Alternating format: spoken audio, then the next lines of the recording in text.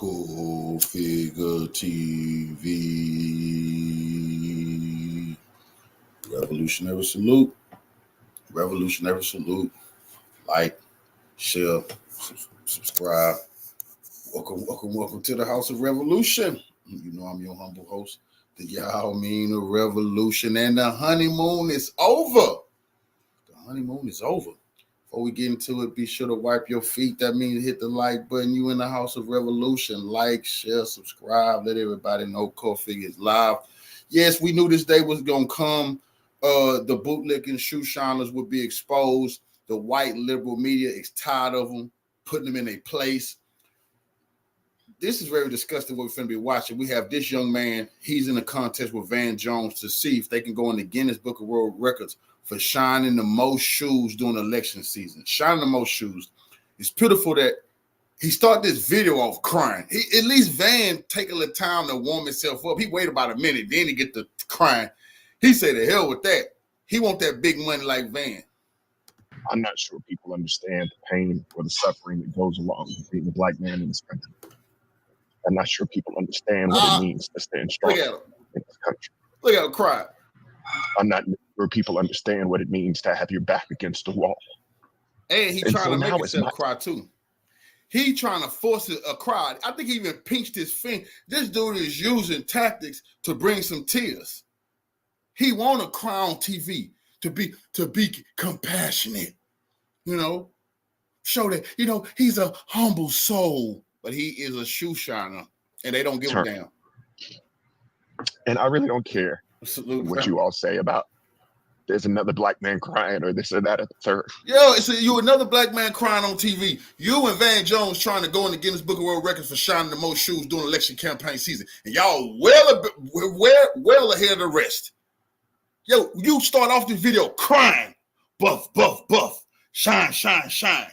Buff, buff, buff. Shine, shine, shine. Wine, wine, wine.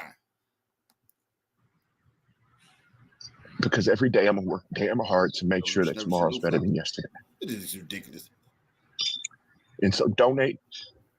Stand up. I donate. What a fucking hustle. You is a big preacher, ain't you? You want your 10%? To me. Because if we do not change the country we're living in, our daughters, our sons are going to have hell to pay. Boy, oh boy, oh boy, oh boy, oh boy. I got to tell you guys, X posts like this from black liberals and Kamala Harris supporters really tells you everything you need to. He started this session off crying, whining, and then watch how them white liberals finna handle him, though. Know about how these people actually think about Kamala Harris. Okay, these people are not confident in her ability to speak with the media, to debate the issues, or to do anything that doesn't involve a teleprompter or a script.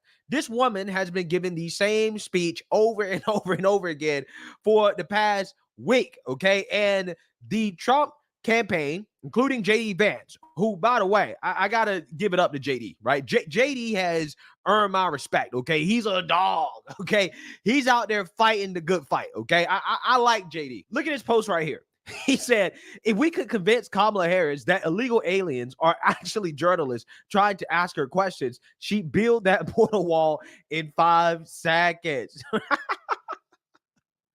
That's so true, right? It's very true. She is frightened, okay? She is absolutely frightened of questions, okay? She doesn't want any questions. She's allergic, right? So it seems. Right? The Trump campaign smartly has called out the media. They basically said, listen, you guys are not doing your jobs. You're allowing her to campaign in a basement. You're not talking about the issues. And that is essentially election interference, right? That's what it is, okay? The media is trying to rig the election in favor of Kamala Harris.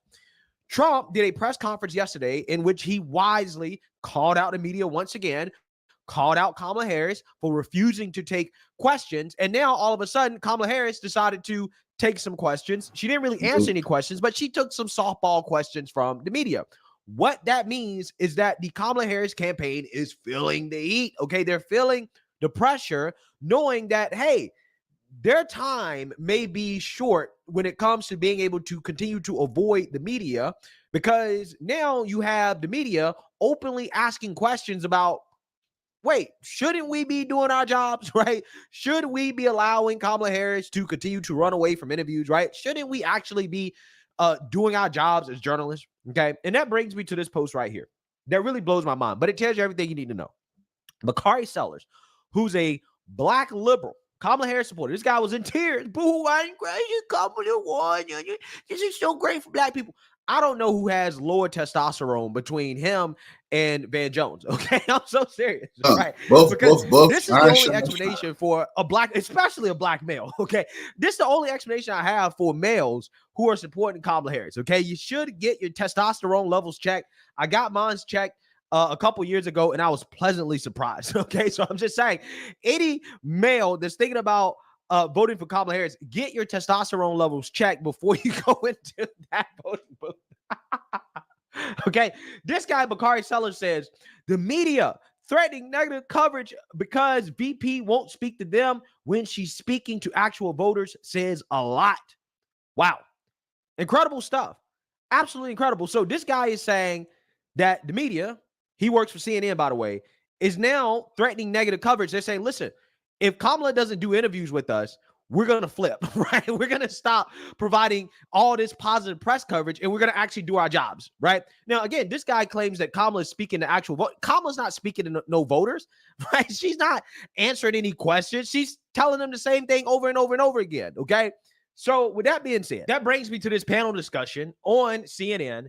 Bakari Sellers is a part of this panel discussion, and it's going to erupt because SC Cup is going to say, yeah, Kamala Harris needs to do interviews. She needs to stop running for the media. And this guy's going to lose his mind over the idea that Kamala Harris, as a presidential candidate that nobody voted for, by the way, him look like a should actually speak with the media. It's pretty funny, but it tells you everything you need to know. These people have no confidence in her whatsoever. Even her biggest supporters do not believe in her. So without further ado, let's get into it. She's going to take questions. We're going to make sure of that. But, you know, there's been a bit of a honeymoon period. I think she's giving Tim Walz a moment. But he did make that contrast, I think, really clear. The rest of it was such a waste of time and a wasted opportunity to talk policy to voters. Let me just also say this: like, gonna regret this. Don't nobody care but us about somebody taking questions. No, that is very true. I speak to swing state voters all the time. But they have questions, they want answers. No. But yes, they have questions, they want answers. But you know what doesn't have to happen? Audie doesn't have to ask those questions. Yes, Audie does have to ask she does those not. questions. Political does not. Try to bring Because her when in. fans ask them, check Bakari, That's not- when we're not friends talking- ask we're them, not- when surrogates ask them, they're not getting the real answer. That's why Audie needs to ask them. This is so in the Beltway. No, it really isn't. I'm telling you. You know, she letting them know. She letting the Boule know. Y'all not finna hire Kamala and only go to sorority events. Y'all not finna do all the sorority events and sister girl this, sister girl that, and we don't get to ask her no real questions, and we don't get to get the clout. She let them know. Oh, y'all, she let them know. Oh, y'all Boule think y'all slick. He should have never said that only they care. The voters don't really want to hear Kamala take interviews and Kamala speak. He said that. And she like, are you crazy? Y'all think y'all gonna pull a scam like that? That was a big mistake for him. That let you know where the Boule at. They want to hire Kamala. I speak to swing state voters every single day. So that you can get amazing, handsome faces on CNN like me. That's the point. That's definitely a point to pause. That's sexual harassment right there. He gonna regret that. He gonna regret that. Handsome face. When you look at that, you can't tell that white woman you handsome. You flirting with her. You gonna get it for that, boy. You getting it for that, shoe shiner. And they like that made us uncomfortable. I'm telling y'all, that lady gonna cash in soon as she get ready. He made her extremely uncomfortable with his flirtatious comments. We do a fact check. No. I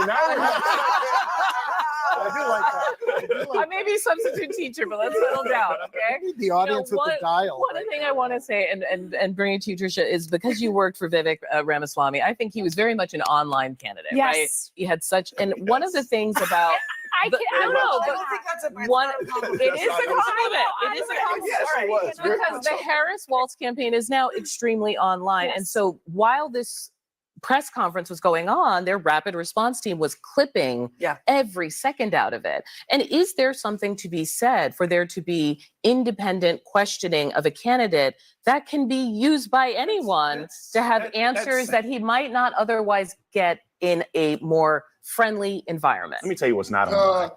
It said, is it really good for her to be answering questions? Because anybody could use those questions, those answers. You mean whatever come out of her mouth, they might put it in an ad? That's what she said. And, you know, we got to make sure it's at a friendly environment. What are you talking about, Boule? But the white lady, the liberal white lady, for let y'all know, y'all not going to get away with that. You're not going to hide Kamala behind the Boule and tell the rest of the white Democrats how great she is. They're not going for it. Is when you pull up at a hangar and have 50,000 people. You know what it looked like? It looked like Donald Trump in 2016, looked like Barack Obama in 2008. What's not online is when you show up and you have 20,000 people in Phoenix, Arizona. What's not online is when you're actually, you look at polls now. You look at every national poll. But people see the clips. These things live forever. Obviously, the NABJ interview is a good example. But what I'm just saying to you is that this campaign is not one that's just online. But Bakari, I adore you. You know that. Yeah, you will lose. And you're not the first person to make this argument that she doesn't need to do this. It's very inside the Beltway. This is for us. You lose credibility when you do that. Because facts. She just told you don't have no credibility. He never had no credibility. But now they're letting the Boule know, y'all not gonna tell us how to run this campaign. She's just a so-called black face. We're using her. So don't think y'all gonna come on CNN and give us some political talking points. So she had to check them. And then just told them, you're losing all credibility of what you're saying.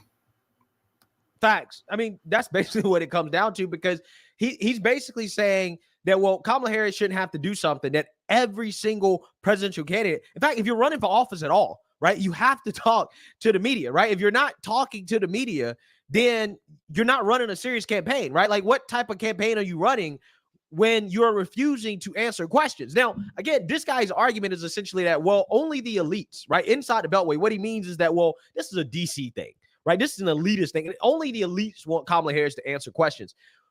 So what are you saying about normal voters? Are you saying that normal voters who are not watching the rallies, okay, who are, you know, not going to these events or anything like normal voters, they don't deserve to know what Kamala Harris believes on certain issues, her policy positions? This is what this guy is saying. Oh, well, that's only an elitist thing. We're only people actually worried about that. Normal voters aren't worried about that. But again, it tells you everything you need to know about how this guy thinks about normal voters. He thinks that normal voters are stupid and uninformed, and he thinks that's a good thing, right? It is good for them to be uninformed. That is what he believes, right? And this is what Democrats are campaigning on. This is what the whole Kamala Harris campaign is let's keep people as uninformed as possible, right? The more uninformed people are, the better for us. Him, Roland, and all D.L. Hughley, Plies, they all getting paid big money to just tell us things about Kamala. They'll tell us. They don't want her talking because she always fuck shit. They know that. They never wanted her. But now they got this Greek freak sorority scam they running, and it's being exposed by the white liberals. You see? They know damn well this dude don't represent the majority of black people, and that's a scam. Right? It's actually really messed up to think about. It really is. Now, don't get me wrong. I'm not saying it's not smart, but she only can get away with it if the media allows her to get away with it. This is why Bakari Sellers is having a meltdown over the media threatening to go negative on Kamala, which, by the way, just think about that. Like, it just blows your mind that in order for the media to actually cover Kamala Harris, they don't even got to go negative. They just got to tell the truth. They don't even have to go negative. We put negative. They just threatening to tell the truth about her and her campaign, that she's hiding. It never was Trump. It's always been her. She's afraid. Her policies are horrible. She's made so many damn mistakes.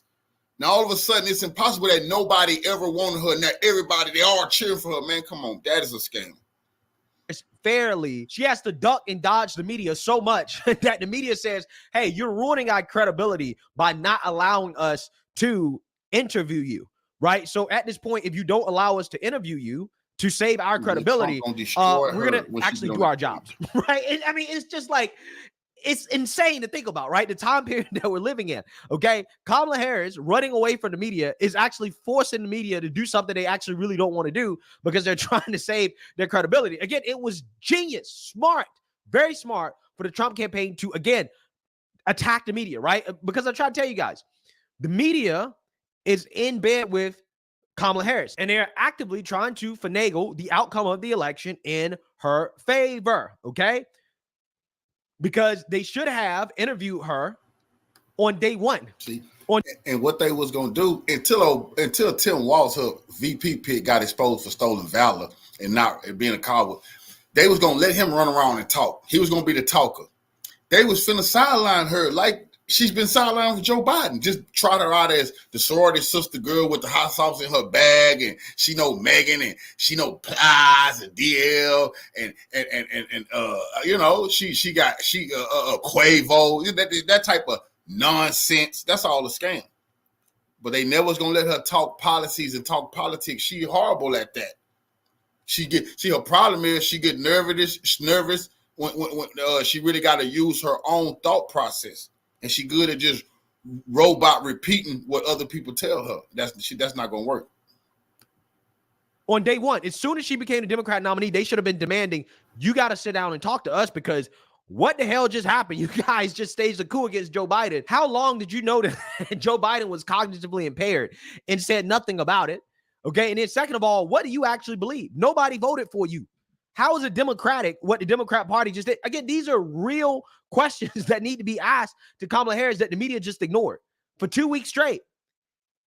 And what it took for them to get in line was for the Trump campaign to directly criticize the media on their own platforms and say, you guys aren't doing your jobs, in order for them to say, okay, this actually really looks bad. Our credibility is looking bad. We actually got to do our jobs. Again, bravo, right? Bravo to the Trump campaign for turning this around, okay? Because this is the most effective line of attack. The more that Kamala Harris duck and dodges, the more pressure the media will feel to actually cover her fairly, right? To actually be journalists, okay? And that's going to hurt Kamala, okay? And if she actually does start to do interviews, then at that point, hopefully there will be policy discussions where she will actually state what she believes right now, okay?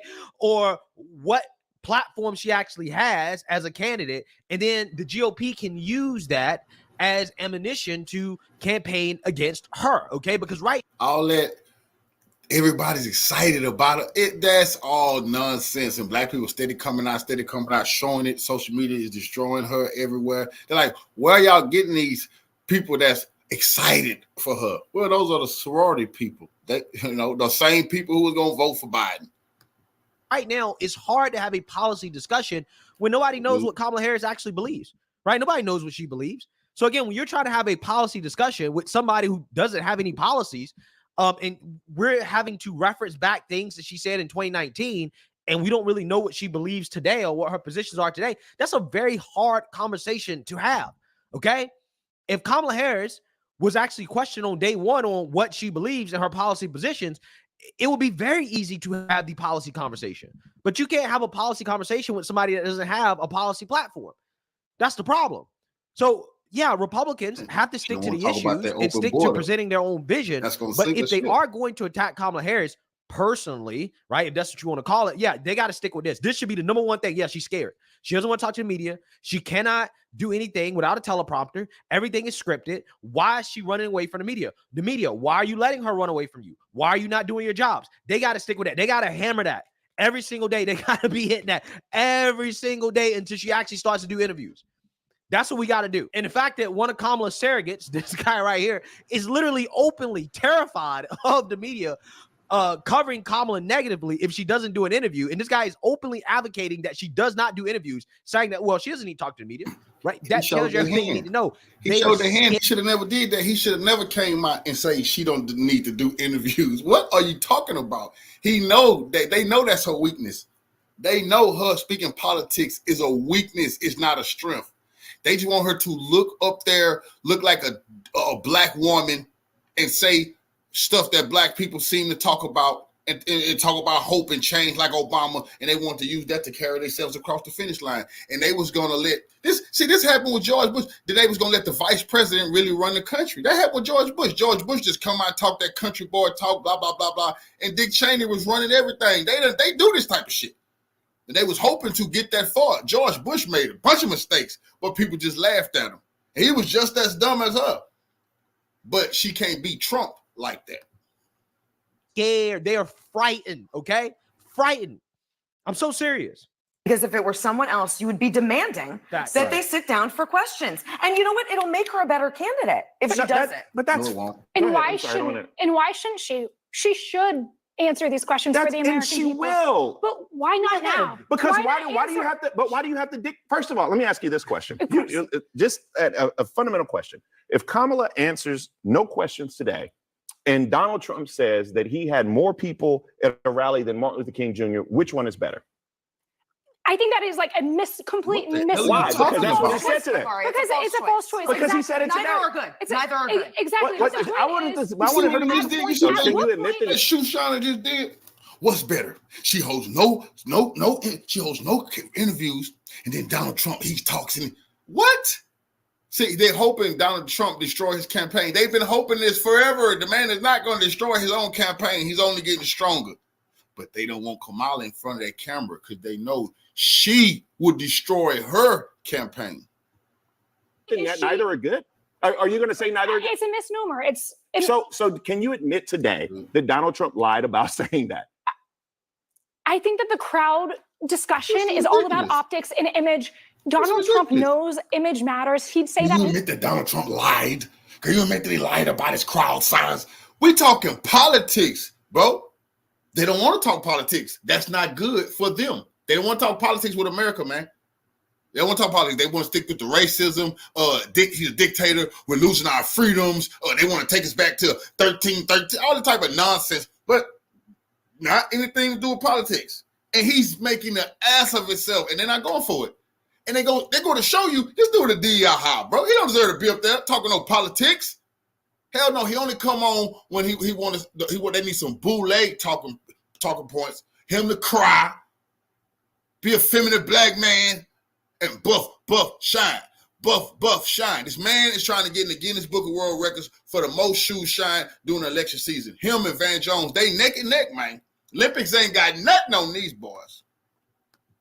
Himself. The whole point of the conversation, in my opinion, is that he doesn't like that he's saying the crowd size of Kamala Harris. That's fine. Let's move on from that. Let's move on. This is the least substantive. Look at this dude, man. Look at how he's sitting there looking at her. But he's lying, bro. They don't care. They like, that's all you got. You a DEI high. That's what they think to themselves. Like, bro, you supposed to be one of the smart black men. No, he's not. He just up there because he was willing to say whatever the Boule wanted him to say. Now, Boule talking points is not good. They don't want to hear that shit. They want Kamala to get in front of that camera.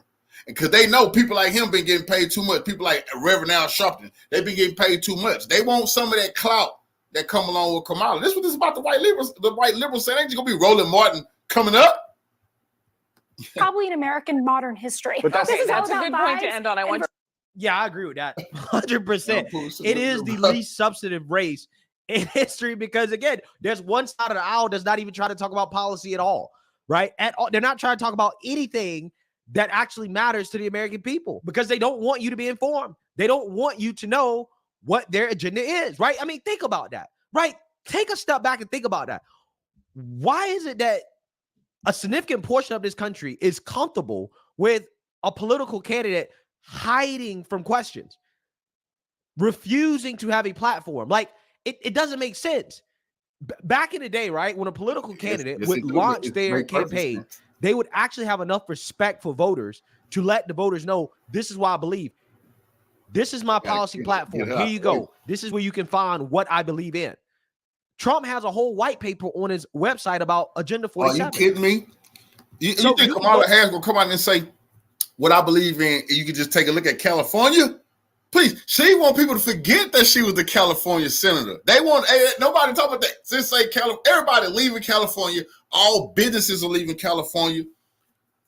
Gavin Newsom done lost his goddamn mind. That's Sodom and Gomorrah. I'm pretty sure people gonna be turning pillars of salt real soon. You can go to his website and learn what Trump believes. you go to Kamala's website, you don't know what she believes. You don't know what policy position she has, right? You don't know anything about her. And Bakari Sellers thinks that, oh, well, that's just an elitist thing. Right? It's elitist to worry about that. I'm not even sure exactly why he brought up the whole Trump thing, the Trump comparison. I don't know what he was doing with it. I think that was honestly a brain fart. I think he knew that he got absolutely destroyed when SC Cup brought up the fact that, yeah, if that was anybody else, if Trump was hiding in a basement and wasn't answering questions from the media, because again, the media thrives off of Trump's press conferences and him actually engaging, right, being out there. If he wasn't doing, media just been clout chasing. They it's some big clicks and views come with the name Trump. That's why they do that, man. They really don't give a damn, man. These people are scammers, bro. They don't really give a damn if that man win or not. These people playing a dirty game, but they finna teach Kamala a lesson though. If she don't come out and kiss the white liberals' ass, they're gonna start telling the truth about her, and then she really out of there. Word just got back to me that the Indian community has weighed in on Kamala Harris, and they've decided that they're not voting for, and I quote, Scamella. Scamala or Scamala, yeah. Anyhow, let's just hear it from them. Kamala Harris. Now, we ain't gonna hear this from the media. Now, these are people right here. Her own people mocking her, and I ain't talking about black people. After much self-reflection, I have come to the realization that there is one thing very Indian about you, and that is that you became the Democratic nominee without a single vote. Bitch, you pulled the biggest scam of all time. No Indian I know, from the call centers to email phishing, no what? Indian. No, he said it, not me. He said that's how you know she Indian, because she's a fucking scammer. He said it.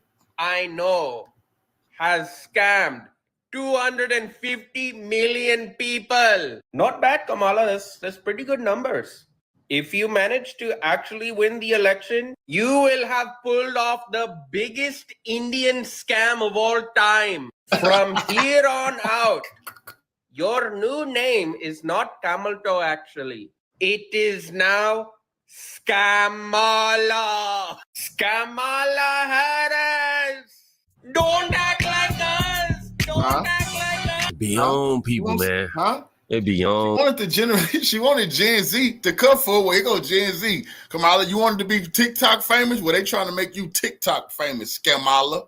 People. As the first comment suggests, this guy gets like it. Oh my gosh, no, pause. Come on, pause. That video is going to be played next, y'all. Sometimes they try to get ahead of themselves. My bad. Somebody says anyone that votes for Kamala is committing treason. That's the flipping funniest thing I've ever seen. This guy's definitely funny. Oh, man. Hey, he has another video that I think you guys need to watch before we even move on to other ethnicities that are not in favor of Kamala. Kamala Harris, you are not getting any vote from the Indian community, specifically because you do not talk like this. You are half Indian, and I've never seen you eat chicken tikka masala. Kamala Harris, Om Shanti Om. Do you even know how to say hello in Hindi? It is Kiawa, by the way. My boy say, you are not getting no Indian votes because you do not talk like this. This your people, though, Kamala. You love them more than you loved us. Now look how they doing you. And they don't we don't want you. We don't want you. You have I forgot you got a new boo now, the Jewish community. Wait, but don't use that in your speech. I have not seen you wear a sari once in your life. Donald Trump will get the Indian vote, however. Do you know who runs all of Trump's IT software? That is correct. Indians. We run all the tech support on Truth Social. Kamala, I don't ever want you using your half Indianness ever again. We revoke your Indian access. You are not allowed to Uber eat from any Indian restaurant ever again. Indians, shame Kamala Harris. Shame. That makes no sense, man. It's like I think about that episode of the Chappelle Show when they did the racial draft, right? Like, that's what this watching him, that's what it felt like. Yeah, you know what? The Indian community, we don't want anything to do with you. And then on top of that, you got the Bronx. And you got the black people in the Bronx who know what's up. If you bring somebody into office that looks like you, but then continues to detriment your community, what was that for? But if you choose somebody who can raise your community, then you chose the right one. Yes. Wait, so who do you choose? Personally, I choose Trump. Also got people's thoughts on Trump's recent comments on Harris's ethnicity. Yeah, she was Hindu when it suited her purpose, you know, and now that she's running, the black vote suits her purpose. So MSNBC, CNN, they not going to. They scared to death. We going into the black community this election season, y'all. I'm taking y'all to the people, but they not gonna do this. It just all they got to do is really find out if the black community they really feeling Kamala, if they really excited. I dare them to go to the black community and ask black people questions. Go ask them. They're not gonna do that. CNN, MSNBC, they scared to death. They tried a few times and got exposed. So, like Trump said, you know, now she's black. Donald Trump is absolutely right. Her mother's Indian, her father's Irish Hindu, and she's always presented herself as Indian. Trump said that Kamala Harris always portrayed herself to be Indian, and now all of a sudden she's saying she's black. Right? Nah, she's really Indian. She just want our support. She's trying to snatch our support away from Trump. But that's not how that's going down. Yes, she wants the support as long as it's convenient for the current rhetoric. You know, she's Indian when she want to be Indian. She black when she feel like it, right? Oh my gosh, so much so, man. She's trying to cater to us in all of the most unauthentic ways. Like seriously, it's so disingenuous the way that she tries to reach out to us. You got twerking, you got it with the hot sauce out, pulling the head every clan. You got switching up accent, y'all, they not like us with all the black celebrities trying to pay streamers and all that. Black voters overwhelmingly are questioning Kamala's blackness. Okay, that's just what it is. In addition to that, she was asked who her favorite rapper was. She has a complete mental breakdown on camera, according to Benny Johnson. This is why they won't let her do interviews. She has a lower IQ than Biden and is less likable, is what Benny Johnson noted to this. Best rapper alive. Tupac. He's not. You say he lives on. But not a lot. I know. I keep just. You said, listen, West Coast girls think Tupac lives on. I'm with you. So Tupac, keep going. Keep doing that. Who would I say? I mean, there's so many. I mean, you know, there are some that I would not mention right now because they should stay in their lane. But others I know what that means. I want to know who one of those are. Keep moving. Y'all seen this, right? I heard it with my 2 ears. I seen it with my 2 eyes. The woman asked her, "What was your favorite rapper?" That bar mitzvahs and shit like that. Well, they don't know no rappers. That's she man. Come on, this is really ridiculous. It's getting ridiculous though. She got who's favorite? Tupac. That man, please. Tupac don't like that lady. Won't be nowhere near that lady. That lady don't know no Tupac. She's a groupie. She do not know Machiavelli like that. Clout chasing Machiavelli in the grave, lady. He's not your baby daddy. You don't got no kids, man. But so she don't want to name no rappers. Oh, now I'm just gonna let them stay in their lane. Oh, man, say Jay-Z, just say Jigga. Say Jigga if you like Jigga music. Come on, this lady tripping, man. Alive, and she named a rapper who's no longer alive. Nah, you don't say and then just kickling, cackling, way out of it. My fault, man. Just a minute. Downtown Willie Brown used to play blues. She liked the blues though. You done told her about some blues. She could have named some blues legends. That's all Downtown Willie Brown used to drink when they used to be, snuggling. He drinking that cognac, smoking his cigars, and she doing what she do. The name, they should just stay in their lane, really. She was trying not to say Megan Thee Stallion and Quavo because those are the only 2 rappers she really knew about. She listened to Indian music.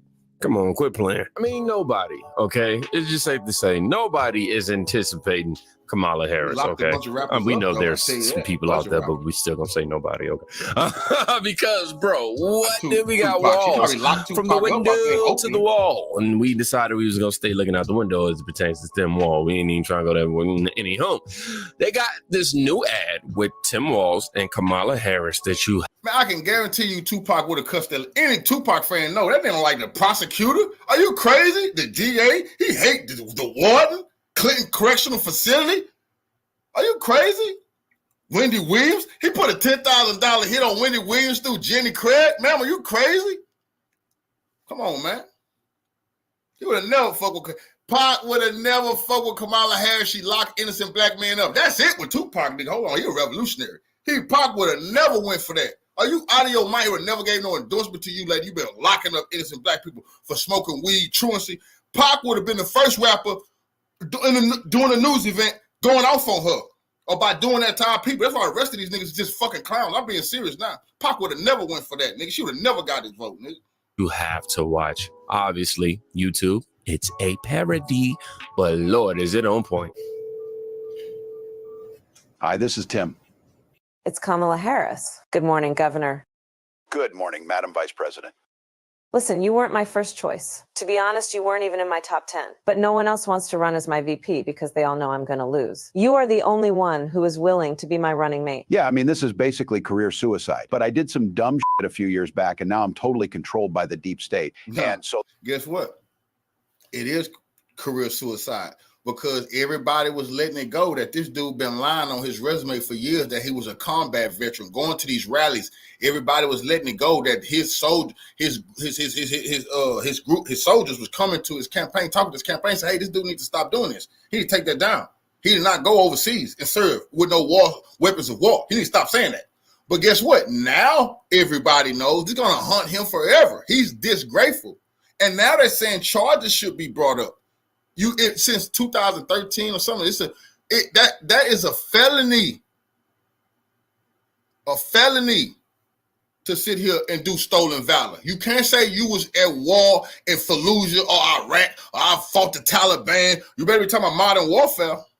so they told me either I become your running mate or I get Epstein in a New York prison. Now, the fact that we're both radical communists is a slight problem, but I got some instructions from Big Daddy Barack. Basically, we're going to pretend that you're a normal American white guy. There's a bunch of things you did that we got to run away from here. You passed a law requiring tampons in the boys' bathroom in schools. You basically cheered on the George Floyd rioters who they burned. calling him Tampon Tim too. I think that might, because he for gender affirming and locking men up. If you try to stop your child from switching genders, if the school call you and say, hey, your child switching genders, and you say, oh hell no, who the hell you think you're talking to? Then they gonna swing the SWAT team over there, gas you, maybe shoot you, say you're reaching for something. Well, old Timmy boy and Kamala and Gavin Newsom, who they really want. See, when they fail, then they're going to run Gavin Newsom. See, these are the crash dummies who are going to fail against Trump, and then they're going to run Gavin Newsom, who policies is 20 times worse. Burn down your cities. You implemented a snitch hotline during COVID. And Tim, you signed a law that allows the state to take custody of children if their parents refuse to let them transition. I mean, what the f***, Tim? That's not no game. That is fucking real, man. And Gavin Newsom too, but he in Minnesota doing it. What the fuck do you think they're going to do with the federal government? And that's why the Democrats so disgusting to me, because growing up, whenever I heard states' rights, Democrats beat it into my head that states' rights was racist. And I know, why is that states' rights racist? Oh, that's what the Confederacy want to do to you, boy. They want states' rights so they can put you back in the fields. Y'all know that's what they made us think. They want states' rights so the states can have slavery. They want slavery. That's what the Democrats beating to our head, states' rights. So I always thought states' rights meant racist.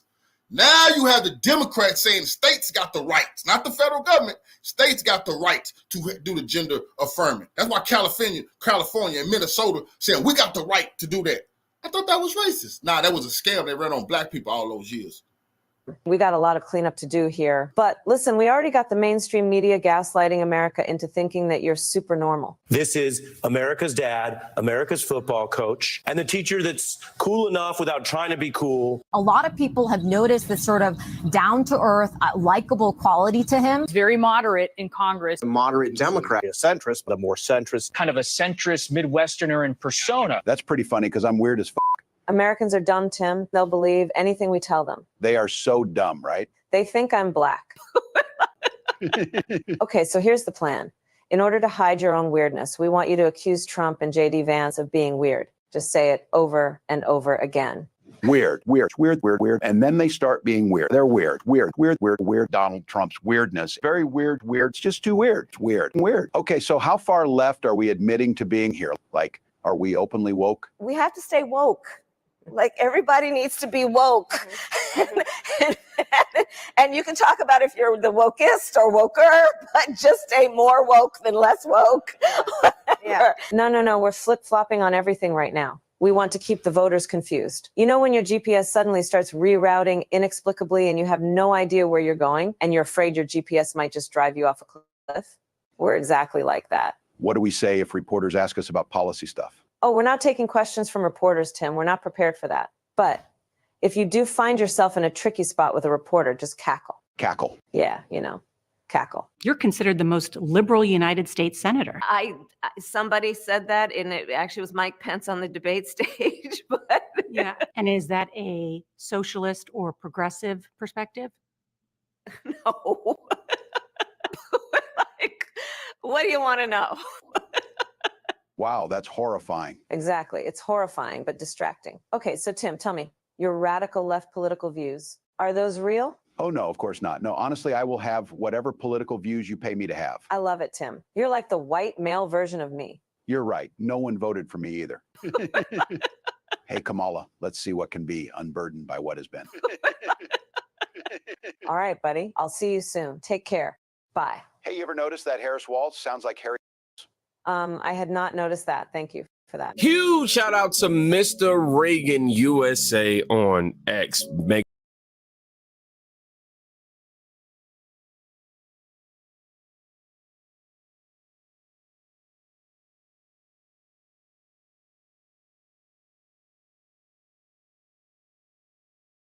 tell you one thing. Yo, Kamala Harris, stop hitting my team, you and the Secret Service, to do a stream. I am not doing a stream with any politicians, bro. House in New York. Then on top of that, I got the Secret Service calling me 5 times. Trying to get these kids to promote them. How disgusting. Democrat. I don't know nothing. Hey, I'm gonna keep it a stack. Hey, I'm gonna go ahead and say it. I don't. Okay, listen. I had a bad that I've been trying to get on for like the last 3 years, the last 2 years that I haven't spoke to in like a year.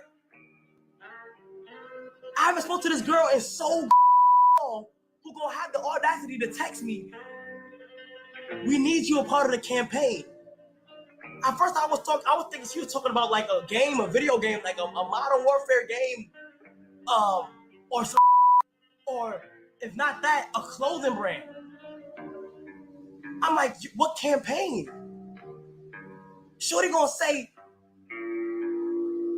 hey, welcome back. It's your man Wise, and we are now learning that Kamala Harris's campaign, in a desperate move, has been bribing social media influencers left and right to come out and support her. They're straight up trying to buy people support. Now you know why Plies. Now you know why Plies so thirsty for the Democrats. Him and D.L. Hughley. And well, not everyone's having it. They've been getting Streaming paid. sensation Kai Cenat is claiming that the Secret Service has repeatedly contacted him for an apparent collaboration with the VP. This comes just after Trump joined Aiden Ross's stream, which has already amassed well over 1 million views on YouTube. This is a desperation attempt at its finest, trying to buy influence because they know they can't win hearts because their policies are terrible. Kai's not the only one not falling for this. I'm gonna tell you one thing. Yo, Kamala Harris, stop hitting my team, you and the Secret Service, to do a stream. I am not doing a stream with any politicians, bro. Yo, Secret Service, stop hitting my team. Look for the sub. I'm not doing any stream, bro. Stop. I think we legal almost everywhere. But if Kamala Harris win, oh, y'all niggas is cooked. I'm letting y'all know now. Y'all niggas is done. It's over. I hope y'all ready for all that. Cause I don't think they're gonna let Trump win. I'm gonna give it a buzz. I don't know how this just got political. I don't know what am I dead? I don't think they're gonna let this nigga win, bro. It's crazy, man. You can't make this stuff up, man. But I am glad to see young people not easily being swayed by these political games. At least there are still some people out there unwilling to sell their integrity for a quick buck. Why be associated with a campaign that has to resort to bribery to gain traction? Sure, Kamala's rapport with young people is a little better than Biden's, but let's keep it a buck. That's a very low bar. This latest stunt just shows how manufactured her connection with the younger generation really is. I mean, this is the lady that called young people stupid. Come on now. All smoke and mirrors. Same old same. The other day, Arizona Senator Jake Hoffman shared some screenshots via X of an email received by an influencer in which the creator is being offered money by a marketing agency to promote the so-called Blue Party ticket. Let's check this out. So this is Jake Hoffman's X. I don't know if you guys follow him. I don't, but I did come across this yesterday. So it says here that an Instagram whistleblower with nearly 150,000 followers contacted me with screenshots exposing sophisticated astroturfing effort underway by the Harris Waltz campaign. Social media users are being paid to post pro-Harris Waltz content on Instagram. Let's see if I can make this bigger. All right. So as you can see, I'm not going to read all of that, but it says over a series of 3 posts, we're having you to share what you admire about the Biden-Harris administration, what initiatives you support, or simply why you believe Kamala Harris with Biden's endorsement is the best candidate for the job. All right, so let's check this out right here, man. So it says, get paid to support national politics. Over a series of 3 posts, we're inviting you to share what you admire about the Biden-Harris administration, what initiatives you support, or simply why you believe Kamala Harris and with Biden's endorsement is the best candidate for the job. It also says here, if you're interested in creating content on Instagram, please let me know as soon as possible. We can discuss the details and compensation for your involvement. This is crazy, man. This is crazy. So they have to pay for support. Otherwise, there would be no support except from Hamas sympathizers. Man, but Tim Walz, I like that Caucasian man. I like him. How do y'all feel? I like that Caucasian man. What's up, honey? This is your girl, Meg Thee Stallion, aka the Hot Girl Coach, reporting live with the future president of the United States. Everybody. We are here at the Kamala Harris for President kickoff rally with her new vice presidential pick, Tim Walz, and the crowd is on fire. Let me show you right now. This guy. Kamala Harris picked Tim Walz. She picked Tim Walz to be VP. Putting the amount of money on it that she didn't even know who Tim Walz was 2 days ago. We're gonna win, y'all. We're gonna win. I hate how I can feel the propaganda of the Kamala campaign working on me. Because part of me is like, yes, queen, per Brat Summer, Kamala Harris. And then I'm like, oh my God, that's a politician, actually. That's the vice president of the United States. Like, I'm still gonna vote for her, but I don't like feeling like I want to vote for her. He says she was hired by Protect Our Care, a progressive advocacy group that relies on anonymous donors. She made a video warning about Trump's second-term agenda. They almost help you script it, right? Right, definitely. She takes their talking points and puts them into her own voice, saying she always discloses when she's being paid. What's your rate? So a video just for a creator in my size, an average can go from $3,000 to $10,000 depending and upwards. Look at this parade of influencers shilling for Kamala. They all sound the same, have the same talking points, and pretty much the same empty platitudes. It's like they're reading from a script, probably because they are. Also, up to $10,000 a video. Man, that's crazy. This isn't genuine support. It's bought and paid for propaganda. We are going against the well-funded oil machine, folks. Don't underestimate the Harris campaign. They own the media and have the funds to buy celebrities and influencer endorsements. This is just a case of, or a classic case of astroturfing, making a campaign look grassroots when it's anything but. It's all smoke and mirrors to create the illusion of popularity. The entire Harris campaign is plastic, nothing of substance. She cannot run on her record, so they need to use these tactics to make it appear they have support. It's us, the regular people, against the government. We need to educate people on what PSYOPs actually are and how they're being manipulated. That's exactly what the Harris campaign is doing, manipulating public perception through paid endorsement. Her entire campaign is astroturf. There's nothing authentic about it. I wonder if this whole paying celebrities and social media influencer stick could be to create an illusion of support when they cheat and win. I know I'm not supposed to go there, and I'm not going to go there, at least not right now, but it's something to keep in mind. The entire Harris campaign is an illegitimate fraud. They know they can't win on policy or accomplishment, so they resort to these underhanded tactics. At the same time, Trump and the RNC seriously need to pump their money into social media the way that Harris is. Harris isn't even being original. And this whole scheme seems to be gaining traction, bribing people to say nice things about you online. Sending mass messages to anyone with a TikTok following is a bit sad, but I have to admit, it does seem to be working. TikTok is now full of people who love Kamala Harris, and she's become a cultural phenomenon and icon among young people on the app. Think about it. There was a short that I put out the other day, or maybe last week, that said that they're paying people $150 a post or for a post. These young folks were pretty disillusioned with Joe Biden and had lost interest in supporting him or voting. So whether Kamala can turn this TikTok Gen Z momentum into actual votes depends on one thing: if these kids will show up to vote. To be honest, history shows that despite all the memes and videos, most of them probably won't vote. So it might be all for nothing, but it is hilarious, it's embarrassing, and it's a bizarre story that Kamala Harris's supporters are now at the point of bribing influencers to say nice things about them. You just can't make this stuff.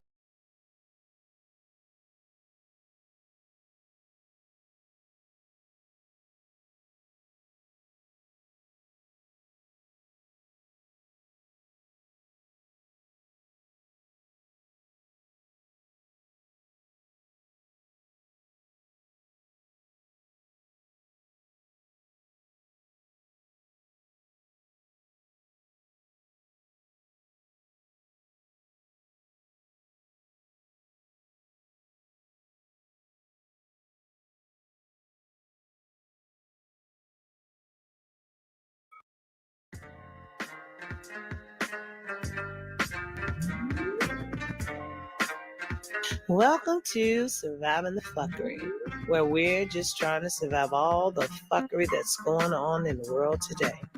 Now, before we jump into this video, I have to give a big shout out to those of you who have donated to the channel because you appreciate the time, effort, and creativity it takes to create one of these videos. Martin Timberlake, Marty, Dana Clark, Danielle Wells, Chaos from Kokomo, Zen Alley Cat, Mountain Goddess, Tony Wilson, Mary Martinez, No More Procrastination, James, Mary, Tracy L. Hennessy, Eric Jordan, and Leaning Lynn. Thanks to all of you. Your support means everything to me, and I truly appreciate each and every one of you. Now, in case you've been living under a rock somewhere, Operation Replace Joe is in full effect. The Democrats have installed Cackling Kamala as their replacement, and they don't give a damn what you people have to say about it. Not only that, they are so pressed for the so-called Black people's vote that they have decided to make Cackling Kamala an honorary Black person. But Black people ain't falling for it. They know that biatch ain't like us. Now, that being said, enjoy. Joe Biden needs to resign. I'm like, You know who gets a job if he quits, right? He quits. The black lady gets the job. So y'all get in here. President Biden done dropped out of the race. He endorses Kamala Harris. Kamala have not done anything but laugh for the last 3.5 years. She ain't did nothing but laugh her way through the last 3.5 years. I mean, and the dialogue, the talks that she did do or have was so misconstrued, couldn't understand them. Most of the time, nobody knew what she was talking about. The strength of our nation has always been that despite the odds and the obstacles, we push to move forward, that we are guided by what we see that can be, unburdened by what has been. Y'all come on. Is Kamala, is she the one? Is she who America wants to hold nuclear codes? I saw Kamala today on X, and she was expressing the fact that she could cook some collard greens in a bathtub. Hell no, to the no, no, no. Hell to the no, hell to the no, to the no, no, no. We don't give a fuck about you cooking no goddamn collard greens in no motherfucking bathtub, Kamala. What we are concerned about is people. When Joe was in office, he made you the border czar. You had one fucking job and one fucking job only. You couldn't even do that shit. You said, we watched you on the show when you told that man, he said, have you been to the border? Her quote her, she said, no, and I haven't been to Europe neither. Do you have any plans to visit the border? At some point, we are going to the border. We've been to the border. So this whole thing about the border, we've been to the border.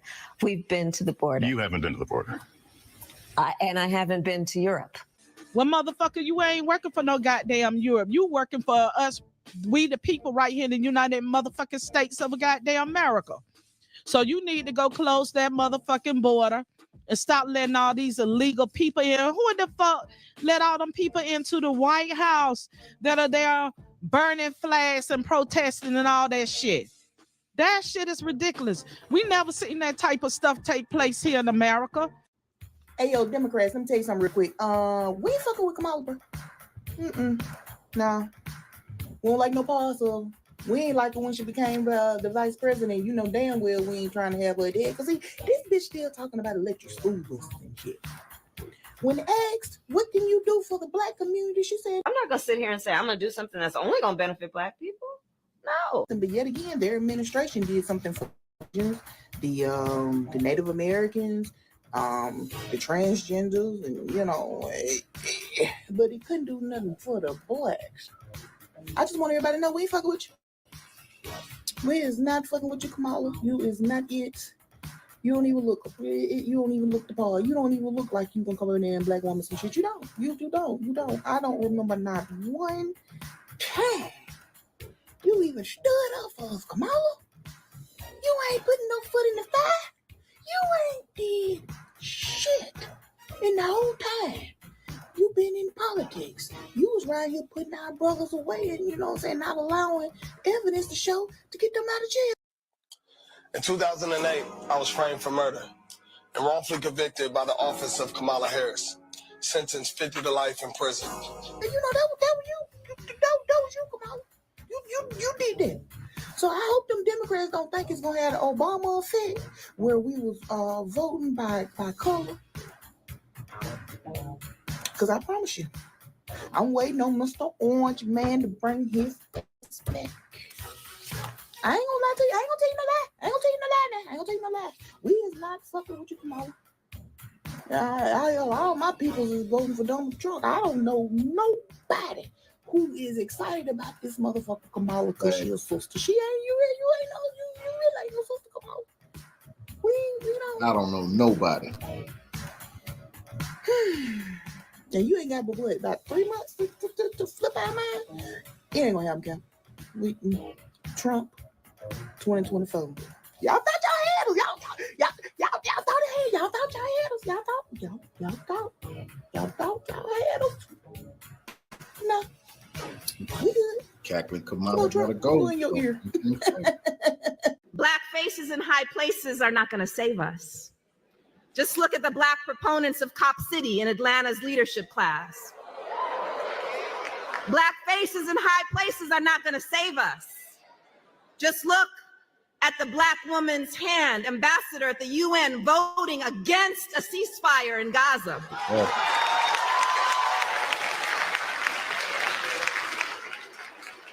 That is, our Blackness and our womanness are not in themselves trustworthy.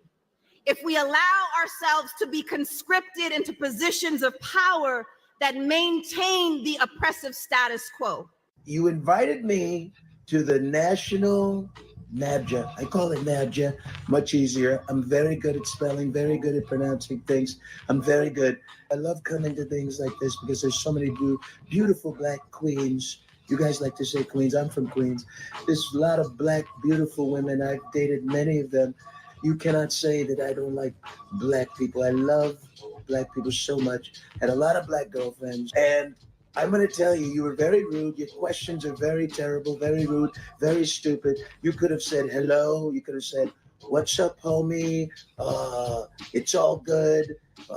How you living? You know, the different words that you guys use in your jargon. You could have done a little bit of jivey thing, could have given me the little tricky handshakes. I could have gotten that, but you didn't. You asked me a very stupid question. I didn't like it. It was very pathetic. It was very pathetic. I was very, very disappointed. It was terrible. Do you believe that Vice President Kamala Harris is only on the ticket because she is a Black woman? Well, I can say no. I think it's maybe a little bit different. So I've known her a long time indirectly, not directly very much. And she was always of Indian heritage, and she was only promoting Indian heritage. I didn't know she was Black until a number of years ago when she happened to turn Black, and now she wants to be known as Black. So I don't know, is she Indian or is she Black? What we're going to cook today is an Indian recipe. Yes. Because you are Indian. Yes. Okay, and I don't know that everybody knows that, but I find that wherever I go and I see Indian people at the supermarket, on the street, everyone's like, you know, Kamala Harris is Indian, right? It's like our thing we're so excited about to have you running for president. Yeah. So we're both Indian, but actually we're both South Indian. Yes. You look like the entire one half of my family. Okay, thank you. You do. I've been telling people we're related already, so this is perfect. It's basically true. And so, ladies and gentlemen, it is my true, distinct pleasure to introduce the first senator, and I'm not going to say this, the first senator of Indian American heritage in the history of U.S. Senate.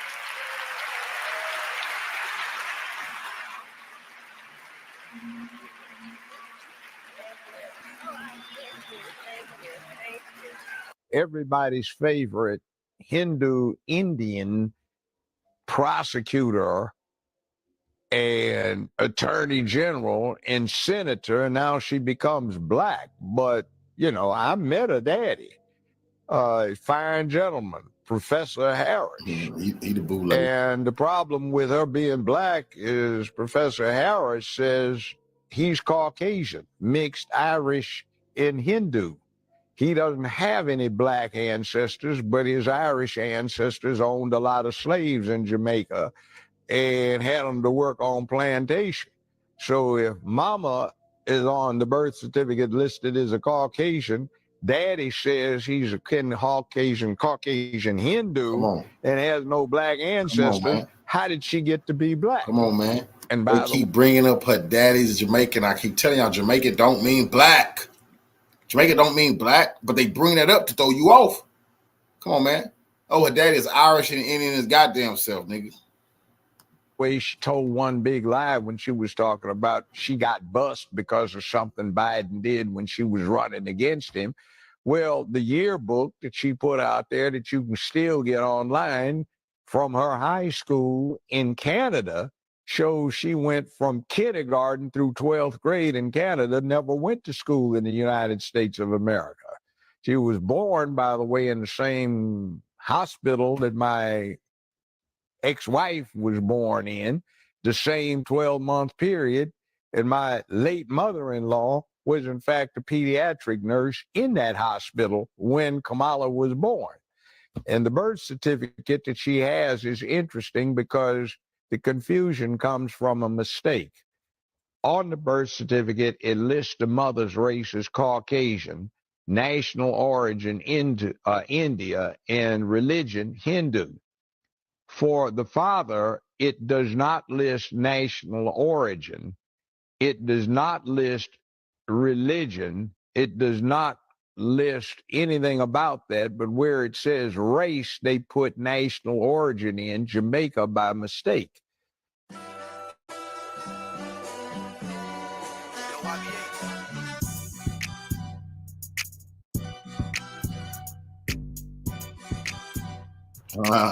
It's gonna be a legendary defeat. We defeat the Boule.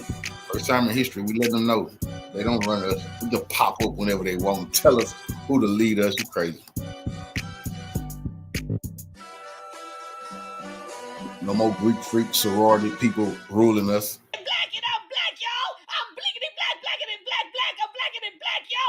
I'm black and I'm back. You want black and I'm black, y'all. And I'm blackity black and I'm black, y'all. And I'm black, y'all. And I'm black, y'all. And I'm blackity black and I'm black, y'all. Because I'm black, black, black.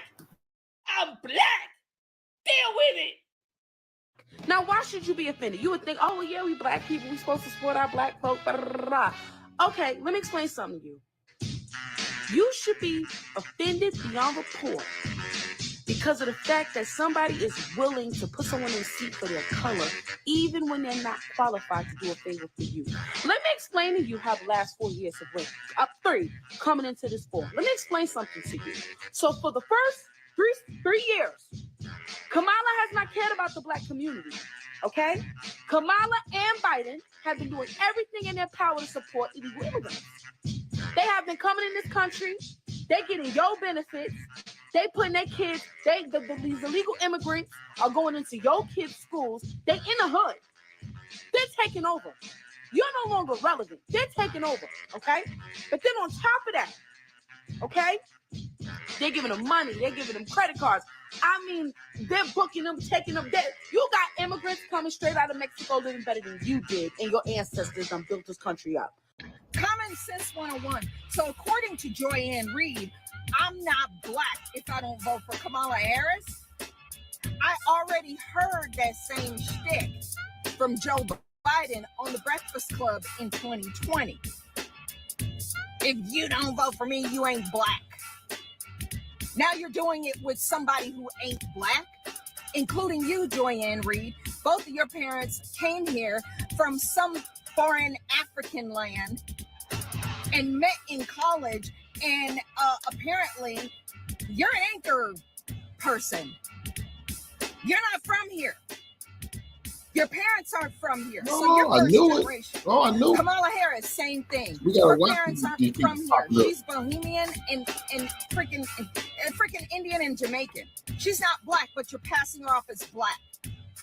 Bro, we know the game.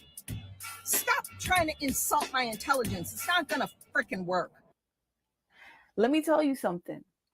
Identity is a foolish reason to vote for someone. And it's insulting for someone to insist that I make a political decision, regardless if it goes against my belief, regardless if it goes against my stance, my firmly held belief, just because they look like me. Yes, can you tell me why you'll be voting for Kamala? Because she black. Do you know what does she actually do? Be black. Are you voting red or blue? Black. Take your vote back, Hakeem. No. Take it back. Black folks, I'm begging you. If Kamala Harris is going to be the Democratic nominee, do not vote for her just because she's black. She does not really claim her black side except for when she wants votes. She's always pulling out her little, they not like us, saying, yeah, girl, and all this other AAVE because she wants the black vote. Do not be fooled by her. She is not authentic, and she only wants to be in office because she wants power. She wants the inside, perks of being the president. which is money, immunity, and whatever else comes with it. I beg of you, do your research when it comes to Kamala and do your research when it comes to Trump, and don't just listen to the media. Madam VP, I know you've been traveling across the country. What are you hearing? Yeah, girl, I'm out here in these streets. And let me tell you, you're right, Taraji. There is so much at stake in this moment. The majority of us believe in freedom and equality. But these extremists, as they say, they're not like us. Why the fuck you lying? Why you always lying? Oh my God. Stop fucking lying. Yeah, look at this bitch. They not like us. Kendrick, kick her in the head. Kick her in the head for even using your goddamn legs. They not like you. Ain't like us either, bitch. Well, how about that? That commercial with Kamala and Taraji was so very cringe and obviously performative. Like, it was embarrassingly performative. Hey, Dems, we're not slow. Strike three! I used to believe everything I'd see on the news, but that's before I discovered a brain. A brain is meant for everyday use. Those living with moderate to severe stupidity have seen immediate improvement in common sense with a brain. I thought the government had my best interests at heart. And then a friend told me about a brain. Talk to your doctor about what news sources you obey. A brain may also lower your desire to take life-altering advice from celebrities. Getting lectured about my carbon footprint from people with 3 private jets used to make sense. But thanks to a brain, now I can think for myself every day. When my disregard for 3rd grade biology began to flare up, I knew it was time for a brain. Do not try a brain if you're allergic to a brain. Common side effects may include accountability, discernment, homeschooling your kids, a better understanding of economics, awareness of the stupidity of socialism, and diarrhea. For tethering yourself to reality, the only no-brainer is choosing a brain. Ask your doctor if a brain is right for you. For more information, visit tryabrain.com. The left wants you to get in your feelings about things that have been said, but I want you guys to pay attention to what has been done. Okay, girls, pay attention. They don't want to talk policy. They just want to use propaganda to steal your vote. Yep. The left is trying to tout this woman as a savior for the black community, but all she's done is hurt the black community since she came into the game. She's the devil. A few days ago, President Trump said he didn't know Vice President Harris was a black woman. I'm trying to figure out what all the outrage is about because she's only black when it's time to get elected. Amen, sister. See, the first step in destroying the black community is to dismantle the black family. So aside from her record as a prosecutor, why don't we ask Mrs. Willie Brown if Kamala Harris cares about black families? In case you do not know, the D9 does not play about theirs. Have you all seen how much money has already been raised for Kamala Harris and is still being raised? Black folks, every time I turn around, I just get more and more sick of y'all. What in the hell are y'all celebrating? Y'all haven't seen Camilla this entire time.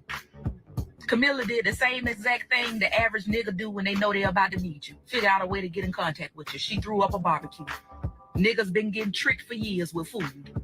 She allowed y'all to drink up all the check sodas that y'all wanted and take all the pictures with her that y'all wanted, showing nothing but gums and teeth. Half of the photos that y'all was able to take with this woman wouldn't have dare been captured in a photo with half of y'all if she didn't need you. She wouldn't dare be even caught standing beside some of y'all if she didn't need you. And y'all celebrating because she was able to raise up millions of dollars in 24 hours. When we got sisters and brothers out here in the world can barely provide food on the table for their families. People out here in the world hurting. And y'all in celebration mode over this fuckery. I am sick. I am sick of your shit. And when I'm not sick, I'm tired. I am sick and tired. I think our children will ask where you were on July 21st when Kamala Harris became the first Black woman candidate for a major party to be nominated to run for president. I was on Zoom with 44,000 other Black women who are all focused on getting this woman to the White House. We are still getting taken out by the fucking busloads. Still. And we're still going to be taken out the same way if y'all bring Kamala Harris in this motherfucker. I got news for you, Black America. Nothing is going to fucking change. nothing is going to change. You can burn my city, you can call me shady while I make my money, you can call me dumb. Drinking my vodka, you can say you hate me, you can call me crazy, but don't vote for Trump. Don't vote for Trump. Don't vote for Kamala Harris with the knee pad shining. Boy, she came from the bottom, chucked it all the way up. White guys jumping and the whole shit twerking for the Kamala train, even if you're Chuck. Don't vote for Trump. Don't vote for Trump. Don't vote for Trump. Kamala Harris is ahead in the polls. Don't vote for Trump. We want a country back. Kamala is our only hope, so don't call her Asian because Kamala's black. Don't vote for Trump. Don't vote for Trump. Don't vote for Trump. Y'all know we still gonna vote for Donald Trump, right?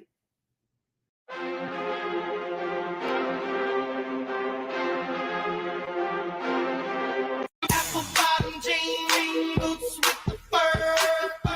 The whole club is looking at her. She hit the floor. Next thing you know, shorty got low. Democrats who, within the last few years, have left their old party and are now voting for Trump. Latina Brown and Madeline Brame. Madeline, good to see you. We'll start with you. You know, she's been vice president for almost 4 years. Yeah. So is playing the race card here really a smart strategy?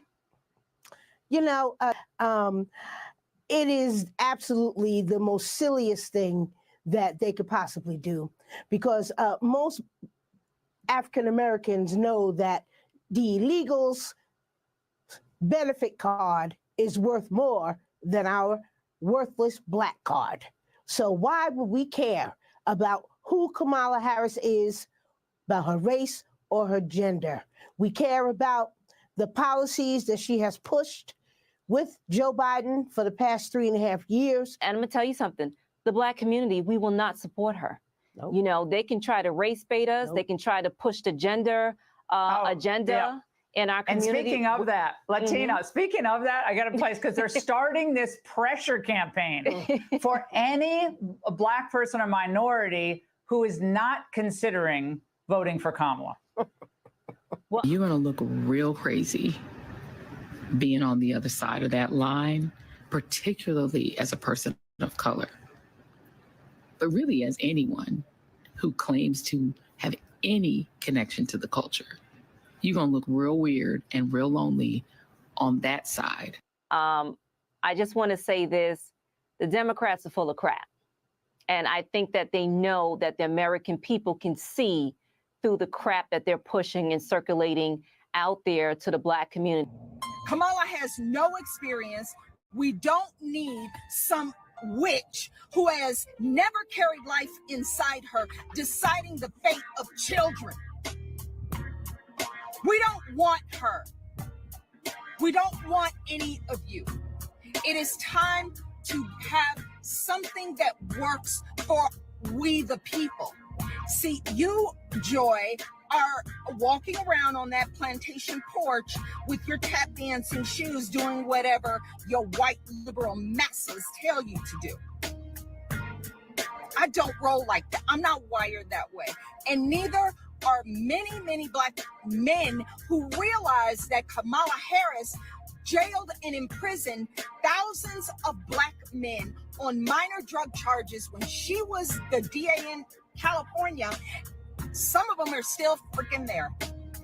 She kept them there for years for cheap labor, even when they were supposed to be paroled. Do you think I would cast a vote for that witch? You're not going to be able to pull this okie doke on people. We are well aware of what you're up to. And don't you ever point your ugly fingers at me again. But I gotta ask you about Kamala Harris. How you feel about her? She's a piece of shit. I was in California. She lacked professional competence, and she worked on it by hiking up her hemline when she needed influence rather than researching. She's always tried to do the casting couch to get where she wants. Now, the problem is that will get somebody to a certain level quickly, but you can't get past that level if you don't have competence and talent. So my thing about it is if I'm crude about it, in this city years ago, I used to represent a whole bunch of pimps and hoes, and I know a hoe when I see one. And I say this, I don't care, women, you do what you want to do if you want to have recreational sex, but when you do the casting couch or anything else for professional purposes to get paid or advance, you a hoe. And she's an old hoe. She's doing word salad. Well, we're here today because China and the U.S. are here today, and that's why we have to agree on what we're doing here today. Like, fool, what did you just say? You know, did you say anything? You think you just fell out of a coconut tree? You exist in the context of all in which you live and what came before you. What? Wait, what? Everyone already knows I'm a ghetto-ass, dick-sucking, stripping hoe, right? Yes! Why is the number one criticism that I see of Kamala Harris from the right that she's a hoe? Oh, she's a 304. She slept her way to the top. She's gonna just get into office by blowing everyone that she can get her mouth on. Do you know what generation that you're talking to? So we're supposed to be mad that Kamala is a hoe? The same people that scream, broke boys don't deserve no pussy, I know that's right. The same generations, I've been a nasty girl, I've been a nasty girl, The same chicks listen to Meg the Stallion, Lotto, Sweetie, Cardi B, those same chicks, the same Swiftie stands knowing Taylor Swift done had 400 boyfriends, the same bra-burning ass chicks from the 1960s, the same sexual revolution sleeping with everybody at Woodstock chicks, the same pasta and lobster girls, the same I'm looking for a guy in finance, trust fund, blue eyes, 6'5". Get the bag, sis. Get the bag. Shut the fuck up. Shut all the way the fuck up until you reach the top of Shut Fuck Mountain where there are no more fuck ups to shut. Yeah, I don't know how much more ghetto America can get. Can we please talk about this Atlanta rally for Kamala Harris?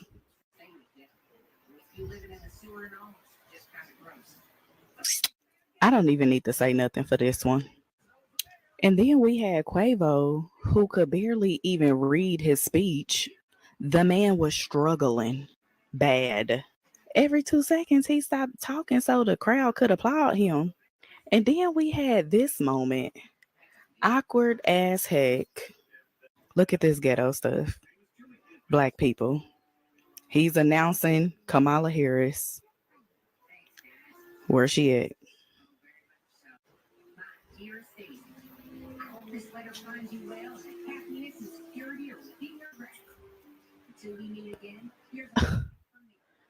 Trifling.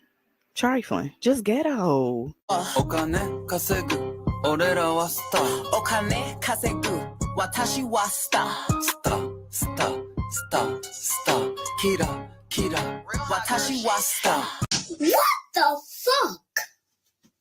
Shit. God damn it. Shit. The fuck? Man, god damn. يلا حبيبة من الباب يلا يلا حبيبي يلا باي باي.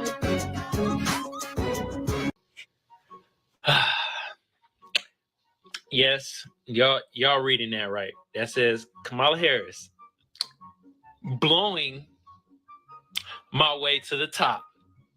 Kamala Harris, I don't know if you understand the context of what you're saying, But this is wild. This is a wild title, and I wonder what's in the book.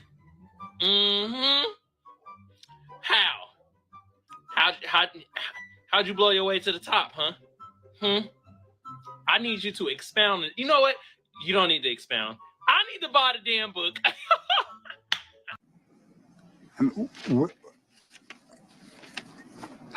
How did you do this? Well, seeing as how I have no brains or legal expertise, I just went up there and performed sexual favors. 634 blowjobs in 5 days.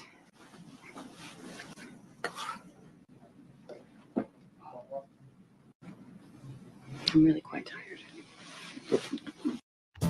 I just personally feel like they should let Kamala Harris win, because even if she did sleep her way to the top, y'all gonna let her fuck all the men for nothing? Y'all not gonna let the pussy be worse than him. Like, I'm the type of bitch that I respect the hoes hustle. You know what I'm saying? Like, bitch, you fucked every man in the White House trying to be the president. I fuck with your hustle. You need to be the next president. Like, I fuck with that hustle for real. Like, you want it bad. Like, you really want to make it. Like, you got a sense of urgency. You know what I'm saying? And I feel like that's what we need in the White Office.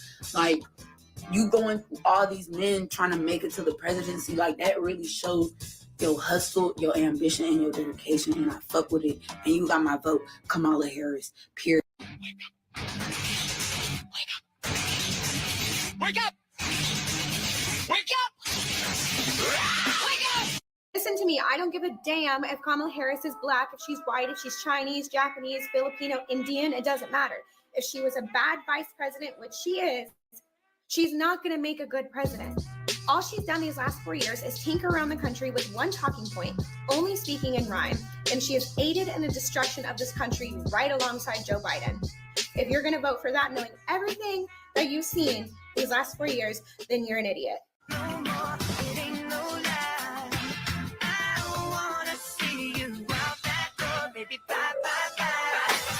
She put over 1,500 people in jail for marijuana violations and then laughed about it when she was asked if she ever smoked marijuana.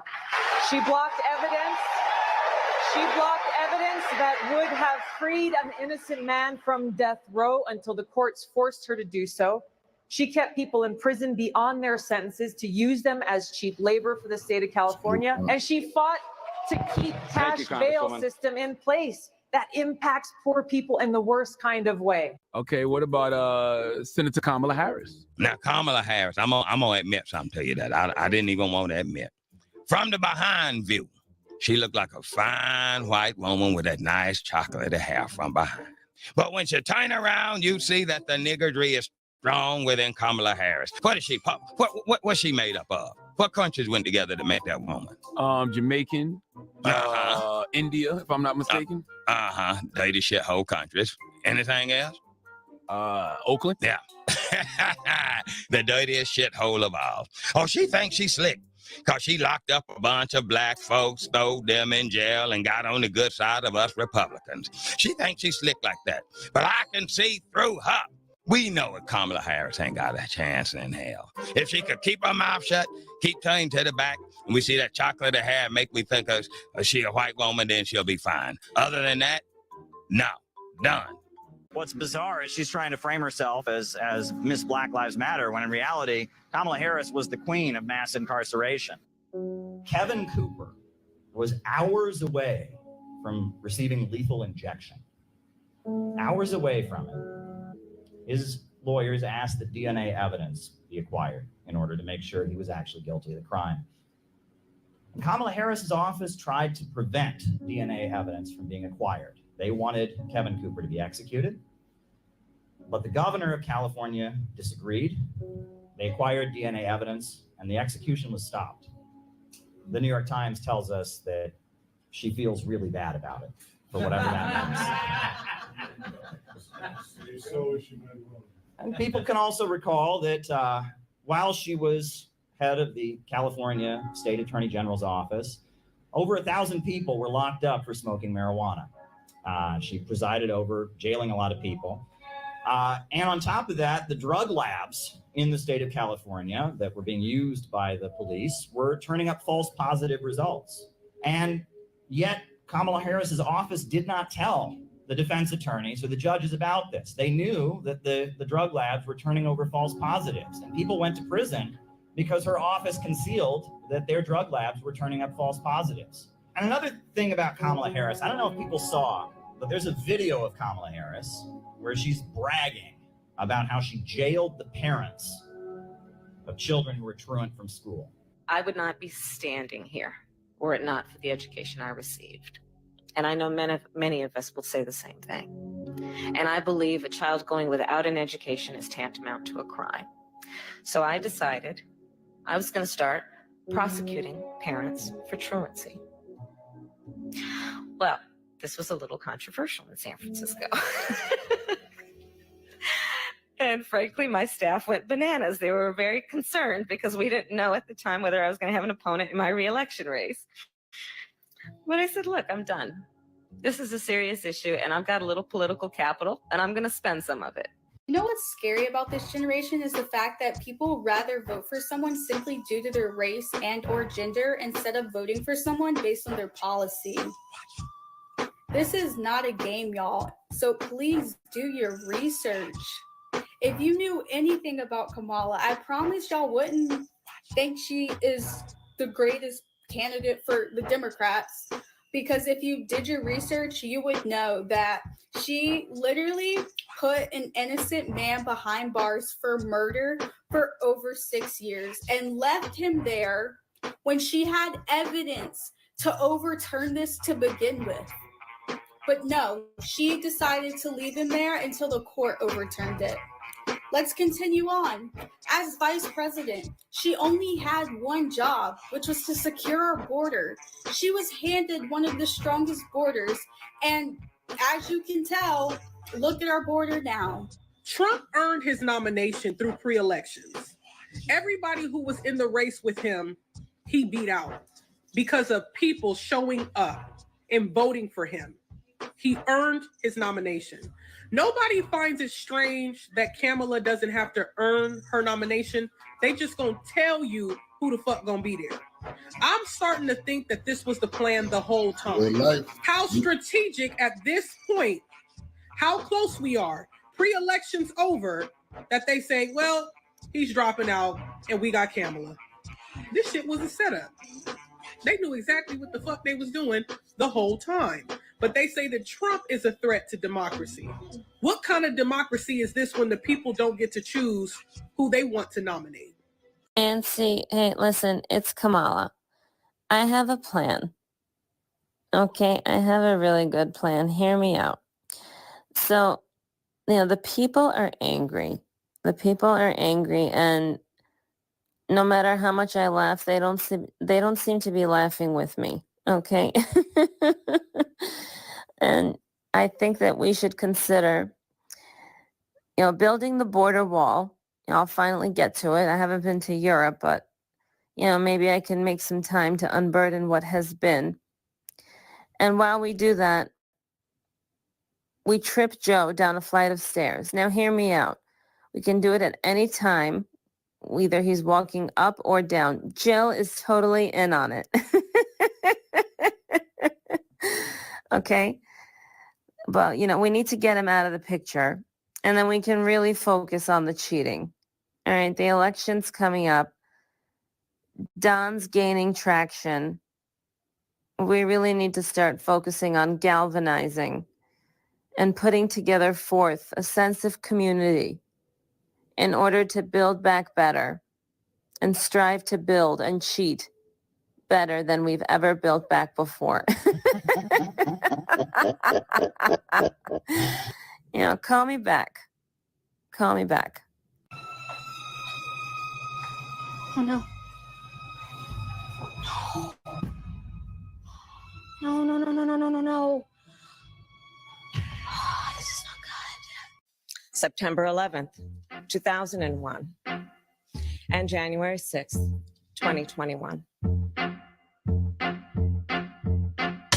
Newsflash, nobody gives a fuck about it. We all admit that shit was pretty dumb, but that's about it. When we saw the news, we were shocked and we were kind of tense. Like, damn.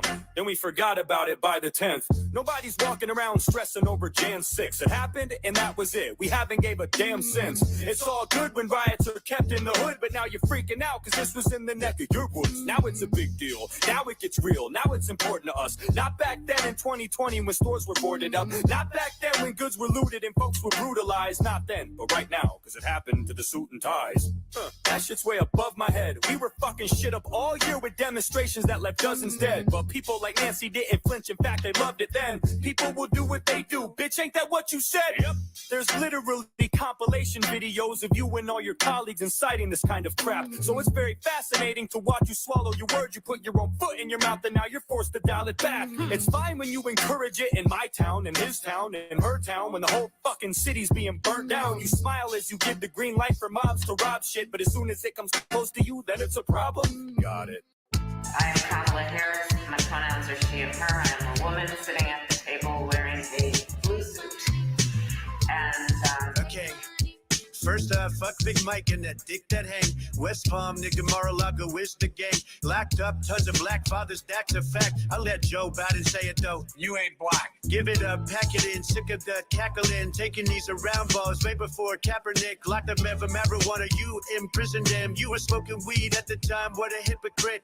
Montel Williams and Willie Brown. Guess you have a thing for Willies, bet your dad's really proud. A crisis at your border, ignoring the reporters under you and Biden. $1 was worth a quarter. The new world order really wants you in, but it's Trump 2024. We're about to win bigly, hugely. Trust me, I would know it. I still can't believe you believe Jussie Smollett. I'm meeting with rabbis, pastors, preachers, cops, firefighters, God-fearing believers. You're meeting with RuPaul, transgender teachers, creatures cutting off their primary features. I'm working for God, you work for the Grim Reaper. On Soros's payroll, they should call you Caesar, because every time you speak, it's a big word salad. I heard in college guys called you hot to a Harris. They try to do me like JFK in the drop top. The party of defunded police love the top cop. You give his laptop, Kamala Lewinsky. When you talk in public, you always sound tipsy. You make Pelosi sound like Einstein. Not a worthy opponent, but I guess I'll find time. Your bottom shelf Chardonnay, me, I'm fine wine. Look at California, you and Gavin cannot fight crime. Bailed out rioters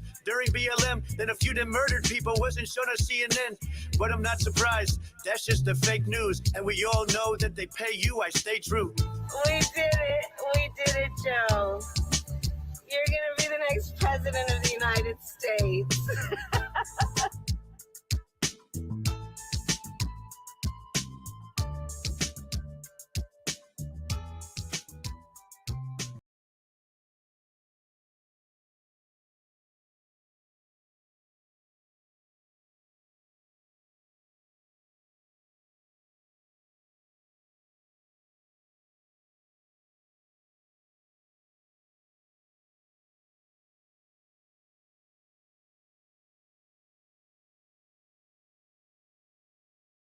Zona Sheriff, welcome to the show. Thanks for having me, Hannah. Of course. I want to talk about a national poll from Marquette. It shows that voters think former President Trump would do a better job when it comes to immigration, when it comes to border security. And this isn't within the margin of error when we see a lot of polls. I mean, this is almost 20 points more. What actions, in your opinion, Sheriff, would Vice President Harris need to take to earn voters' confidence going into November? Well, let me start off with the poll. The first thing is President Trump has a very proactive record when it comes to securing the border and strong messaging, and he prioritized it. Compared to Vice President Harris and President Biden, they have not prioritized it. That's the key to the whole problem here, is the fact that we're not hearing anything coming out of Vice President as she's now the candidate for president. Vice President Harris has to come out with a statement, and I've heard some of the people on your show already mention this, come out and say, what is your plan? Are you going to prioritize the border? For the last 3.5 years, we've heard little to none from Vice President Harris, causing a lot of frustration and a lot of insults to those that wear a badge that work this border every day and throughout the country. I agree with you. The lack of her stance on so many policies is unknown to Americans, and this is 90 days before the election. She is out with a new ad. It touts her record as a prosecutor, putting away cartels and traffickers. Do you think that ad is a little too late for people like you or people in the thick of it who are living in these border states who are dealing with it every day? Well, it is. It's a lot too late. And the fact that for 3.5 years, we've seen tragedies in every community when it comes to opioid overdoses, the smuggling, the deaths, you name it. The amount of lives we're changing every day in this country because we neglected this border. That's a fact. It's truly a fact. And to come out now and say, this is what I want to do, where you been? Where have you truly been? And I got to say this is very important. I just learned this over the last couple of weeks that this administration, along with Congress, cut the budget on DEA. Arizona leads the nation in fentanyl seizures, but we cut the DEA agents in this state. And that came from the director of our state for DEA. We cut HIDTA, which is your high intensity drug trafficking areas, their budget. And we cut Stone Garden, which is a proactive program for local law enforcement to work with Border Patrol to curtail crime connected to the border. You take the three major budgets that we rely on and you took them away from us. You understand the frustrations. Again, that doesn't match the word she's saying today. Sheriff, with that said. So this is going to really come back. Right now, the media is like all in love with Kamala Harris. Everyone, is swooning. It's new, it's fresh. It's all of these things. But when we get down to policy, these are things that her campaign have not outlined. They have not talked about how they are going to address important key issues and policies like this. Dealing with the border, this is one of the top things that Americans are concerned about. And the fact that she was named border czar, Congress actually denounced her, did something like that by saying she was a border czar and she didn't do her job. And even some Democrats walked across the aisle to the Republicans to agree with them on that decision. But she's outside of the fluff and the glamour and it's in all of that. What are the policies that are going to make a difference to Americans? And their campaign have yet to talk about this and how it distinguishes itself from Biden. Biden was unpopular before the debate. He was unpopular because people felt it in the economy. They felt the way the country was being run was not great. This is why he had some of the lowest numbers in terms of approval rating. So we see that Biden has been an issue, and why Trump was defeating him in the polls, even though Trump had all of these indictments and court cases and all the drama that comes with Trump. And regardless of that, because of Biden it's not only looking incompetent, but on top of that, the issues, the policies were affecting American people. But on top of that, the issues were affecting American people. They could feel it. And so this is an issue that has not been addressed. She was assigned to address it. And I have yet to hear a good answer other than I wasn't border czar. Like, people have to get out of this feeling-based election things and let's hear what these policies are. But this is one sheriff that is saying this is an issue. This is an absolute nightmare for us. And even Congress has, not Congress, but even the DEA has turned their back on states like Arizona dealing with the border. I do want to look at the numbers. Recent government data shows that border crossings, they have dropped in recent months. I think the last 5 months were the lowest we've seen in a year or two. There it is. I mean, it's a steady decline. From January, it went up a little bit in February and March, but it's been a steady decline. Can the Biden administration take credit for this? Well, the problem with this, and I just had a conversation yesterday out of DC on this, and I met with Troy Miller, the commissioner, a couple weeks ago, and a lot of dialogue going. Those are encounter numbers. That doesn't include the pardon numbers under the parole program, the unique classified categories that come across the border, and most important, the category nobody wants to talk about, the gotaways. I'm a gotaway sector, part of the Tucson sector.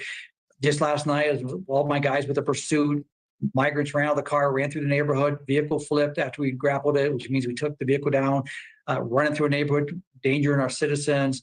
The night before, taking down a stash house in my county. This goes on every day. The stuff that I wish every politician, every citizen could see in our county, because this is disturbing what we're seeing, why they're claiming, I call premature celebration. Oh, first, I want to thank you and other law enforcement agents that were with you for. So are they manipulating numbers so that the real numbers don't come out? So the only numbers that we're actually going to see are the ones related to, the ones that are considered, crossing over. But there's all these other subcategories and people who get away and all these other things where they're not counted. And then what we're talking about, the illegals coming over, all of them are not counted. Like all of them are not going, coming across border patrol. So just because they've gotten better possibly at, categorizing these people so it's not a top line number, trying to make more of them of like asylum seekers, even if they don't qualify. Okay. So they have some of the people like that. And then the other people, are they just letting some just pass through so they don't have to count them? I would not be surprised about that. Everything you do every single day. Moving on, what kind of proposals would you like to hear from the vice president when she finally talks to us about her policies? Well, the first thing she's got to prioritize, like I said earlier, she's got to engage it. She got to acknowledge it. And we got to come with collective operations from local, state, and federal working together. But that's not going to happen until she does those three objectives. She's got to meet with America's sheriffs. Let me just say that you got to support your federal agents, but you got to meet with America's sheriffs who are most of all elected in their communities as their trusted law enforcement. You got to meet with us. And right now that hasn't happened either. Let's talk about Trump's immigration policies. What's your reaction to his proposal for mass deportations? Well, again, one thing President Trump has going for him, and again, is the fact that he has a record of being a very strong advocate to secure borders. There's no doubt about that. That's not even a question here. So he's going to go back and do what he did before. He's going to prioritize it. He's going to hold the rule of law, and he's going to put measures in place with Mexico to ensure that the reduction and that there's a secure, manageable border. It'll never be perfect. I think we all would agree, but you got to work at all partnership levels when it comes to a secure border. This is an issue that is going to continue to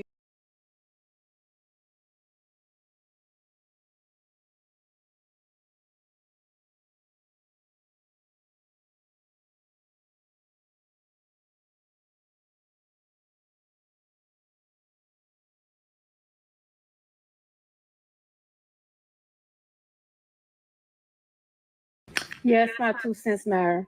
The first thing I want to say is, are you really endorsing Kamala Harris for president? I am not a Democrat and I am not a Republican, but what I am is a logical thinking person. Kamala Harris wasn't a vice president. I mean, I almost forget she vice president. Mm-hmm. I'm going to tell you my 3 no's. Number 1, she a woman, and I am just not for a woman president. That's my views, and that's where I'm staying. Number 2.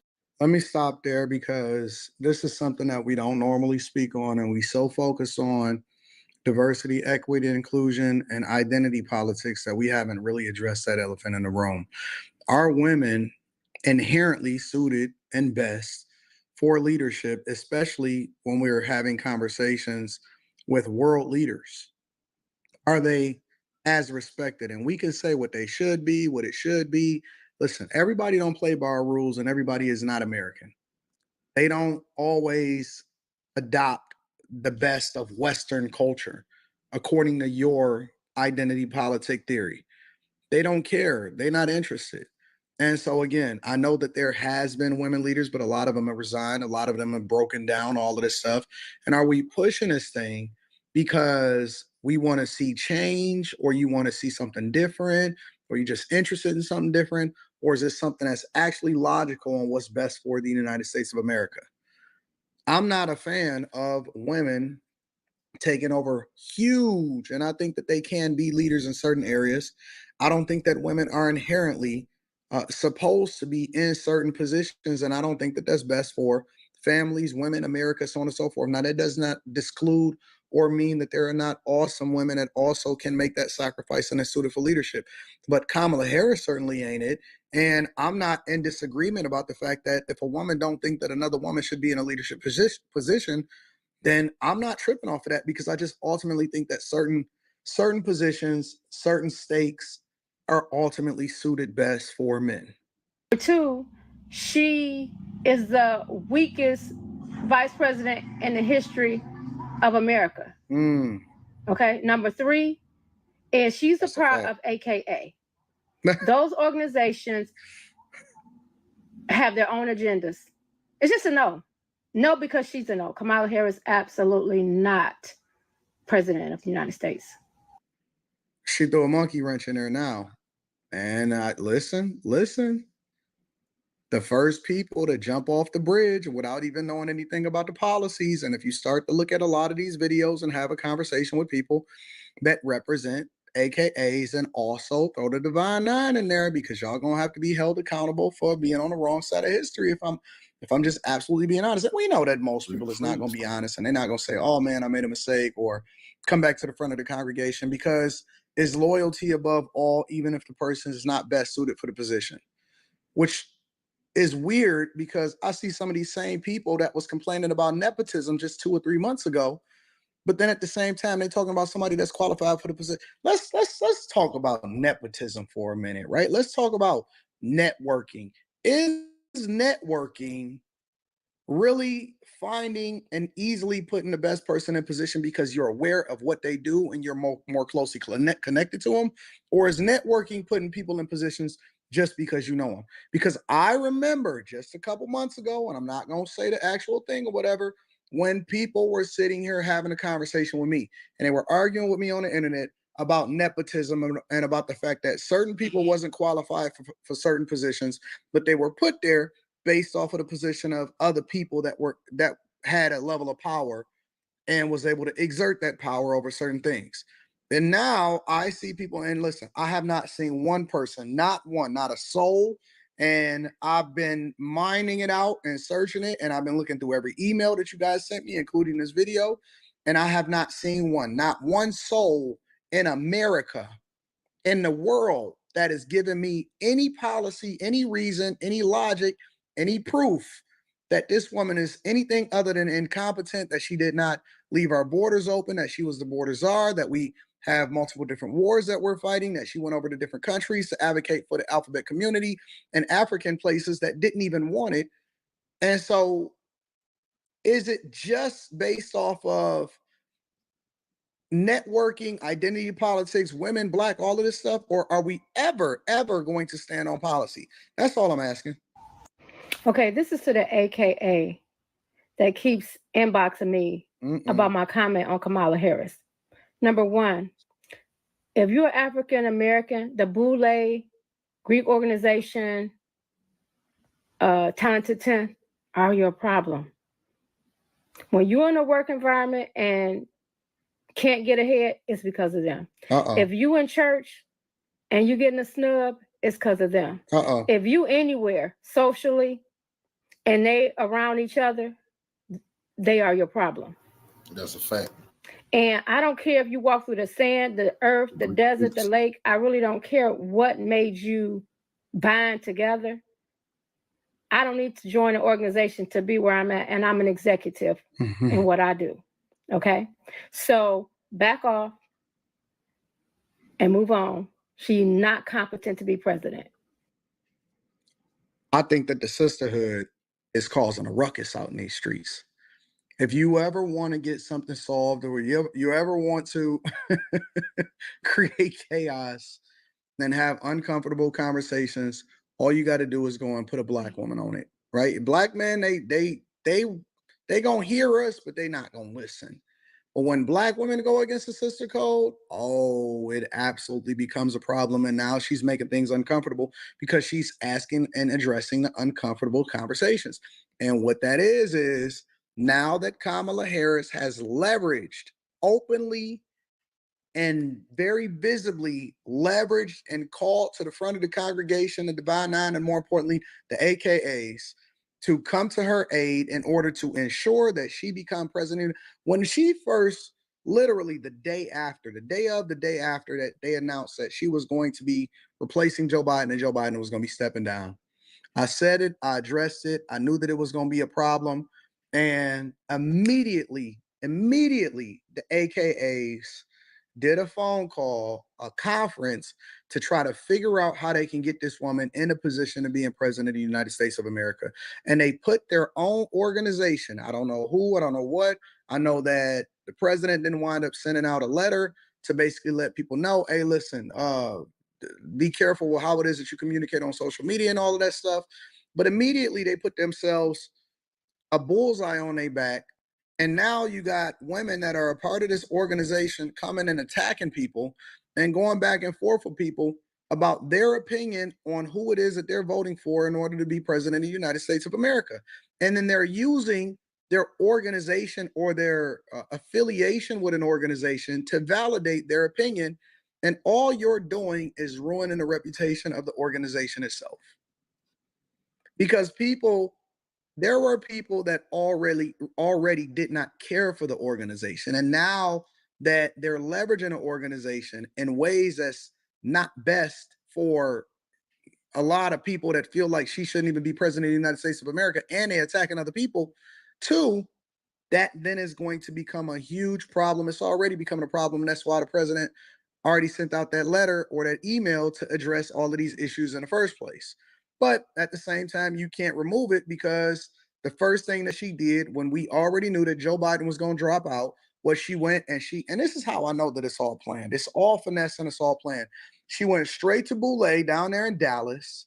You seen Roland Martin out there, roly poly, and they started strategizing, and she gave this huge speech in order to galvanize the base or her organization that she's a part of in order to try to get her to be president of the United States of America.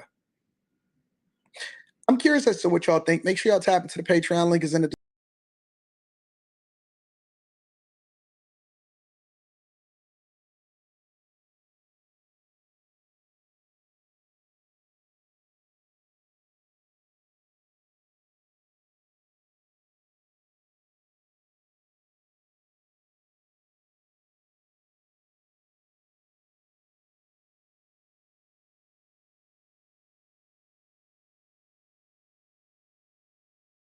Well, now that Kamala Harris has selected her vice presidential pick, we now see the Democrats actively trying to move Kamala Harris away from her record on the border and far left policies of the Biden administration. This is an active move by the Biden campaign and the Harris campaign, in addition to which she has the corporate media helping her to hide her policies that have left a wide open United States border and total disaster.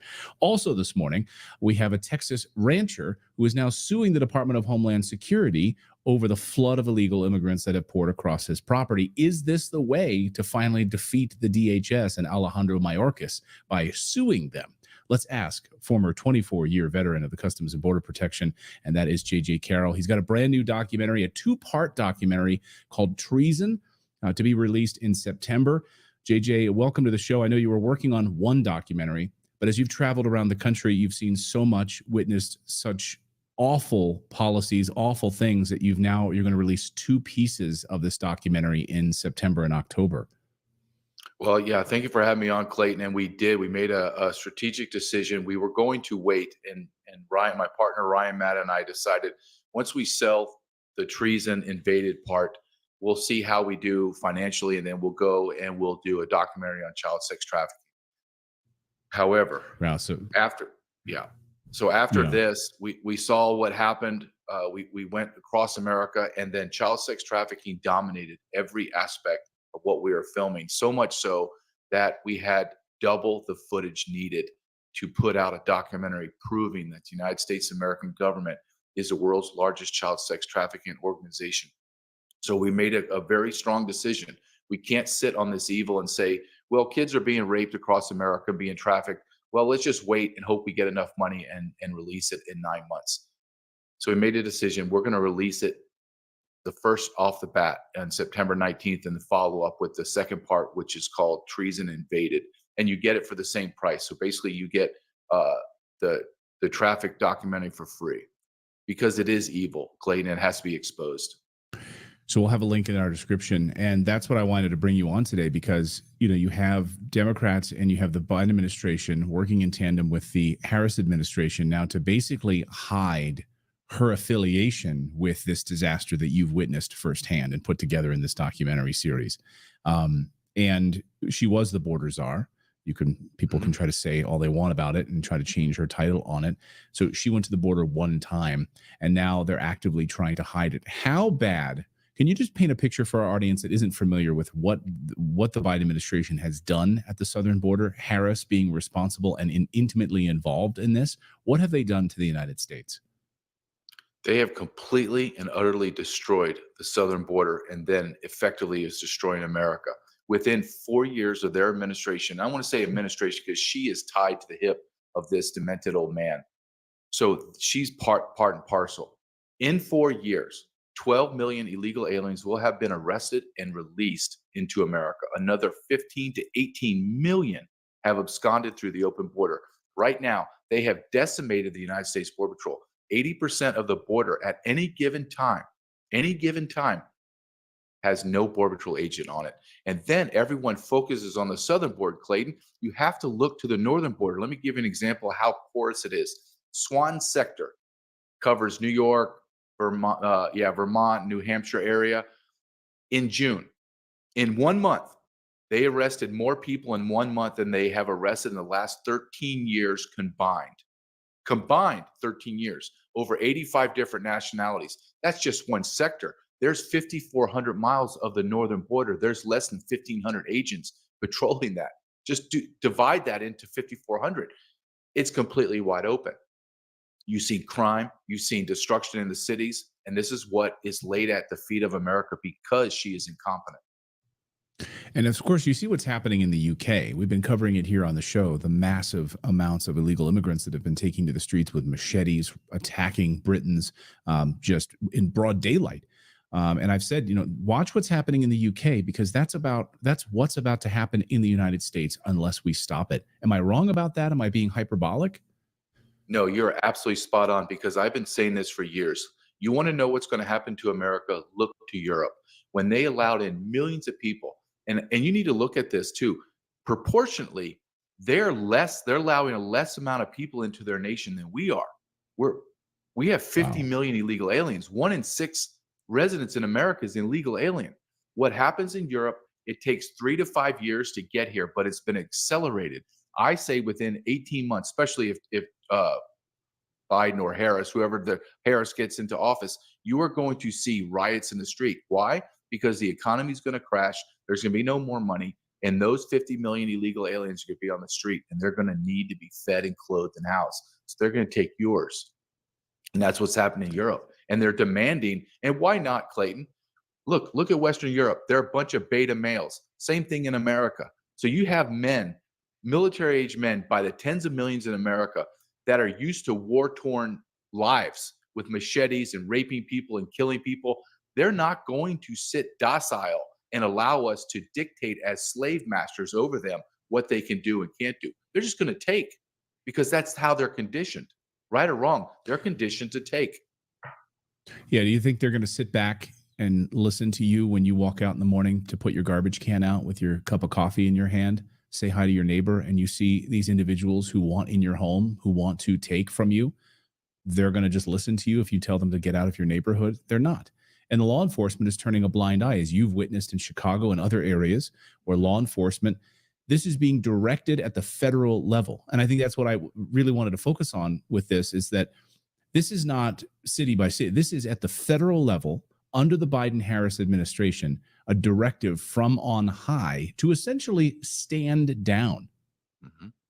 This is, and you're absolutely right. And I think that maybe is the best discussion we can have. Yes, Kamala Harris is a word salad. Yes, she's an imbecile. Yes, she can't speak correctly. I understand all that. Joe Biden is mentally deranged. I get that. But this is not because they're ignorant or incompetent. This is their plan. They decided to do this all the way back prior to the first day in office. He signed 94 executive orders on day one, 296 executive orders in the first year, all on immigration, all laying the foundation of what we're living in today. This is intentional, strategic, and purposeful. There's no other way to describe it, because I want your audience to understand, Clayton. Since this happened, I was there. His first year in office and my last year in the Border Patrol. I witnessed all these policies cascading down. There has not been not one immigration law enforcement posture, strategy put in place to stop it. Instead, everything you can imagine, they've opened up. They call it pathways. Every pathway possible to facilitate the movement of millions of people into the United States of America. 30 million people came across that border in 4 years, Clay. Try to wrap your brain around that. That is purposeful and intentional. And you have to ask the question. The next question has to be asked. Is that treason? And I answer yes, confidently. Yes, this is treason against America. And I dare anyone, challenge anyone to have a discussion with me, an argument, and convince me otherwise. Yeah, and imagine being, being responsible for treason and then running for the presidency of the United States and trying to hide that record. We won't let them hide this record. It's destroying the United States of America right now. You have this rancher in Texas. I saw this. And I want to get your take on this, JJ, because thousands of illegals pouring across this rancher's border, and he's now suing the Department of Homeland Security and Alejandro Mayorkas. Do you first of all, do you think anything will come of that? And secondly, do you think that this is the way to get some actual movement here from the Department of Homeland Security? I mean, lawfare in the United States actually works. Right. And I think, well, the first thing, does he have standing? And absolutely has standing. I've worked these ranches in Arizona and Texas, Arizona and California. So I understand it's the same thing in Texas. The border looks the same. You're looking at a man that has a 1,000-acre ranch with tens of thousands of people crossing his ranch, so into the hundreds of thousands. I want you to think of every illegal alien has a mochila, and in that mochila has about 10 items, 20 items. Let's say 10. Let's say he has 100,000 people cross his ranch in the last 6 months. Times 10 items. We're talking about used condoms. We're talking about used diapers. We're human feces, urine, water bottles, syringes, knives, everything you can imagine. I want you to think of your land. You have your nice little yard, right? And you manicure it, you do it nice. Think of people walking through your yard every Friday night after a high school football game and just dumping everything they have, all their trash, defecating on your property, banging your walls, scaring your kids. This is what this man lives through. This is what every rancher or every homeowner on the border lives through. And he has standing. This is how sad it is. A United States American citizen that owns 1,000 acres on Texas, think about how much he pays for property tax, has to sue the federal government to secure his sovereignty. Right. The federal government, let's go back to what we said about Biden and Harris. They refuse to do it. This is their purposeful plan. You have to sue them so they'll stop being traitors to secure the border. When you put it in that one job, it sounds crazy. Yeah. You have one job as the federal government. It's to protect the citizens of the United States, right? And they're not doing it. They're failing miserable at it. And this is their one job. And the fact that they have to be sued in order to be reminded of it. I wonder if we'll see a massive class action lawsuit. I'd almost rather have them individual lawsuits, hundreds of them, hundreds of ranchers separately filing lawsuits against the federal government for their failure to secure their properties and secure the border. Be amazing. Well, what's exciting about this lawsuit, when I read it, I was like, oh, this is more power, is the local sheriff has partnered with this lawsuit. So this local sheriff is going to be able to provide all of the documentation of all the gang members, rapists and murderers, and everyone that's been arrested that we know about that has been arrested crossing his property. His wife has to carry a weapon with her at all times because they're scared. Imagine you are in your house, any house, 1,000-acre ranch, an acre piece of parcel in a neighborhood, or in California where you're just jammed up on each other. Imagine people roaming through your yard all day and all night. Think of the fear you would have. You would never leave your house because of fear of your wife or children being murdered and raped, which has happened across America. But our federal government has done this to fundamentally transform the United States of America. They do not care about you. The federal government is the enemy of the people. Exactly what I'm going to prove in my 2 documentaries. The federal government is the enemy. They're the traitors. They're trying to fundamentally transform the United States of America. And we have to be able to understand what they're doing and speak in these terms. Well, a 2-part documentary coming out September 19th.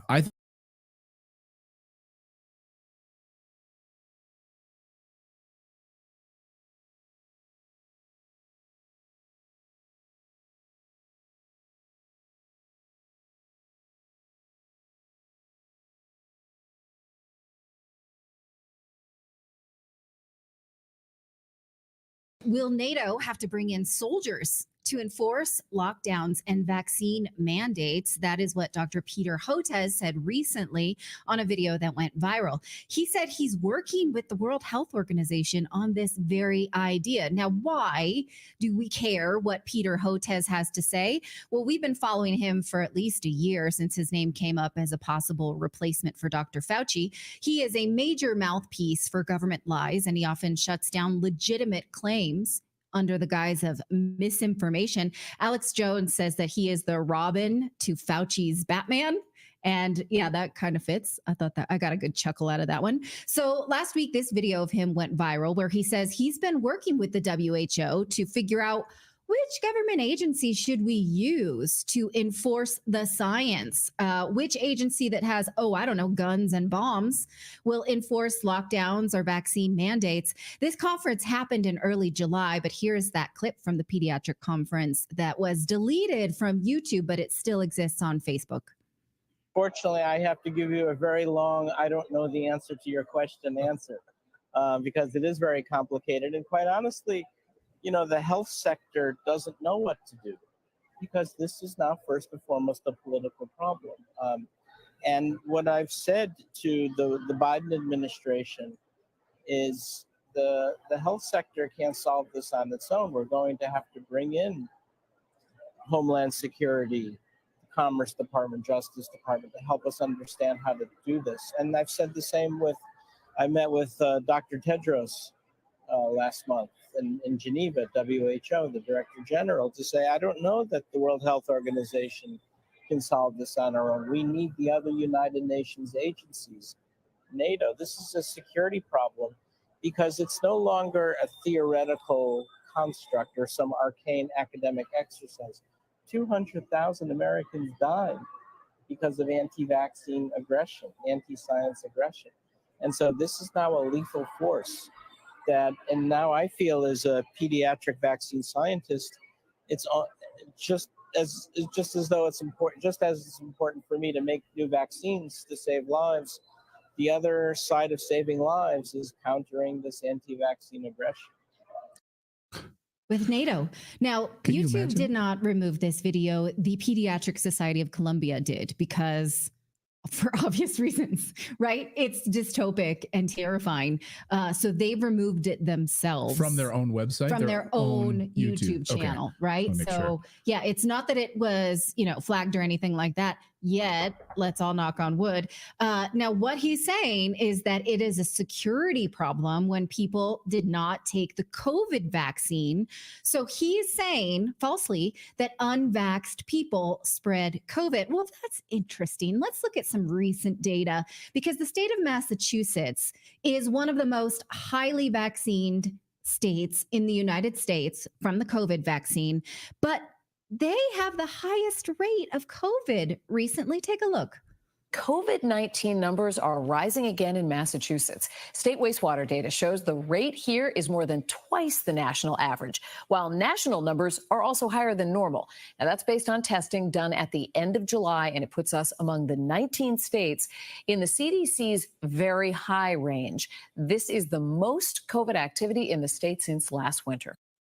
Oh man, we better get some vaccines up there. So that's interesting. So in their wastewater, in their sewage water, they're finding an inordinate amount of COVID. And COVID tests, right. So that's because the COVID vaccine does not prevent the spread of COVID. That anyone who tells you that now is an idiot. And because the CDC has admitted that the vaccine is a risk factor for the contraction of COVID. So the more you take that vaccine, does not seem to stop the spread of COVID. That's so interesting. So, Dr. Hotez, what is the justification for locking us down and enforcing mandates using defense organizations like NATO or Homeland Security? Clearly, there is none.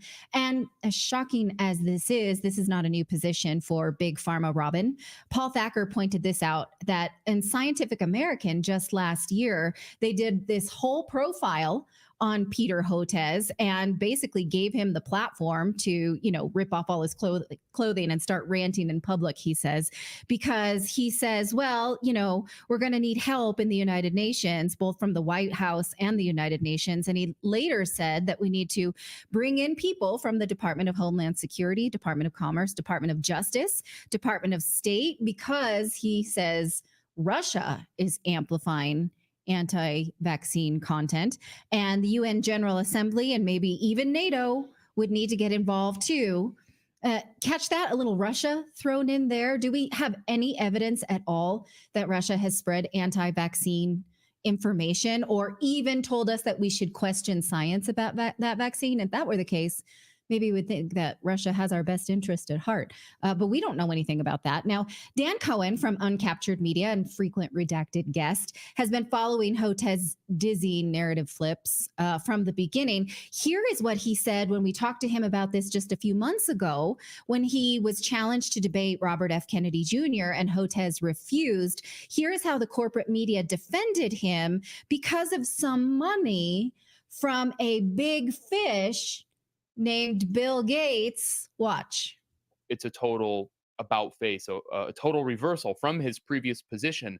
And if you look at his statements, the statements that Peter Houth made in 2020, where he explicitly said that it's important for scientists to go on television channels and appear in the media to defend so-called science. Well, it's a total, he's made a complete reversal. So look at this. He says in 2020, in his article called Combating Anti-Science, he says, it is now increasingly apparent that it will fall to the scientists themselves to respond, engage a skeptical public, and lead the defense of science. Okay? In May 2020, right around the same time, he says the communications and missteps around the rollout of COVID-19 vaccines may require a period of damage control. He's, of course, referring to the constant flip-flopping. For example, when he said that emergency use authorization should not be used and that it's dangerous. And then, of course, he knew that later, when it was time when Trump was going to be out of office and Biden would be the president, then he was going to completely reverse.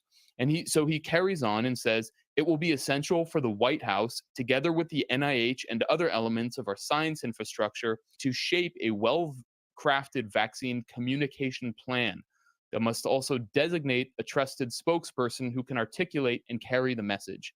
So for his strategy, it's very important to be out front. And that's why we've seen Peter Houth on corporate media, on MSNBC, CNN, Fox, Bloomberg, all of them constantly for the past 3 years.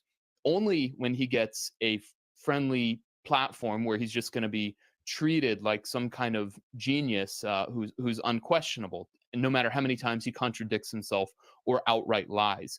So now that he's been exposed and we see his total hypocrisy from his previous statements on why scientists should be in the media, the mainstream media has come once again to his defense. So we have the BBC, we have the Washington Post, whose their op-ed says Joe Rogan wants a debate on vaccines. That's just the problem. Okay, we have Time Magazine says Robert F. Kennedy Jr. is dead wrong about vaccines. That's the op-ed from Time, which, I mean, if he's dead wrong, it sounds like it would be really easy to debunk to discredit RFK Jr., who is rising in the polls. So these guys obviously don't want to do that.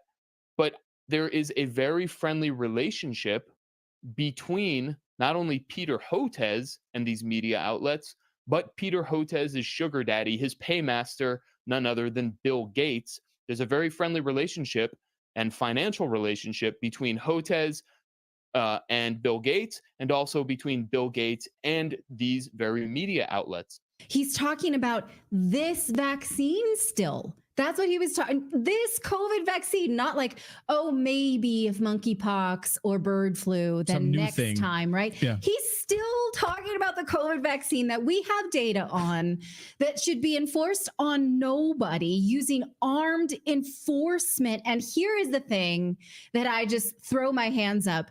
The extreme irony of all of this is that Peter Houth, talking about armed enforcement, putting vaccines in you, was nominated for the Nobel Peace Prize last year, or in 2022, rather. Nominated for peace when he wants to use guns to give you vaccines. And in 2023. Isn't that the most effective path towards peace, though, is violence? Like, if you really want peace, you got to have guns, right? You would think. Right? I mean, literally, that is the position. Can we go forward to this next graphic of Dr. Gall in the Hunger Games? That's what she does, is uses the peacemakers who have guns to enforce her dystopic science that hurts people. If you have not read The Hunger Games, you must, because it is increasingly predictive of the dystopic society we live in. But that's literally, he's her. That's it. We're here. That's all I have to say on this.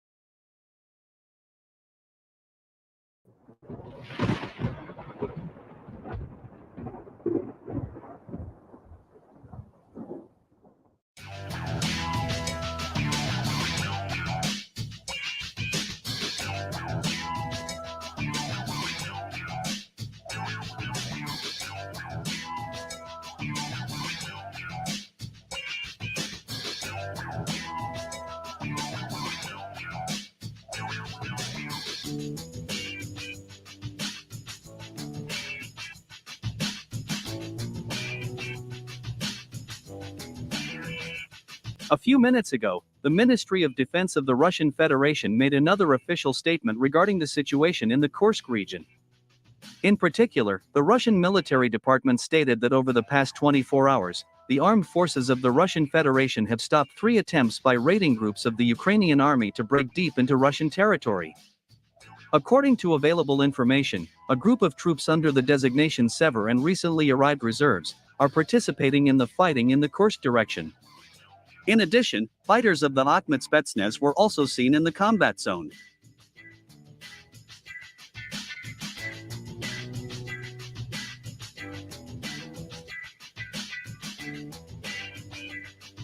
Moreover, the legendary Patnashka Brigade also arrived in the Kursk region. It is reported that the fighters of this legendary brigade have already engaged in battle with enemy forces and managed to paralyze the armed forces of Ukraine in several areas. The main task of the fighters of this brigade is to pin down the forces of the Ukrainian army before the approach of the main reserves of Russian troops. And judging by what is happening on the battlefield, they successfully cope with this task.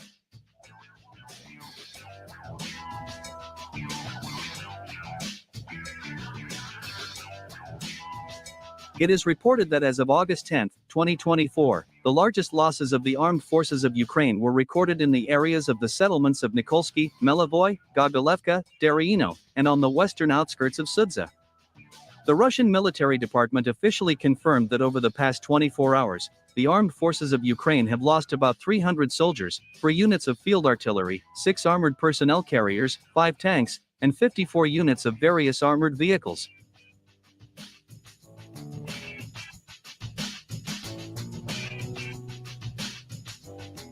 In addition, Russian combat aviation continues to strike the territory of the Sumy region, destroying enemy reserves that were supposed to be transferred to the border of the Kursk region. It is reported that on the night of August 9, Russian-guided aerial bombs of the Fab family destroyed about 80 Ukrainian militants in the Sumy region, who were supposed to be transferred to the western outskirts of the settlement of Sudza.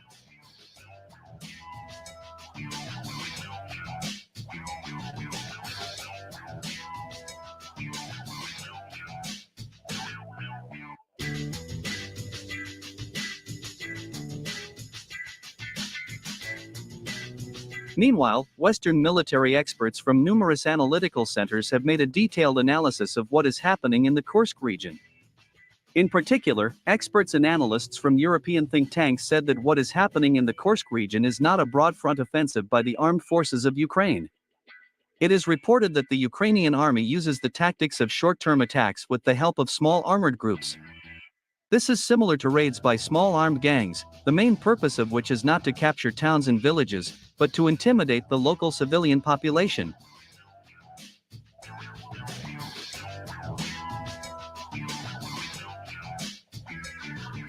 These small mobile groups of the armed forces of Ukraine are moving deep into Russian territory, bypassing Russian fortifications. They do not even try to gain a foothold in the territory where they are located, and avoid fighting with Russian troops. Their main goal is to sow panic among the civilian population, disorganize the rears, and interfere with the coordination of actions between units of the Russian troops and arriving new reserves.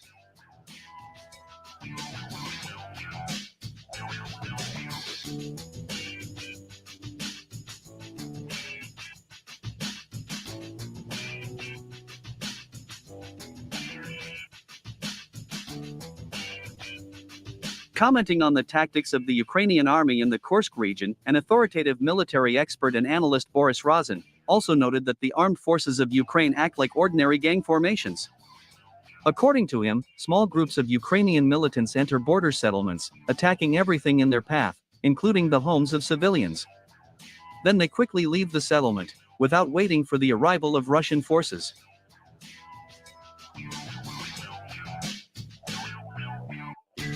In addition, military expert Boris Razin admired the professional actions of the Russian army. According to him, the Russian High Military Command acted very competently by refusing to send dozens of helicopters with Spetsnaz to the combat zone. As it turned out during the early days of the Ukrainian army's invasion of the Kursk region, the armed forces of Ukraine prepared numerous traps for Russian Spetsnaz. Ukrainian militants sat in ambushes with stingers and waited for Russian Mi-8 and Mi-26 helicopters with dozens of fighters of Spetsnaz. However, at the last moment, the Russian High Military Command refused to send helicopters with Spetsnaz to the combat zone. By the way, back then, this decision of the Russian High Military Command provoked the anger of many Russian telegram channels and military experts, who from the first minutes of the Ukrainian army's invasion of the Kursk region called on Russian generals to send helicopters with Spetsnaz to the city of Sudza. Fortunately, the Russian High Military Command ignored the demand of many telegram channels and experts. And as time has shown, it was the right decision.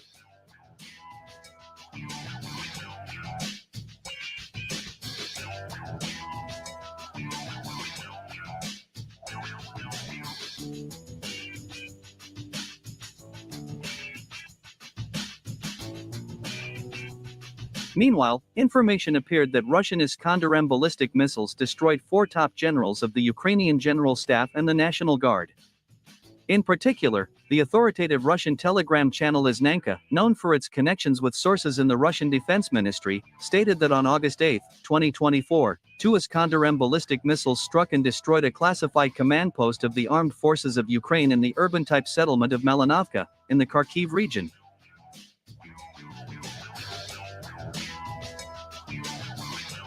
It is reported that at the time of the missile strike, 3 Ukrainian generals were in this command post, who coordinated and commanded the attack of the armed forces of Ukraine on the Kursk region. We are talking about generals of the armed forces of Ukraine Mikhail Drapati, Andrei Ignatov, Vladimir Gorbachev, and Alexander Pivnenko. No, prove they not dead. NATO, Ukraine, US, I want y'all to prove that these 4 generals are still alive. Dear friends, if this information is confirmed at the official level in the coming days, then it can be considered that the Ukrainian army suffered a devastating blow from which it will not be able to recover, since the Kiev regime simply physically will not be able to find a replacement for such high-ranking and experienced officers of the armed forces of Ukraine. Over the next couple of days, they're going to go berserk, man. They're going to go crazy on Ukraine for that terrorist action that they pulled on the Russian territory. Well, they already killed the 4 high-ranking generals that was in the command bunker, leading the terrorist activity.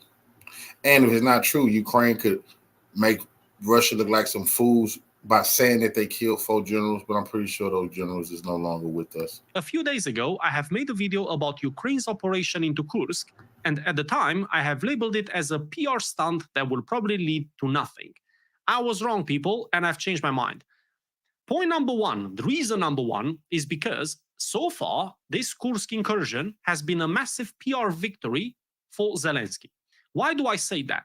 Well, it managed to shift the world's attention from the fact that the Ukrainian army is completely collapsing on the eastern front in the Pokrovsk direction, where the Russians are assaulting multiple places at a time. Well, the world doesn't pay attention to that because it's looking over at Kursk, which is Russian territory. Also, another reason, the IAEA is now all over the place because of the nuclear power plant. Third, this Kursk incursion is all over the mainstream media in the West. Funny enough, on the day it broke out, which was on the 6th of August, nobody was really covering it, at least not on the front pages. It was all about Kamala Harris at the time, which was 48 hours ago. Well, a little bit more than 48 hours ago. However, now, every way you click on every big publication, this is what's in the news. So I think from that perspective, as the Institute for the Study of War calls it, it has been an operational surprise. Ukraine has succeeded in operational surprise. Okay, another achievement of this Ukrainian incursion into Kursk has been sparking a furious reaction by Dmitry Medvedev, who's made some very interesting statements that we're going to cover in today's video. With that said, a month and a half ago, give or take, I've made a video in which I stated that Dmitry Medvedev is usually the person who says out loud what President Putin cannot, well, for political reasons. What Dmitry Medvedev says in this article that we're going to look at together, I think it goes a little bit beyond that. I think Dmitry Medvedev kind of tells us, this is what I would have done if I was in charge, and this is what needs to happen now so we can prevent further Kursks and Belgorods. So let's have a look. The main body of the article comes from RT. I cannot leave a link in the description box below for this article, as I'm never able with any Russian sources, purely because, well, the platform we're on, they don't like that. So you'll just have to trust the screenshots. The terrorist operation in Kursk region justifies going to Kiev and further, the former president believes. Russia should respond to Kiev's attempted incursion in Kursk region by taking over land that Moscow currently recognizes as Ukraine, former President Dmitry Medvedev has suggested.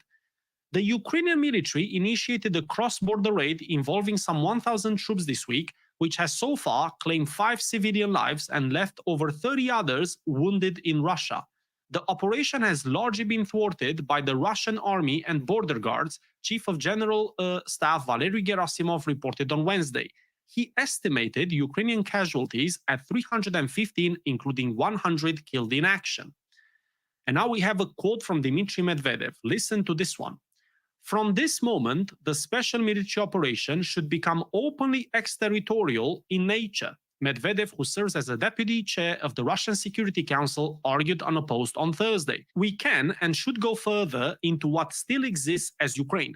To Odessa, Kharkov, Dnipropetrovsk, Nikolaev, to Kiev and further. There should be no restrictions in terms of recognized borders, he explained. This last statement is very, very bold because, like I suggested a month and a half ago, even though most of the times he echoes what President Putin cannot say out loud, I think this time it just makes me think that he's openly calling for President Putin to actually expand the scope of the SMO into a full-blown war just to push it and get it done with. That's just my take on the situation. And I don't think he's overreacting. I mean, that's been his position, really, ever since the war started. So what I have to say about this is whenever you hear the Western leaders saying, oh, we can't wait to get rid of Putin by any means necessary, I don't think you'd want Medvedev to take Putin's place. Yeah, this guy, he wouldn't have Putin's patience or Putin's, how should I put it? Compared to Medvedev, Putin is a visionary. What do I mean by that? Is Putin sees the large picture. He plays chess on multiple fronts at the same time. Medvedev, he's not that guy. Medvedev plays one game at the time, and he plays very hardcore. That's the difference. I don't think the West would be any safer, because they're always talking about safety, don't they, people? Safety, democracy, and freedom. The West would be neither of these with Dmitry Medvedev as the head of Russia. No way you can convince me it would. One thing that I would like to point out regarding Dmitry Medvedev's quote with regards to eliminating the confinements and the constraints of the SMO and moving into a full-blown war is that you see every single time the Western media talks about full-scale invasion, it's always these 3 words. But the problem is they're not true. This was never a full-scale invasion. If it was, just consider this, the difference in size of the Russian armed forces, the difference in technology, the difference in volume. If this was truly a full-scale invasion, I think Ukraine would have been swept away a year and a half ago. I don't think this would have lasted more than 6-8 months. And the full-scale invasion doesn't happen, people, with 193,000 forces, because that's exactly how many Russia had when they started the full-scale invasion. This was never that. This was an SMO. And people like Dmitry Medvedev, and make no mistake, there's many like him in the Russian government, and more specifically in the Security Council, they don't necessarily agree with Putin. I don't think they do. They would want to see all of these confinements swept away and just go into a full-scale war, because that would finish the job a lot quicker and, in their opinion, with a lot better results. Now, I'm not here to criticize President Putin or Dmitry Medvedev or anybody. They all have their... But I've said that several times. That I don't know what the West thinking. I don't know what people thinking. Putin is the nice guy in Russia. Putin is the guy who trying to be level-headed with the West. Medvedev, who was in power when Gaddafi got killed, he was the president, and Putin had stepped down to become the prime minister. Gaddafi got killed. Putin said that was a mistake. He came back into power. They changed the law and stuff like that. But he trained this man to be the leader. The West don't never bring him up because they don't want people to pay attention to him. He not gonna play with them. So it's always like if they get rid of Putin, then if you get rid of Putin, it might be immediate nuclear war. The Communist Party might come into power. They're not gonna play with you. Their opinions. The point is that this statement that he's made here, I think, if it comes, let's assume, if it comes from President Putin as being one of the things he can't say out loud, well, in that case, maybe we'll see something on the battlefield. Maybe this is just to prepare the world for what's to come. If it's not from President Putin, and if it is from Dmitry Medvedev, maybe of his own accord, maybe he just speaks his mind, not Putin's, well, in that case, I think it's equally as dangerous, because that in turn puts pressure on President Putin to actually do something about it. And the more the Ukrainians stay in Kursk, the more that pressure that Medvedev and others build up, it will result into something that the Ukrainian military probably doesn't want to. I mean, I've heard some reports claiming, again, this is just a claim, I don't know how true it is, that the Ukrainians actually want to bait the Russians into doing something of epic proportions, if you know what I mean, maybe a nuclear strike. I don't necessarily think that way. I think if that was the goal, there were probably other ways to do it. And why would Russia use a nuclear strike on Russian territory? To me, it doesn't make sense. However, I think this thing in Kursk will not end well, and I think it will have consequences. Unlike Belgorod and Krinky, which had zero consequence, well, I say zero, it's not true.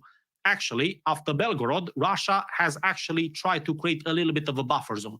In Kursk, I think the consequences would be far greater. Kiev and its Western backers claim that Russia started the hostilities in February 2022 out of a desire for imperial conquest.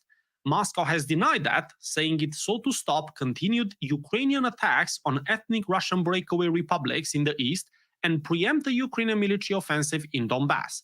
4 Ukrainian regions have since voted in referendums to join Russia, though some parts of them remain under Kiev's control. Moscow says it will only agree to peace talks if Ukraine pulls its troops out of these new federal subjects. Well, case in point would be Sloviansk and Kramatorsk, which is why the Russian army is now moving towards Pokrovsk, because that's a very important strategic and logistical hub for the supplies that Ukraine ships to Sloviansk and Kramatorsk, which are the biggest cities in the area.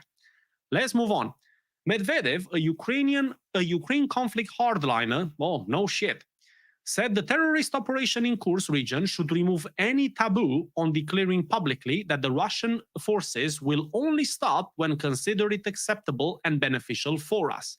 The EU has endorsed the Ukrainian operation in Kursk region. European Commission spokesman Peter Stano has said that the country has the right to defend itself, including by striking the aggressor on its territory. Well, you see, with the EU, you never know. First, the red line is here, then is there, then is nowhere to be seen. How did this happen in Kursk? Well, again, I'm not a military person, but if you manage, and by you I mean Ukraine, if Ukraine managed to move well over 1,000 troops and well over 2,000 armored vehicles, I think that's a little bit of a failure on the Russian side to spot them in time and put a dent into the advancements, or to at least bolster the border. None of that has happened. The Ukrainians have managed to push in quite far, actually. And now, even though they will be pushed back, make no mistake about it, the Russians will push them back. It's still a PR victory for Zelensky. And more support will come his way. And it's all about PR. You have to understand, this is what even myself, I have a very hard time understanding, because I don't really care about PR. I don't really care about how things look. I only care about what things are. That's also how most of the people over there think. The problem is, in the West, perception is reality. That's what we project to, well, that's what the governments project to their citizens. The perception is reality. So if the perception is, oh, look, the Ukrainian is now moving into Kursk, well, imagine that. However, time will tell, my friends.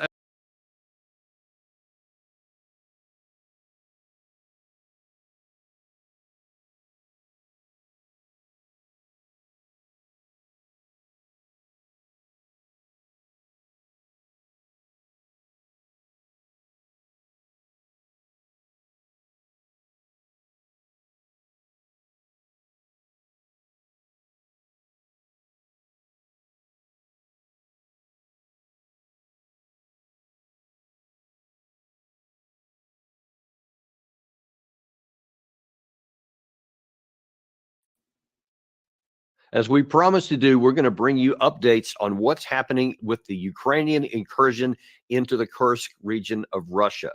And the war continues to fight.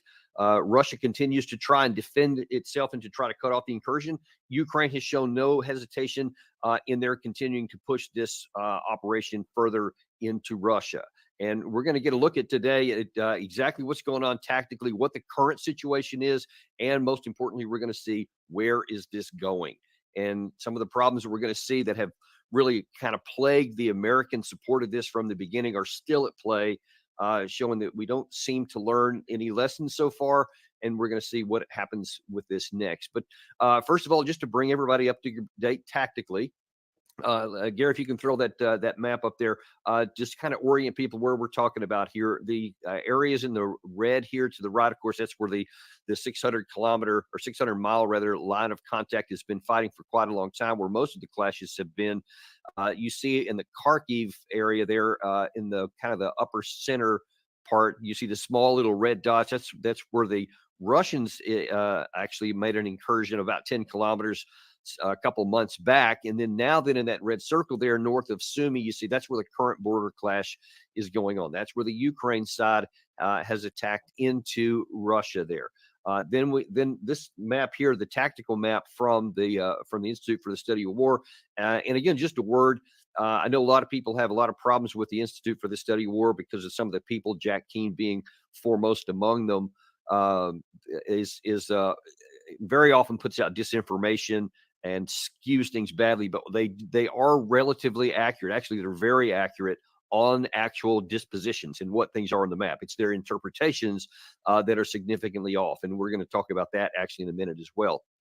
But you see this area in blue, this thatched area in blue is the current kind of odd configuration of what the Ukraine side has done so far. All that is in the Russian territory in the Kursk region. They call it an oblast. It's sort of like it's analogous to a state. And so you see that they're just from looking at this from a military perspective, it's hard to figure out what they're actually trying to accomplish because most of those little finger looking projections you see out there are on roads. And many of the armored vehicles that they have had, they're basically driving up the road as far as they can just to kind of to go into Russia. It's unclear. We're actually going to look at specifically what was their intention. What is the objective? What is the Ukraine side trying to accomplish? And it's not going to turn out very well, I don't think, for the Ukraine side. But right now, it's also not well for the Russian side, and that's I think one of the objectives that Zelensky is trying to accomplish, and we'll see him talking about that momentarily. But first of all, it's important to know that this is not the first time that this has happened. Back in March of this year, there was this group relatively or variously called Russian freedom fighters, although they were certainly attached with other Ukrainian fighters and definitely supported by the West. And with all their equipment vehicles, they made an incursion near the city of Belgorod, a little to the right of on that bigger map, which you saw, where they went in with a number of troops in there. They made an incursion into the Russian territory. And Gary, if you can put that next that map up there, this was a map also from the ISW of that time, and all those areas of the red you see around the border in the white area, that's the Russian. The Russian incursion into Russian territory by the Ukrainian troops at that time. It was in the Belgorod Oblast. And so they made a number of incursions in there, but after reportedly suffering up to 1,500 casualties, they were eventually all driven out. So a lot of the Russian people right now, and even some of the pro-Russian mill bloggers and their media, have been pretty harsh in talking about the Russian side and how did they let this happen again? Why are there not more troops on the border? I mean, they're at war with Ukraine. It appears that the Russian command viewed this as an unlikely event. I think they said, okay, they tried it in Belgorod in March. We crushed that. They lost a lot of people. Then they went back and they never tried again. But then they didn't further strengthen the border, presumably because they didn't want to spend the manpower on there, because they have somewhere between 200,000 and 300,000 troops out of contact, off of those main lines of defense we're talking about, where the line of contact is, for potentially a bigger summer offensive here, which could come at any number of other places. But that's not what happened. In fact, the second thing that the Russian people are upset about is that how could Ukraine have assembled a force of this size with all of the combat vehicles they had, the personnel, artillery, drone fights, etc., without the knowledge of the Russian side. Now, many of the military bloggers I've seen said that some of them were actually calling this ahead of time and that they had identified some of the buildup, but it didn't look like the Russian forces took protective action. They didn't put any troops down on the border. And so a lot of people are really upset about that, and they're trying to, find out exactly what's going on with that. But now let's look at the current situation here. Gary, if you could put that blue thatched map back up again. This is how far the Ukraine, no, I'm sorry, not that one, the other one. That's the one. This is how far they push it. And it's a fairly sizable area, by the way. It's hard to tell from that bigger map that I showed, but this is somewhere north of 300 square kilometers that the Ukraine side has pushed in there. Let me specify. It's not that they have, quote, captured the territory. That's how far they have moved troops in there, because it's one thing to drive a long way into a territory and another thing to actually occupy and control the territory. And it's unclear yet if the Ukraine side has enough forces to do that. Now, there have been reports that the Ukraine side has been moving engineering assets up into these penetrations. And what that implies is that their objective is to dig in and create defensive positions to hold the territory for longer. But the bigger question is, where are you going to go with this? And what is your ultimate objective? And how does this play into winning the war? Because if tactics are one thing, even battles are one thing, but if they don't contribute toward winning a war, even if they're successful, they could end up being costly for the side doing it, if the cost to doing so deprives the attacking force, in this case the Ukrainians, of manpower that they might need to actually wage war. And I think that's where we're heading, as I'm going to show here in just a second. But first of all, let's see what the United States is saying about this, because Pentagon spokeswoman Singh was asked about this. I think it was yesterday. What is going on with this, and what does the United States think? Here's what she said. Ukraine is going to do everything it can to continue to take back its sovereign territory, and that's what we're seeing they're doing in this what you're referring to in this Kursk Oblast. We're going to continue to support Ukraine with the capabilities and the systems that they need. We don't feel like this is escalatory in any way. Ukraine is doing what it needs to do to be successful on the battlefield. And, it's just unfortunately kind of obvious to anyone who understands about military affairs that she does not understand what she's talking about. What does that even mean? They're going to continue to do what they need to do to win on the battlefield. This is an incursion into Russia. It has embarrassed Putin without question. It's made a lot of the Russian people angry. There's no doubt. So in that regard, that's happy, makes people on the Ukraine side happy. But what is the objective? And, that's what she should be saying, talking about, well, here's where this is going. Here's what this is going to accomplish. Making Putin mad, embarrassing Putin, while that may make you feel good for the moment, what does that do militarily? What does that do to actually move forward your war aims? If your war aim is to win the battle and then win the war, how does this contribute to that? And that's not even addressed. Interesting thing, that's not the only place it's not addressed. Now, I mentioned the Institute for the Study of War a minute ago, and they have been unabashedly pro-Ukraine.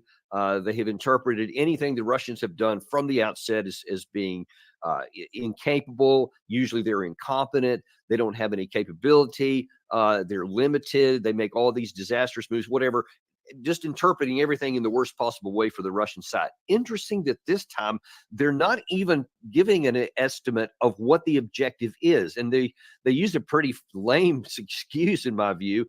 They say the Institute for the Study of War will not offer assessments about the intent of the Ukrainian operation in order to avoid compromising Ukrainian operational security. Okay, come on, man. That's nonsense because number one, you claim that you're not connected to the Ukrainian government. You don't have access to whatever they're doing. You're just making an assessment of what you see on the battlefield. Allegedly, not unlike what we do here. We see all these evidence, we see the inputs from the various sources, and then we make an assessment based on what we see and our knowledge of military experience. I'm not going to be putting them at risk, or I'm not going to be putting the Russian side at risk or the Ukraine side at risk if I give you an assessment based on my military experience of what we're seeing on the ground there. So for the ISW to say that they're not even going to talk on that, I think probably is more likely means that they don't know, because this doesn't make any sense. Because the idea that you can send a few thousand even, and so far I've heard listed a little north of 1,000 troops up into Russian territory, and think that the Russia's not going to be able to eventually move enough forces back in there to completely drive everybody out is almost impossible. How could they not? How could you take 1,000 against a country that allegedly has somewhere around 600,000 to 700,000 troops on the Ukrainian side that they couldn't shift enough over there in relatively short order to drive out basically a couple of battalions, roughly? I mean, it wouldn't take that much to do. Now, if Ukraine is going to be adding more troops to that, because I've seen other reports this morning that says that they do have additional troops to put in there, okay, fair enough. But then that means that Russia will bring even more to bear to knock that out. There's no way that Russia is going to just sit by and allow that, incursion into their country to stand while they go elsewhere and do other things. That they're going to get that out of their system, because that's bad for them public relations wise. It's bad for their morale, and it will not satisfy the anger of many in Russia. But let's go then now to what Zelensky. Okay, so the United States says we're not even talking about the objective. They're doing whatever they're doing. You have the ISW that says they're just outright not going to comment about it. Here's what Zelensky himself said yesterday. Ukrainians know how to achieve their goals, and achieving the goals at war was not our choice. Russia brought the war to our land, and it should feel what it has done. We strive to achieve our goals as soon as possible in peacetime under just peace conditions, and it will happen.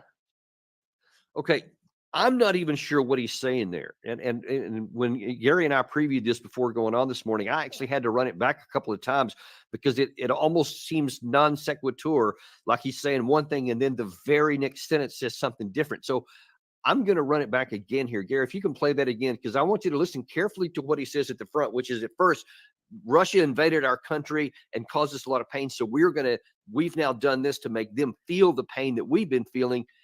And then somehow immediately transitions to, we're looking for something in peacetime. See if maybe you can figure this out better than I. Run that one more time, Gary. Ukrainians know how to achieve their goals, and achieving the goals at war was not our choice. Russia brought the war to our land, and it should feel what it has done. We strive to achieve our goals as soon as possible in peacetime under just peace conditions, and it will happen. So we will accomplish our objectives in peacetime, and it will happen, even though we just launched an invasion into Russia. Which, listen, you got to look at the likelihoods of this turning out to anything good for the Ukraine side.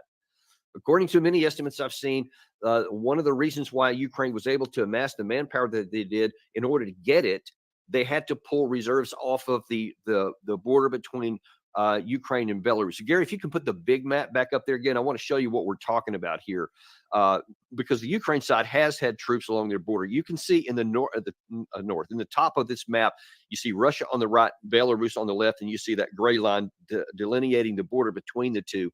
And on that border with Belarus to the left, north of Kiev, etc., by some reports, Ukraine pulled some troops from there. to assemble in under the cover of a lot of the forested areas on their side of the border here, and from a place called Pokrovsk in the south. Now, that's the more important of the two. Number one, it means that Zelensky has weakened his border security in the north in the Belarus in the event that Russia should make an incursion there. But he's also weakened it where Russia is pushing the most in the east. And you'll see there in that red area that not too far from the Zaporizhia in the lower right, in the back, basically the lower center of that map on the Ukraine side there.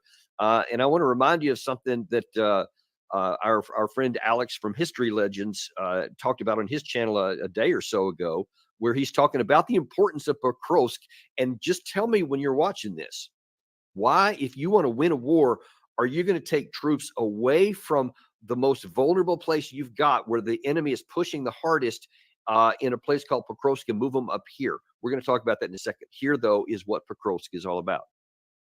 We're going to focus on this part of the front, on the western side of Avdiivka. What happened in the last few days is an unmitigated disaster for the Ukrainian army. That was the frontline situation on the 1st of June. Then fast forward a month to the 1st of July. And that's the situation now in early August. The Russians literally advanced 12 kilometers in that direction, 9 kilometers in this one, and 6 kilometers there.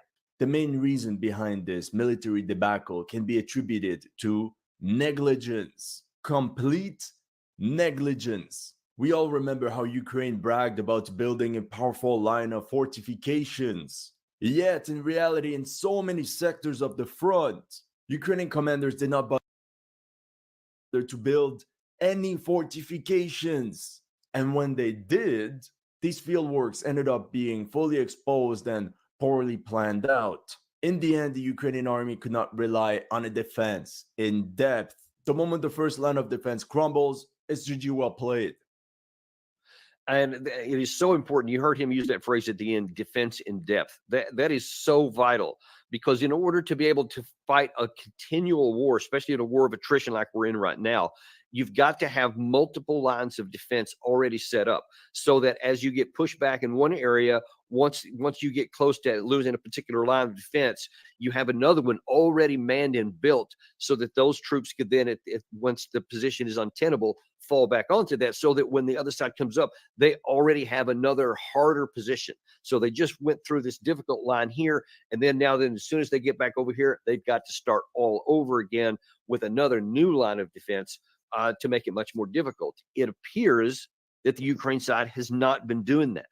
And instead, this line of Pokrovsk is reportedly, and this is by people who are looking at satellite imagery, not taking anybody's word for granted, just what they can see on the ground. This apparently is the last line of defense that's built, that's already prepared. If Russia penetrates this line, and that appears to be why they're pushing so hard in the Pokrovsk area, then the Ukraine side won't have a prepared place to fall back to. So if that's your most vulnerable position right now, you should be doing everything you can to reinforce that at the line of contact, while simultaneously building some new fortifications on the other side of that. That's what makes this position here going into the Kursk area not smart militarily. While it may do some things on the public relations line, while it may make you feel better at the moment, because as Zelensky said there, apparently one of his objectives is to make Russia feel pain. That has been successful. Russia is feeling pain right now. Putin is embarrassed. As a matter of fact, here's one of his frankly odd statements. Well, hang on just a second. I'll show that in just a second, Gary. Here's what Putin has said shortly after this happened, in explaining it to his people. The Kiev regime has carried out another large-scale provocation. It is indiscriminately firing various types of weapons, including missiles at civilian buildings, residential buildings, and ambulances. Now, that's just so you understand. Obviously, that's for the domestic audience in Russia, but it does underscore, because he had to come before and say something to his people, because there's so many people are angry that the actual Russian territory was breached, and in not a small amount of territory, as we pointed out a second ago. So he has to answer his angry people. So in that regard, Zelensky has been successful. And as the Washington Post pointed out, I think it was this morning, Gary, if you can throw that one back up there again. Zelensky said that Russia will answer for this terror. Ukrainian President Volodymyr Zelensky warned on his Telegram channel. Apparently, this was earlier today.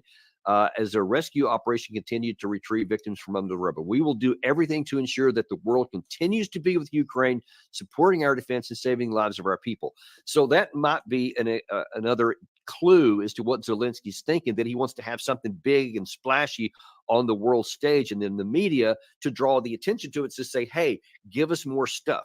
We need more ammunition. We need more troops, etc. But the problem is it's a media blitz. And as that headline is there just showing that Gary had up there a second ago, Russia is going to take action. They are already moving troops into the area. And it's likely as soon as they get enough combat power there, and you see some of these these are allegedly video of in Russia where troops and weapons are moving in that direction. I mean, it stands to reason that that's what's going to happen. So here's the big problem for Zelensky. I already killed the folks is that in order to get this media success, and in some regards, he succeeded at the tactical level for the moment. But folks, just imagine how many people he's going to sacrifice to get that media blitz at the tactical cost of what's happening along the line of contact. Because while Russia's moving troops from elsewhere within the Russian mainland, it doesn't appear that they're moving troops off of the line of contact where they're having all the pressure on the Ukraine side. And even if they did, it would probably come from the Kupiansk area or somewhere up north, possibly even in the Kharkiv area, then that small little incursion we've talked about several times before. But they can do that. Even if it takes longer, they can do that. And that's not going to have any big operational impact at all, not even on the tactical level. But for Ukraine to withdraw troops, especially from the Pokrovsk area, it can have huge negative ramifications, because that Russia is going to continue to press on there because they have a very clear operational objectives and a near-term objectives, which is to take and breach that line at the Pokrovsk area, and presumably they have reinforcement troops to follow on to exploit that they would move in immediately behind it. Where now then, as opposed to what I told you is the ideal place where you have prepared multiple lines of defense following that, now all of a sudden Russia can push harder, and it'll be more difficult for the defender instead of the attacker to continue to move forward. And then, folks, you have the real potential for having big movements on the Russian side. We haven't seen that really at any point in the war, other than the one time when the Ukraine side caught the Russians completely with their pants down and unprepared in the Kharkiv area in 2022. And Russia appears to have learned some very painful lessons from that, and they don't appear to have repeated them. But since that time, on neither side have you seen any big movements.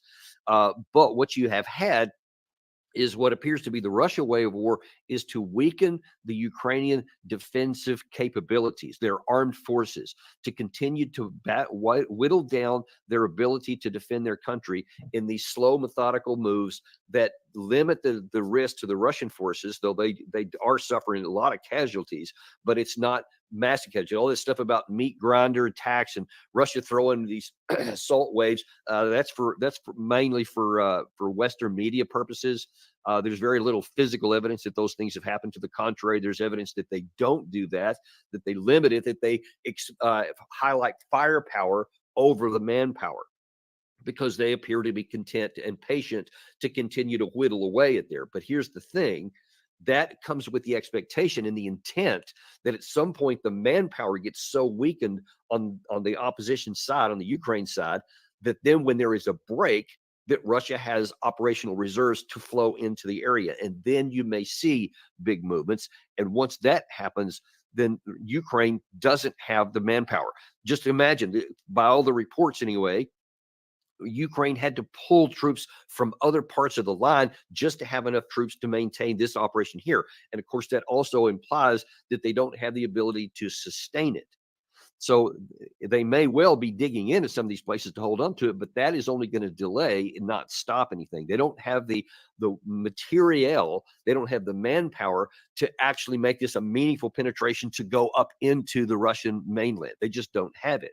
And as I pointed out before, not only did they do this in March in the Belgorod area, they've also had a similar operation last year on the Dnieper River and the Dnipro River, where they had this attack got on the Russian side of the river in a place called Krinky, and they had enormous sacrifices, enormous losses, and then eventually gave it back up. So it's another example of what I believe, and I know it's not popular among many to say here in the West, is the incompetence on the senior levels of the Ukraine side. Because these things make no sense on an operational, much less tactical, and definitely not on the strategic level. If you're trying to win a war, you can't spend a lot of manpower and men's lives fighting for something that won't even give you a big advantage if you get it, like the operation in Krinky, like the operation in Belgorod. They didn't gain anything from any of those things. They just lost a lot more troops.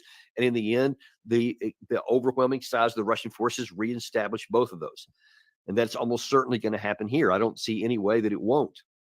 So the question is, how much more is Ukraine going to pay for this? And if the Russian side sees a target of opportunity, and if they can identify where Ukraine may have pulled troops off even the Belarus border, they may use that as a launching point again. There was already some reports that Russia was getting ready for another incursion into the Sumy area, somewhere north of the border there, already to go back in to make a new penetration. Perhaps they may do that again to put even more pressure on the Ukraine side and then put Zelensky in a real tough bind. Now, what are you going to do? You're going to keep on going with this incursion into Kursk while you're facing a new attack from the Russian side in the Sumy area? I don't know. It's unclear. I don't have any idea. Actually, the level of risk that the Russian side is willing to take, and whether they're going to take that risk or whether they're going to stay with the slow and methodical, like they did with Krinky, like they did with Belgorod, and like they appear to be doing here, or are they going to make a bigger, bolder move somewhere? We don't know. So the proclivity seems to be against the big, bold moves, but we'll see. Maybe they're also tired of this because, like I said, the media win on the Ukraine side has a double edge because it could also cause enough angst publicly for Putin on the other side that he pushes harder to reestablish that as opposed to staying patient. So we don't know how that's going to play out. But the bottom line is that right now, you do have a fairly large incursion into Russian territory in the Kursk region, but based on history, based on a military assessment of how things work and how things don't, this is not going to end well for the Ukraine side. That's your deep dive for today. Really appreciate you guys coming on here. We're going to stay on top of this now. And let me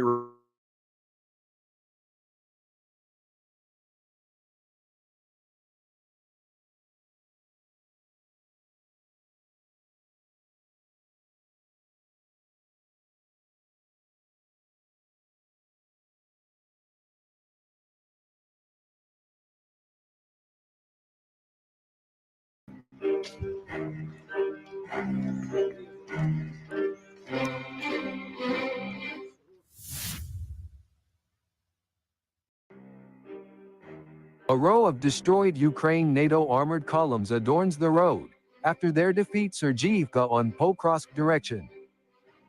The Russian Telegram channel released videos on August 8, 2024. The O group of brave soldiers of the Central Military District of the Russian Armed Forces, reporting that they completely liberated the settlement about 15 kilometers to Pokrovsk and drove back Ukrainian troops together with foreign troops during the offensive. One of the soldiers even took a picture showing the captured American M88AA2 Hercules ARV, and it seems to be intact. The Russian Defense Ministry announced the complete liberation after the end of the cleanup and consolidation. A map of Ukraine working for the main intelligence directorate even confirmed the loss of this settlement.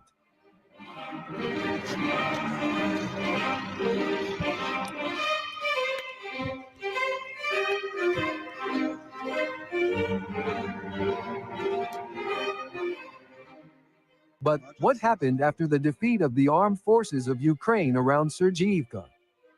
Many mistakes that Ukraine continues to make, even with all NATO countries helping, will still result in severe losses. The Russian O Group assault troops destroyed the enemy's armored column with Bradleys standing out, the piles of which adorn the road between Sergeyevka and Prohors. The soldiers significantly defeated with ammunition the convoy of vehicles trying to move forward when it broke through from Avdiivka direction towards Sergeyevka. Part of the armored vehicles that are still in good condition will probably be withdrawn to the rear for repair. During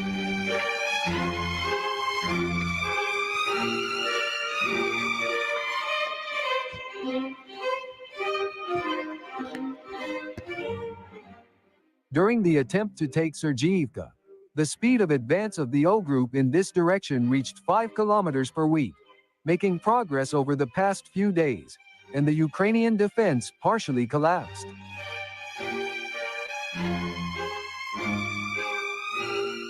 Footage from a few days ago shows how Ukraine NATO armors was attacked by Russian soldiers. American Max Pro armored vehicles and German Marder 1A3 infantry fighting vehicles were burned, and this documentation represents a number of other armored vehicles in Sergeyevka.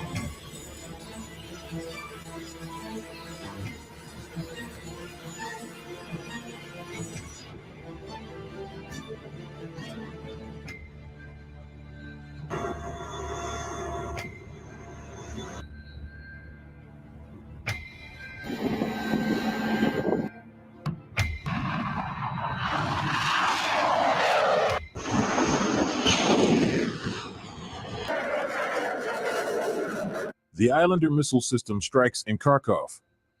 The crew of the Islander missile system executed a precise attack on the railway echelon of the Armed Forces of Ukraine's AFU 53rd Separate Mechanized Brigade. This tactical decision targeted a strategic location where the brigade had temporarily stationed its forces and equipment. By targeting the railway echelon, the Islander crew aimed to disrupt the movement and operational capability of the AFU brigade, highlighting the strategic importance of targeting transportation hubs in modern warfare. The operation involved the launch of 2 missiles, each meticulously guided to its target. And they lost all the results were significant. Up to 20 vehicles were destroyed, including 3 Matter infantry fighting vehicles, a staple in modern mechanized warfare. The destruction of these vehicles represents a considerable loss of mobility and firepower for the AFU brigade, potentially altering their tactical effectiveness in future operations. Furthermore, the strike reportedly resulted in the elimination of up to 120 Ukrainian troops. This loss of Yeah, personnel exactly. not only impacts the brigade's immediate operational capacity, but also affects morale and the ability to sustain prolonged engagements. But we don't see this on The the news, precision though. of the Islander missile system in achieving such a significant impact underscores its role as a formidable asset in the Russian military arsenal. Integral to the success of this operation was the use of the Orlan-10 unmanned aerial vehicle, UAV, which played a crucial role in controlling the target engagement. The Orlan-10 UAV provided real-time reconnaissance and surveillance, allowing for precise targeting and assessment of the strike's effectiveness. The integration of UAVs in military operations enhances situational awareness and enables commanders to make informed decisions based on up-to-date intelligence. The successful use of the Orlan-10 in this operation highlights the increasing importance of UAVs in modern warfare, where information and precision are key components of tactical superiority.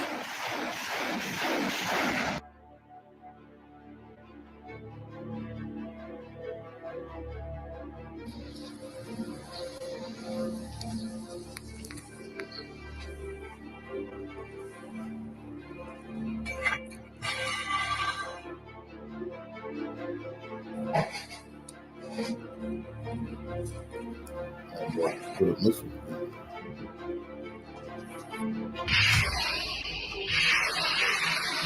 Come on, man. Russian soldiers putting the missile together real quick to fire it. Come on, man.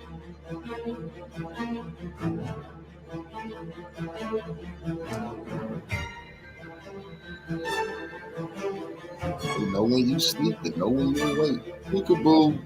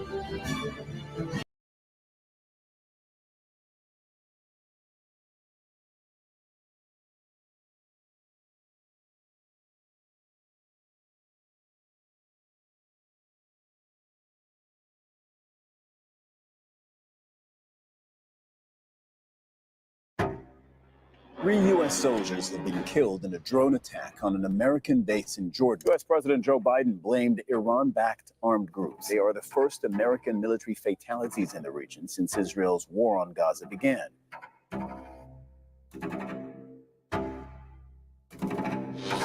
Houthis say they are targeting merchant vessels and warships in solidarity with Palestinians. This marks the largest in drone Gaza. attack in the Red Sea to date. From the Middle East and the Red Sea all the way to Europe, drones have declared a new era of warfare.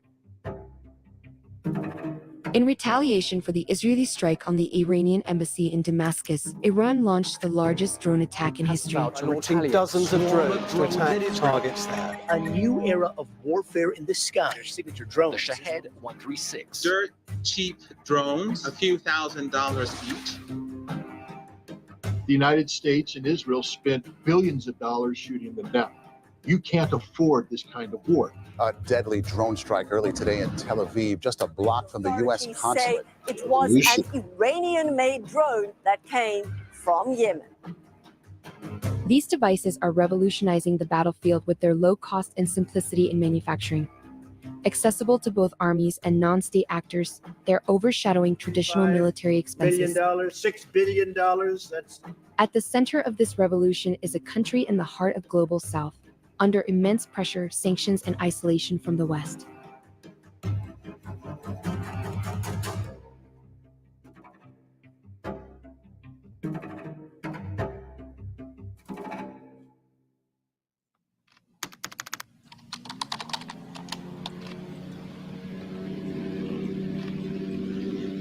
Iran's rise as a key player in drone technology, along with its worldwide spread of knowledge, can be traced back to the intense 8-year war with Iraq.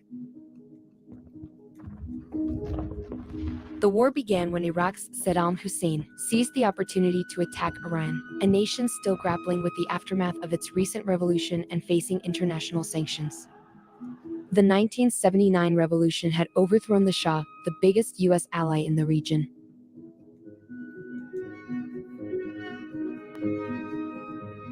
Under the Shah, Iran had been the largest purchaser of U.S. military assets, especially for its air force. The ongoing sanctions, along with the inability to obtain spare parts for its expensive foreign-made military equipment, weakened Iran's defense capabilities. Early in the war, Iran's 11th Air Force Reconnaissance Squadron, equipped with R-4 Phantoms, played a crucial role in gathering battlefield insights through aerial imagery.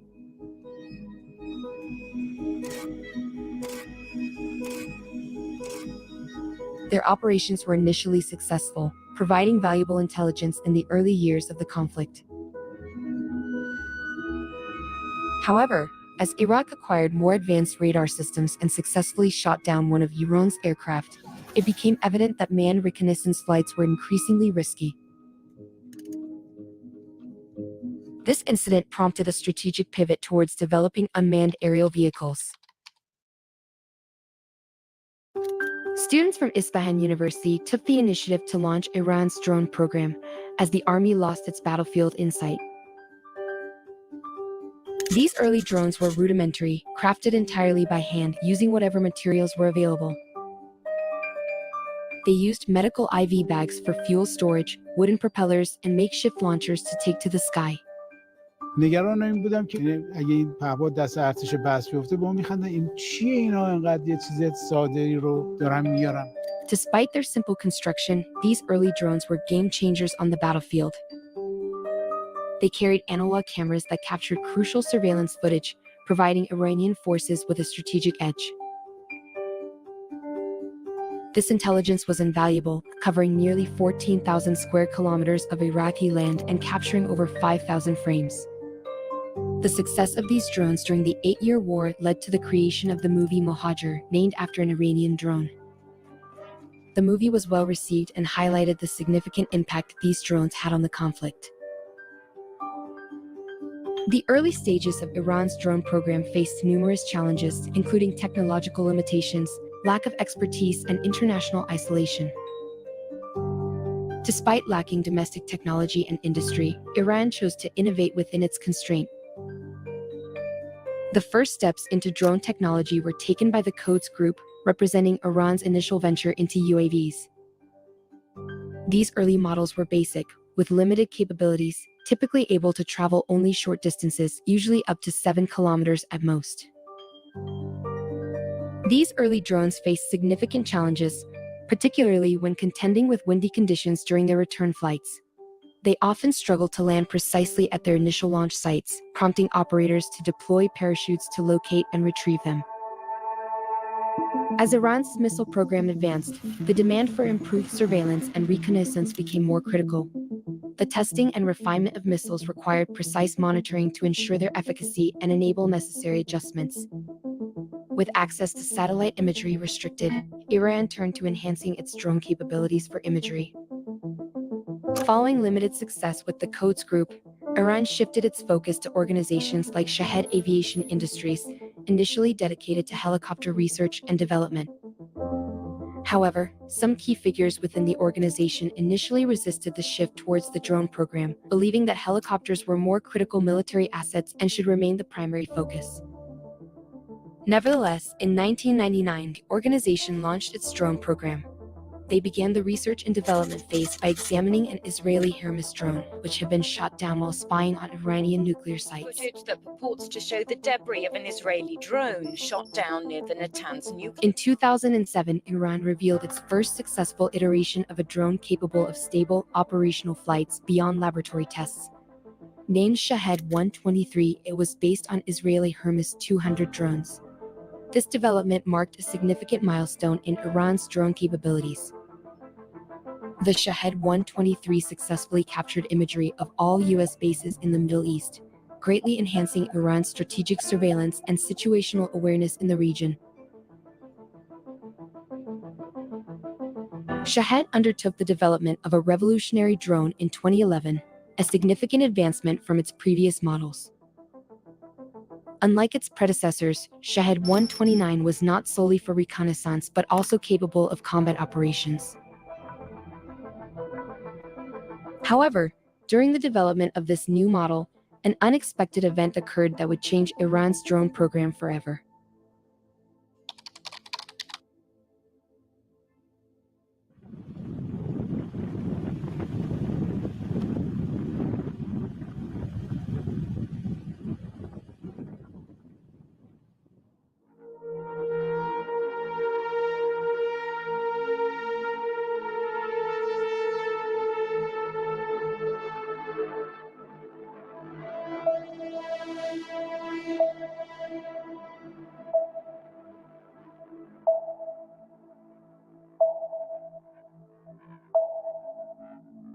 Iran claims it has captured one of America's most sophisticated spy planes. U.S. officials say the craft is probably a drone that crashed in western Afghanistan last week. Iran made headlines by capturing the U.S. RQ-170 Sentinel, a cutting-edge stealth drone. Well, this is one of the most sophisticated surveillance assets the United States possesses. Big mistake. The incident occurred when the drone was conducting a mission over Iran's airspace and was brought down by Iranian forces using a combination of electronic warfare techniques. Spying on their country. It is claimed that Iran developed a method to jam and then spoof the drone's communications, effectively taking control of its navigation system. Didn't crash it. By exploiting a vulnerability in the drone's GPS, engineers managed to deceive the drone into landing intact on Iranian soil, tricking it into thinking it was at its home base in Afghanistan. It's not clear how much of the drone Iran has or whether the wreckage will reveal any secrets. Initially, U.S. officials denied Tehran's claim, insisting that the drone had likely crashed.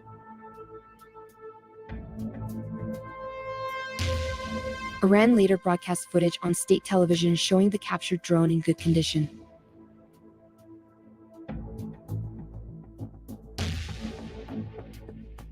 And sources are telling us that American military forces were actually considering a mission into Iran to try to retrieve those secrets, but the Iranians got there first. And they were demanding it. In an unusual move, President Obama requested the return of the drone, a demand that was predictably rejected. We have asked for it back. We'll see how the Iranians respond. And a top Iranian military official says they can now reproduce it, though U.S. experts doubt that. They doubted it. Big mistake.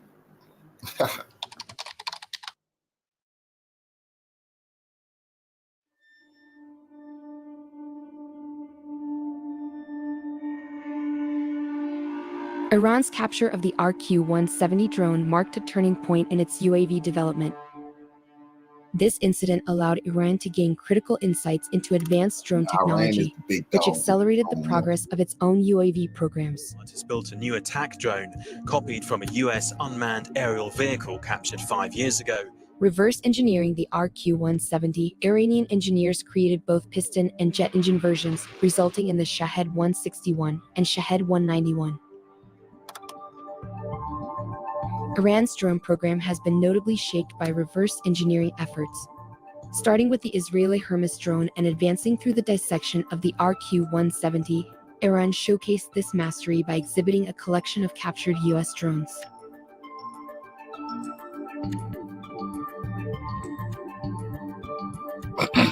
They start taking all their drones.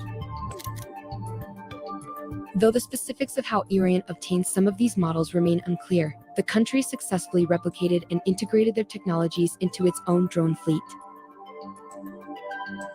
In 2022, Iran unveiled the Shahed 149 Gaza, modeled after the US MQ-9 Reaper drone.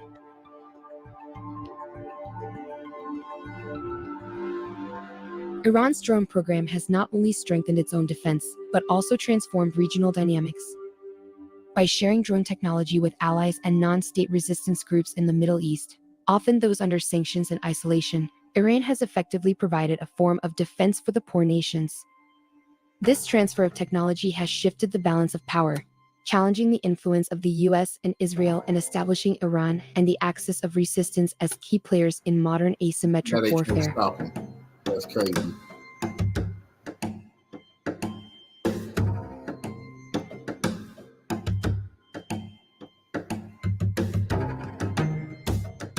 See, had the U.S. not been on their border spying, they would never have this technology. It's the U.S. fault.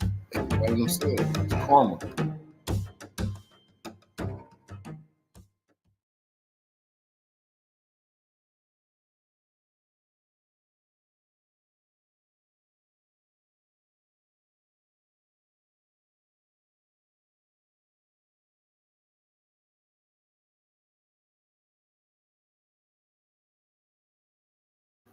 Salute.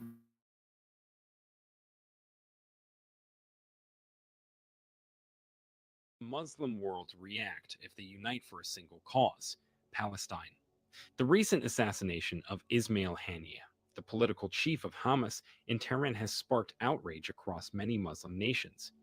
In response, the Organization of Islamic Cooperation, OIC, convened an emergency meeting where several significant decisions were made.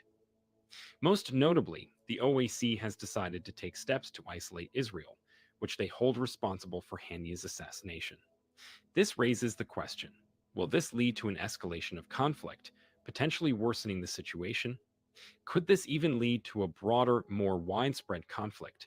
These are pressing concerns as tensions continue to rise in the region. Let's find out. The recent assassination of Ismail Haniyeh, the political chief of Hamas in Tehran, has sparked a wave of condemnation and concern across the Islamic world. The Organization of Islamic Cooperation, OIC, a collective voice for 57 member states, convened an unusual meeting in Jeddah where it issued a strong denunciation of Israel, the nation held responsible for the attack. This incident has further strained the already volatile relations in West Asia, highlighting deep-seated grudges in nations. Starting with, why did the Organization of Islamic Cooperation react so strongly to Ismail Haniyeh's assassination? The OIC's reaction to the assassination of Ismail Haniyeh was not merely a reflexive condemnation of a violent act, it was a calculated response rooted in political, religious, and strategic considerations. The OIC, representing a diverse group of Islamic nations, has long positioned itself as a defender of Muslim interests on the global stage. The organization's extraordinary meeting in Jeddah was proof of the gravity with which it viewed the assassination, describing it as a heinous attack and a flagrant violation of international laws and norms. The assassination of Haniyeh in Tehran, a city symbolic of resistance against Western and Israeli influence, was perceived as a direct affront not only to Palestinian sovereignty, but also to the sovereignty of Iran, a key player in the region. The OIC's condemnation extended beyond the act itself to encompass broader criticisms of Israeli policies in Gaza and the West Bank, accusing Israel of war crimes and genocide. This broadening of the scope of condemnation suggests that the OAC is not merely reacting to a single event, but is leveraging the assassination to address long-standing grievances against Israel's occupation of Palestinian territories. However, while the OEC's statement appears unified, it is essential to consider the internal dynamics of the organization.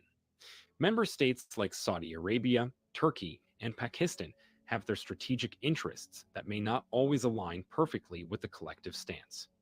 For instance, Saudi Arabia's diplomatic approach towards Israel has been marked by cautious pragmatism, balancing its condemnation of Israeli actions with a desire to maintain stability and its evolving ties with the West. On the other hand, countries like Iran and Pakistan have taken a more hardline stance, emphasizing resistance and solidarity with the Palestinian cause. But unified, they did criticize Israel's actions. But what drives Pakistan's strong stance against Israel? Here's a reminder to please like and share the video and subscribe to our channel to watch more videos on Africa's geopolitics, economy, and changing landscape. Let's continue now. Pakistan's involvement in the OEC's condemnation of Israel and its vocal stance at the Jeddah meeting are rooted in a combination of ideological commitment and strategic calculation. Historically, Pakistan has been a staunch supporter of the Palestinian cause, viewing it as an extension of its broader commitment to Muslim solidarity and as a means to assert its leadership within the Islamic world. However, Pakistan's stance is also shaped by its geopolitical interests, particularly its relationships with key players like Saudi Arabia, Iran, and the United States. At the Jeddah meeting, Pakistan's top diplomat, Mohammad Ishaq Dar, delivered a powerful speech condemning the assassination of Hania and calling for concrete actions against Israel, including an oil and commercial boycott. Dar's remarks were not merely rhetorical. They reflected Pakistan's long-standing policy of opposing Israeli actions in Palestinian territories and its commitment to supporting Palestinian self-determination. This position is consistent with Pakistan's historical stance, which has been characterized by unwavering support for Palestine and a refusal to recognize Israel until a just solution to the Palestinian issue is achieved. However, Pakistan's strong stance against Israel is also influenced by its need to maintain a delicate balance in its foreign relations. On one hand, Pakistan seeks to strengthen its ties with countries like Saudi Arabia and Iran, both of which are key players in the OAC and have significant influence in the Muslim world. On the other hand, Pakistan must navigate its relationship with the United States, which has traditionally been a close ally, but also a staunch supporter of Israel. This balancing act requires Pakistan to carefully calibrate its rhetoric and actions, ensuring that it does not alienate its allies while remaining true to its principles. So, it indeed didn't run away from saying what was wrong. Apart from this, Iran's response is very important. Many times Iran was said to be helping Gaza in this situation, so what it has to say matters a lot. Iran's response to the assassination of Ismail Haniyeh is not merely a matter of defending its sovereignty.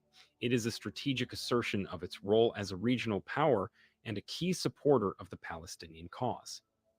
Haniyeh's presence in Tehran at the time of his assassination highlights the close ties between Hamas and Iran, which has long provided political, financial, and military support to the Palestinian resistance movement.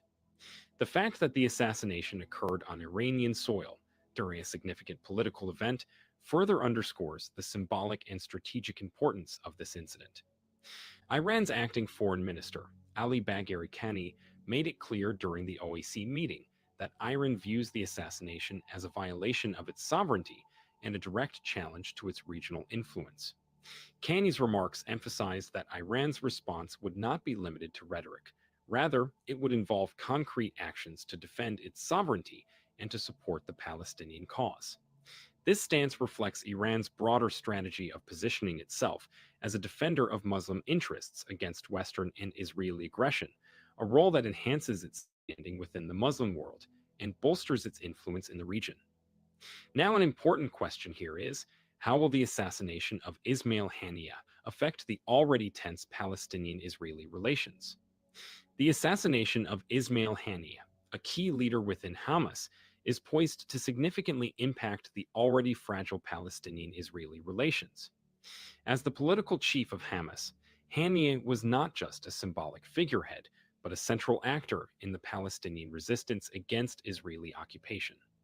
His assassination, perceived by many Palestinians as a direct assault on their leadership and their fight for self-determination, is likely to escalate tensions and violence in the region. This event is expected to provoke strong reactions from Hamas and other Palestinian factions, which could manifest in retaliatory attacks against Israel. Such actions would almost certainly invite a harsh response from the Israeli military, leading to a cycle of violence that could further destabilize the region. This pattern of action and reaction has been a recurring theme in the Israeli-Palestinian conflict, where targeted killings often result in increased violence rather than a de-escalation of hostilities. Moreover, the assassination could harden the positions of both sides, making it even more difficult to return to peace negotiations. For Palestinians, the loss of a leader like Haniyeh might strengthen the resolve of those who believe that armed resistance is the only viable path to achieving their goals. On the other hand, Israel may view the assassination as a necessary measure to weaken Hamas, but it risks alienating potential partners for peace and fueling further animosity.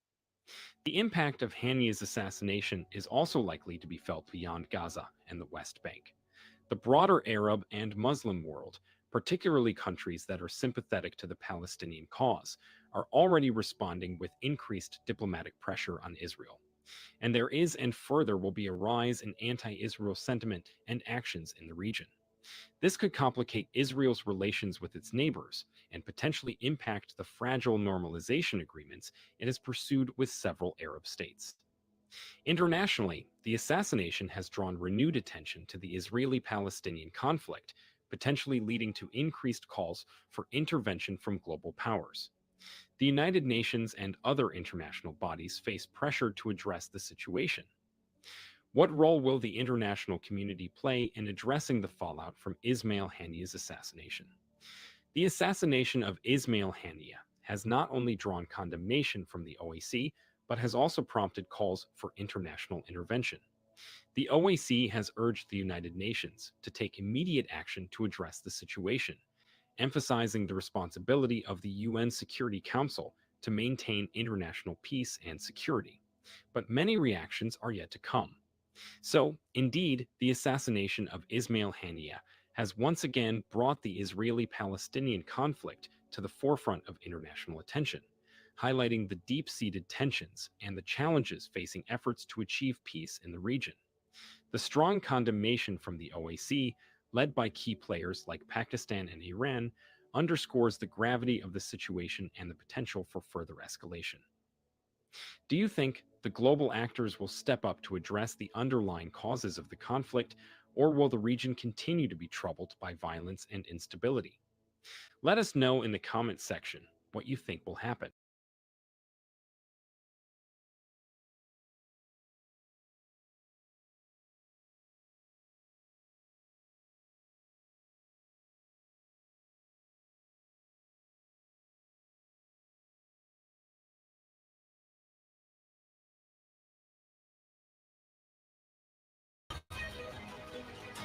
Respect to Russia, I want to start with Russia.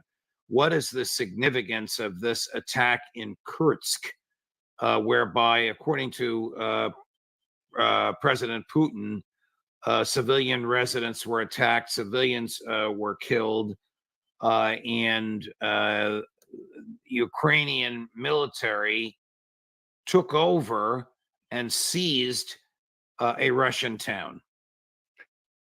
I don't understand what the Ukrainians are doing here. It makes no sense to me at all. I don't understand what the military objective is. And in fact, if anything, what this is going to do is detract from their effort in the eastern part of Ukraine to stymie the Russian steamroller, which is consistently moving forward every day and attriting the fighting units that the Ukrainians have arrayed on that eastern front. I mean, what the Ukrainians should be doing with those forces that they've sent into Russia in the Kursk area is those forces should have been sent to the front lines in the eastern part of Ukraine to buttress the forces that are buckling underneath the Russian steamroller. It makes no sense to attack into Kursk. What are they going to gain from doing this? Are they going to, help win the war? Not at all. So this is a foolish last-minute gamble from my perspective, on the part of the Ukrainians to try and turn things around. According to Gilbert Doctorow, the soldiers who did this were the best that Ukraine has, whereas the military farther west that is attempting to, unsuccessfully of course, to delay the Russian onslaught are the worst that the Russian has, that the Ukrainians have. He thinks that this was done just for PR purposes, much like the boasting about flying F-16s over Kyiv, which are useless, and that was done for PR purposes. Do you agree with that? Well, I think one could argue in a compelling way this is being done for PR purposes. As I said in my initial comment, I can't see what the military value of this is. I can't see how it shifts the military balance in any meaningful way. And as I said, I think if you're really interested in stymieing the Russians, it would have made much more sense, and this is what Gilbert was saying, to take those forces and send them to the east to try and stop the Russians as best that they can. There's no question from all of the news reports that the unit that was sent into Russia in the Kursk area was an elite fighting unit. So you would think an elite fighting unit would be the ideal unit to send to the front lines in the eastern part of Ukraine, and not to send heading towards Kursk. And yet an elite fighting unit is used to target Russian civilians rather than a bona fide military target. That's crazy, is it not? Yeah. It doesn't make any strategic sense. And as all sorts of people have commented, the Ukrainian leadership is taking a beating in the Ukrainian blogosphere from all of the Ukrainian individuals who follow this war closely and comment on what Ukraine is doing and how it's faring on the battlefield. So it's not like you have Westerners like us or the Russians criticizing this operation. Many Ukrainians who, follow Ukrainian strategy closely and are rooting hard for Ukraine think that it makes no sense at all. Professor Mearsheimer, you have an extraordinary piece, a masterpiece, if I may call it that, in your Substack column this week, which is long and detailed and worth reading, about who caused the Ukraine war. Many of the arguments in there you have made on this show. I'm deeply gratified for that, and elsewhere in the audience is familiar with many of those arguments. This is a detailed piece with a lot of history, and I commend it to everyone to read it. After you did all the research that you had to do in order to write this lengthy piece, is there any question in your mind but that the United States government is absolutely wrong when it says Putin wants to take over Ukraine, Putin wants to run Ukraine, and when he finishes taking over Ukraine, he wants to invade other countries in Eastern Europe? Is there any question in your mind? There is no question in my mind.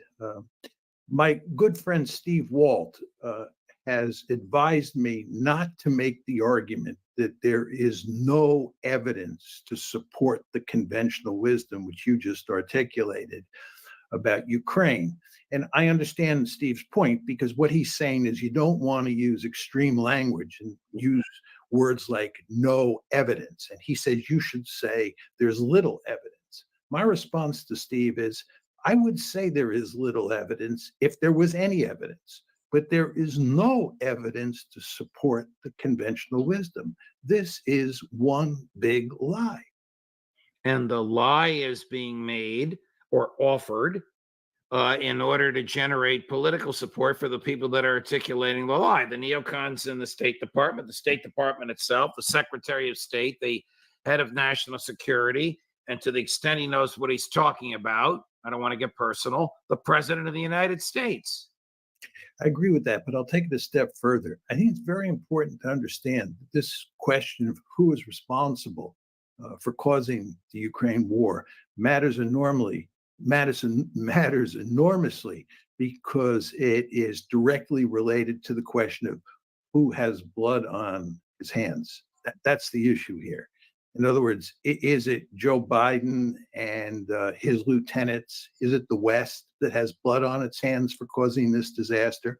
Or is it Vladimir Putin? And the reason that we invented this story that it was Putin and that he was interested in conquering Ukraine and making it part of a greater Russia, and then he was going to go into Eastern Europe and recreate the Soviet Empire. The reason we invented this story is that we want to make the argument he is responsible for the war and he has blood on his hands. So this is a really high stakes issue, and it's not going to go away, because what's going to happen here is that ultimately this war is going to end. People are going to understand it's a total disaster for Ukraine, which of course it is. And the question is then going to come front and center: who has blood on his hands? And is it Biden and company, or is it Putin and company? It's Biden and company plus NATO plus the Western neocon mentality. Yeah, it's the West more generally. That's all correct. Right. Before we transfer over to Israel and Gaza and Hezbollah and Iran, how much longer do you think Ukraine can hold out? Very hard to say. My guess would be that in 2025, this war will come to an end, or at least the shooting will come to an end. I think that will be a consequence of events on the battlefield, number one. And two, the damage that the Russians are doing to the electric grid inside of Ukraine. I think given the egregious damage that the Russians are inflicting on that grid, and the fact that winter is coming, and given the fact that the Ukrainians are suffering enormous casualties on the battlefield, I think it'll be sometime in 2025 that you have a ceasefire. Here's a cut from President Putin. It's 2 months old, but he says clearly the threat to Europe does not come from Russia. The threat to Europe does not come from Russia. The main threat to Europeans is their critical and increasing dependence on the United States in military, political, technological, ideological, and informational aspects. Europe is being marginalized in global economic development, plunged into the chaos of challenges, such as migration, and losing international agency and cultural identity. Seems to have his finger right on it. Yeah, I believe Putin is correct. And I say that because it's very important to understand that when the decision was made to expand NATO eastward to include Ukraine, that Angela Merkel and Nicolas Sarkozy, who were present at the meeting, both were opposed. They were both adamantly opposed to bringing Ukraine into NATO because they knew it would have disastrous consequences. It was the United States that forced Merkel and forced Sarkozy to go along with issuing a communique at the end of the meeting, this is in April 2008, that Ukraine would become part of NATO.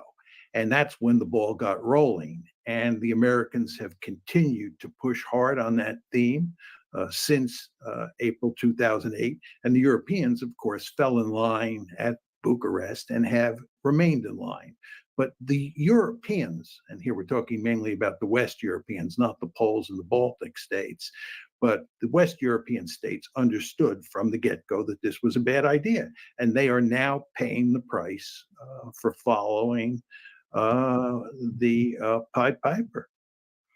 Transitioning to Israel, Professor Mearsheimer, do you think that the apparent forever wars, I think he used the phrase, Israel must live on the edge of a sword, that Prime Minister Netanyahu is threatening, will have the effect of uniting or unifying the liberal secular Jews and the Zionist fanatics in Israel?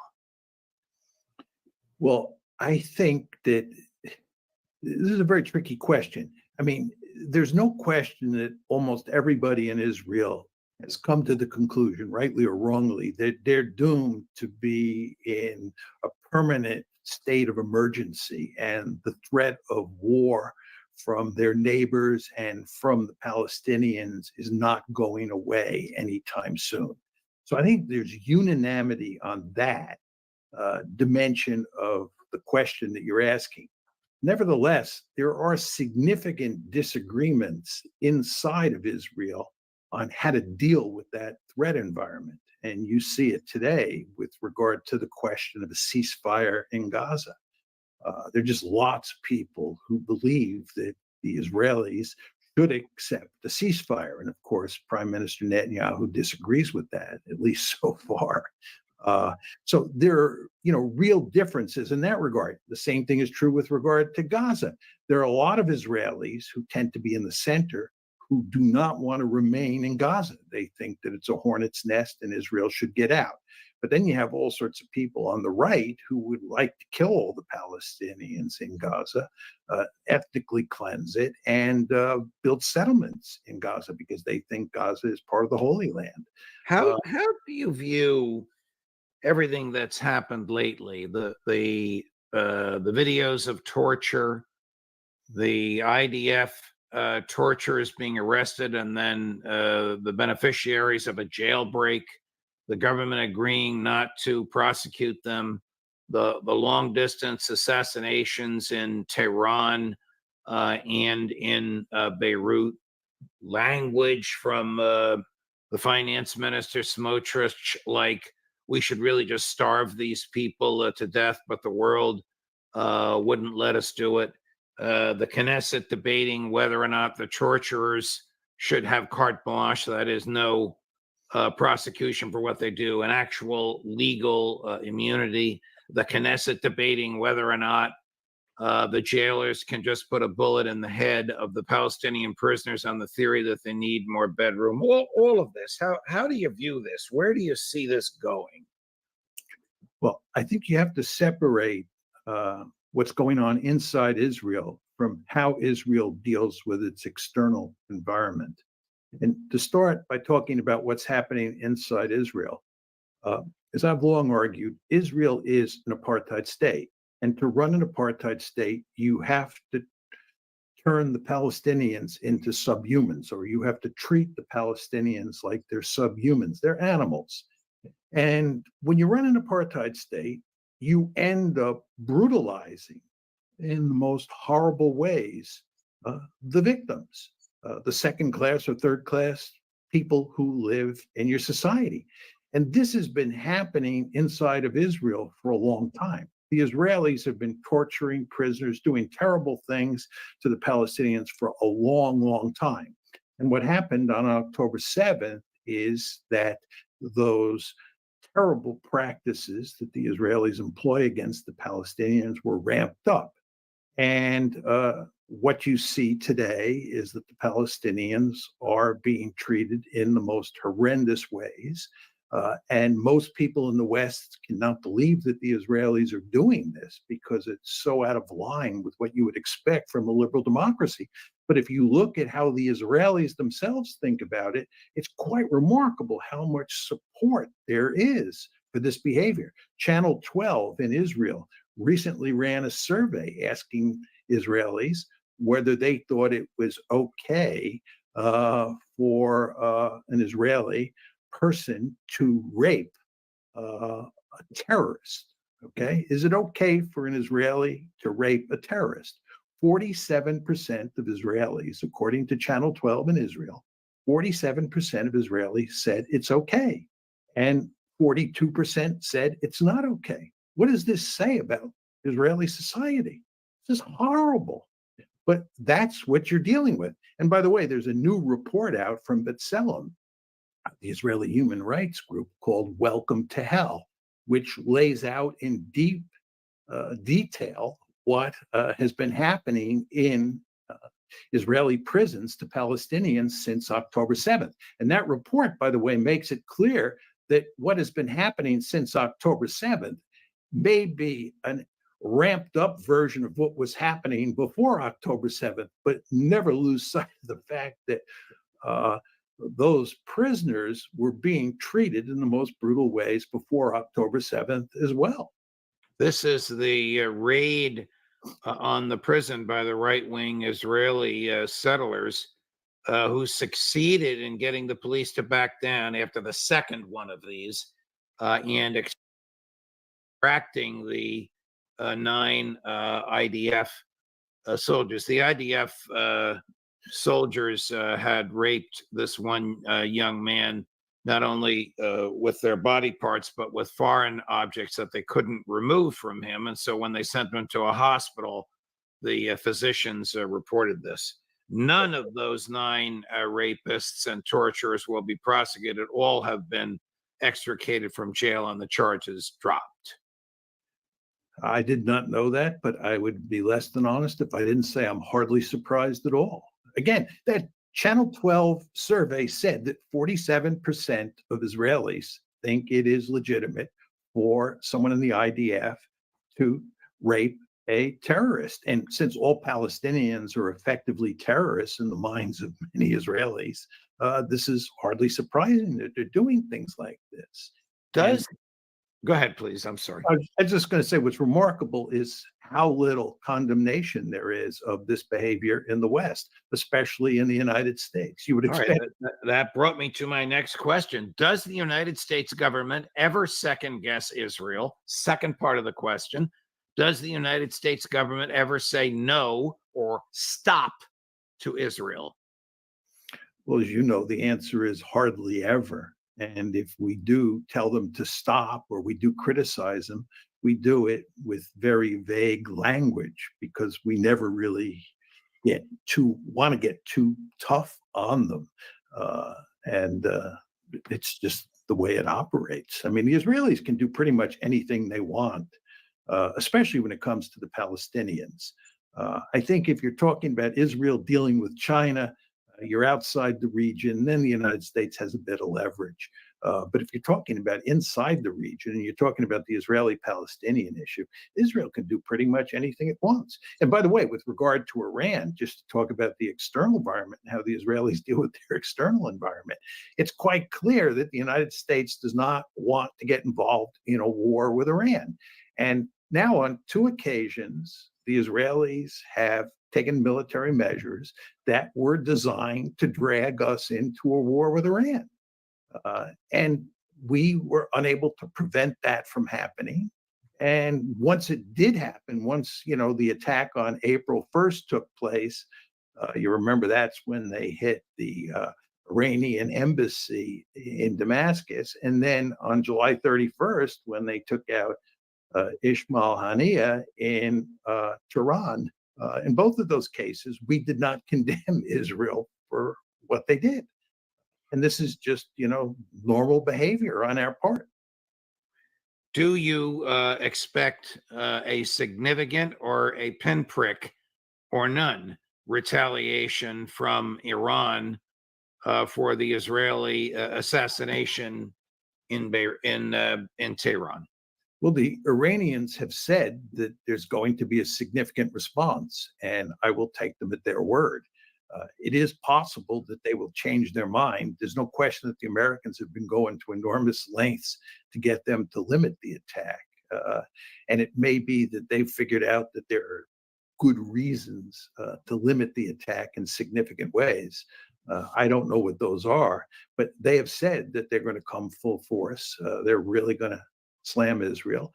And I would think that that's true. And by the way, you want to remember that they're not the only actor that's coming after Israel. Hezbollah is coming after Israel too. They've promised that. You want to remember that there were twin assassinations here. Right. The Israelis assassinated a Hezbollah leader in southern Beirut on July 30th. Then the next day, July 31st, they assassinated Ismail Haniyeh in Tehran. right? And by the way, the next day, on August 1st, they announced that Mohammed Deif, who was the military leader that they had claimed to assassinate on July 13th, they announced on August 1st that he was dead. So if you think about it, what they've done here is on July 30th, assassinated one leader in southern Beirut. On July 31st, they assassinated another leader in Tehran. And then on August 1st, they announced that the earlier killing had been successful.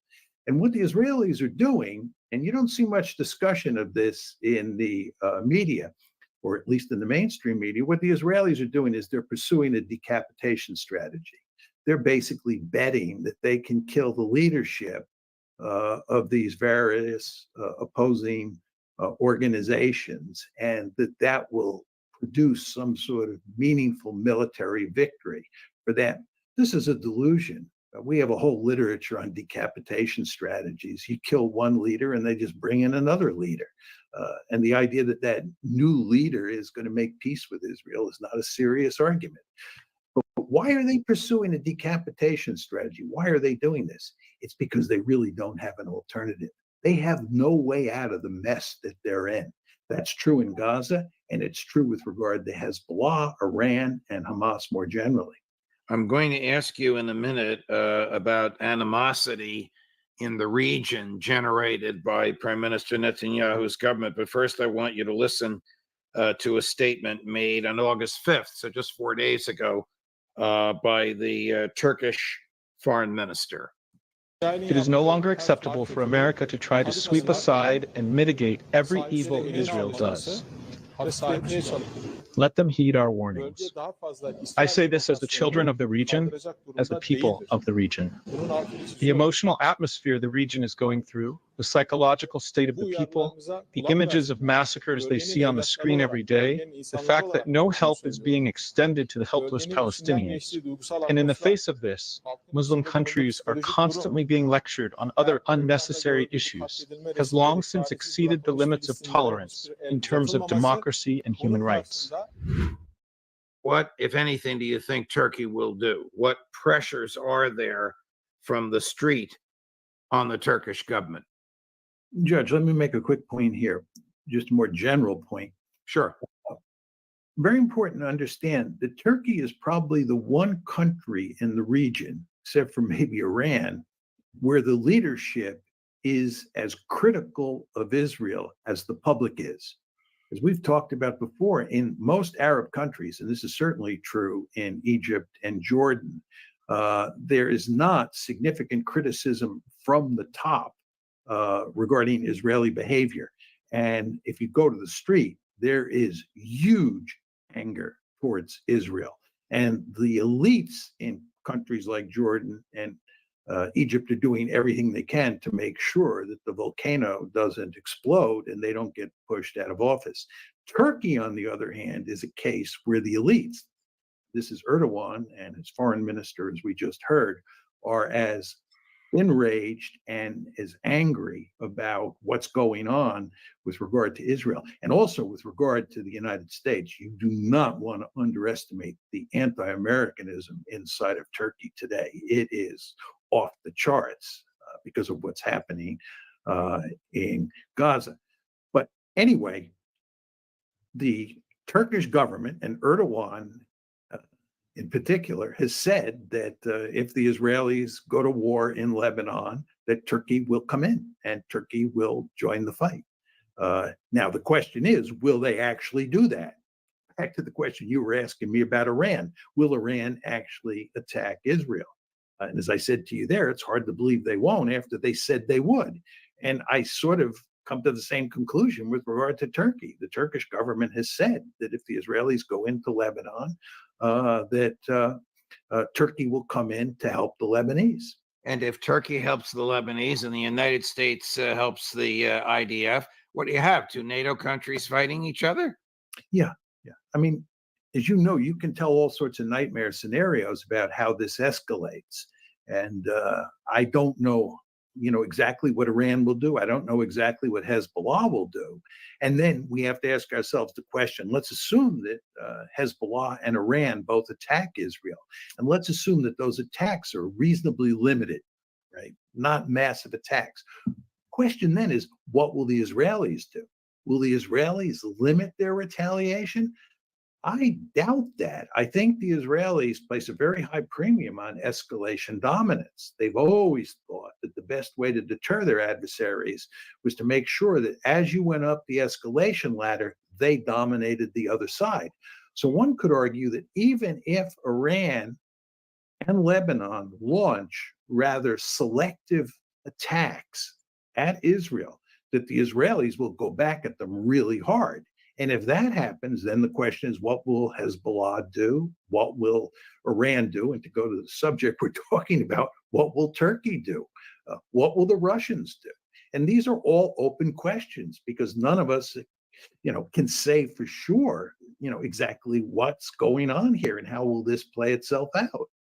But do you expect that the Kremlin would aid Iran in some way? We know that it has already delivered defensive weaponry. It has already delivered, I'm not sure what you call it, some sort of electronic devices that render the internet useless in Israel. President Putin has made it clear whose side he'd be on. Let me take this even farther. Do you think the Chinese will get involved? No, I don't think the Chinese will get involved. I think the Russians are already involved in the ways that you described. They're giving, ground-based air defense systems. They're giving radars. They're giving jamming equipment to the Iranians. How much, we don't know. There's some people who posit that given how late in the game the Iranians are getting this equipment, it's likely that the Russians will be manning the equipment. That you couldn't train the Iranians up quick enough to use this new equipment. I don't know whether that's true, but it would not be surprising if the Russians actually help the Iranians. I mean, you want to remember, we're helping the Israelis in this expected fight, and we helped them in the big fight on April 14th when Iran attacked the last time. So the Russians could be very well involved in the fighting in a very sort of subtle way. Who knows? But they're already committed to helping Iran. I mean, what we're doing here with the Israelis is that we're driving the Chinese, the Russians, the Iranians, and the North Koreans closer and closer together. It's the axis of resistance on a global scale. And there's no evidence that this is going to change anytime soon. And this is certainly not in our interest. And as I've said to you before, you want to remember that if the Israelis slam Iran, they are going to give Iran very powerful incentives to acquire nuclear weapons. The Iranians are not far from the point where they have nuclear weapons, and we should be doing everything we can, and the Israelis should be doing everything they can to make sure they don't cross the nuclear threshold. But given our actions, and especially given Israel's actions, we're giving Iran very powerful incentives to acquire nuclear weapons. And the question is, will the Russians help us prevent that? I wouldn't bet a lot of money on it. Are you talking about Iran developing nuclear weapons or getting them from their friends in Pakistan? No, developing them. We worry about the Saudis getting nuclear weapons from the Pakistanis.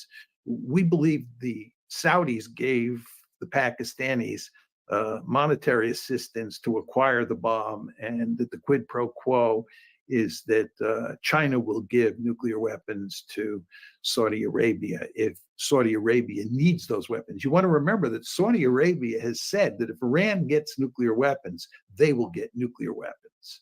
And that's where the Pakistani connection comes in. I'm not saying that would happen, that Pakistan would give them a nuclear weapon. But in the case of Iran, Iran has a very sophisticated nuclear infrastructure, and they're enriching uranium up to 60%. And that's just a hop, skip, and a jump away from enriching uranium up to 90%, which is weapons grade uranium.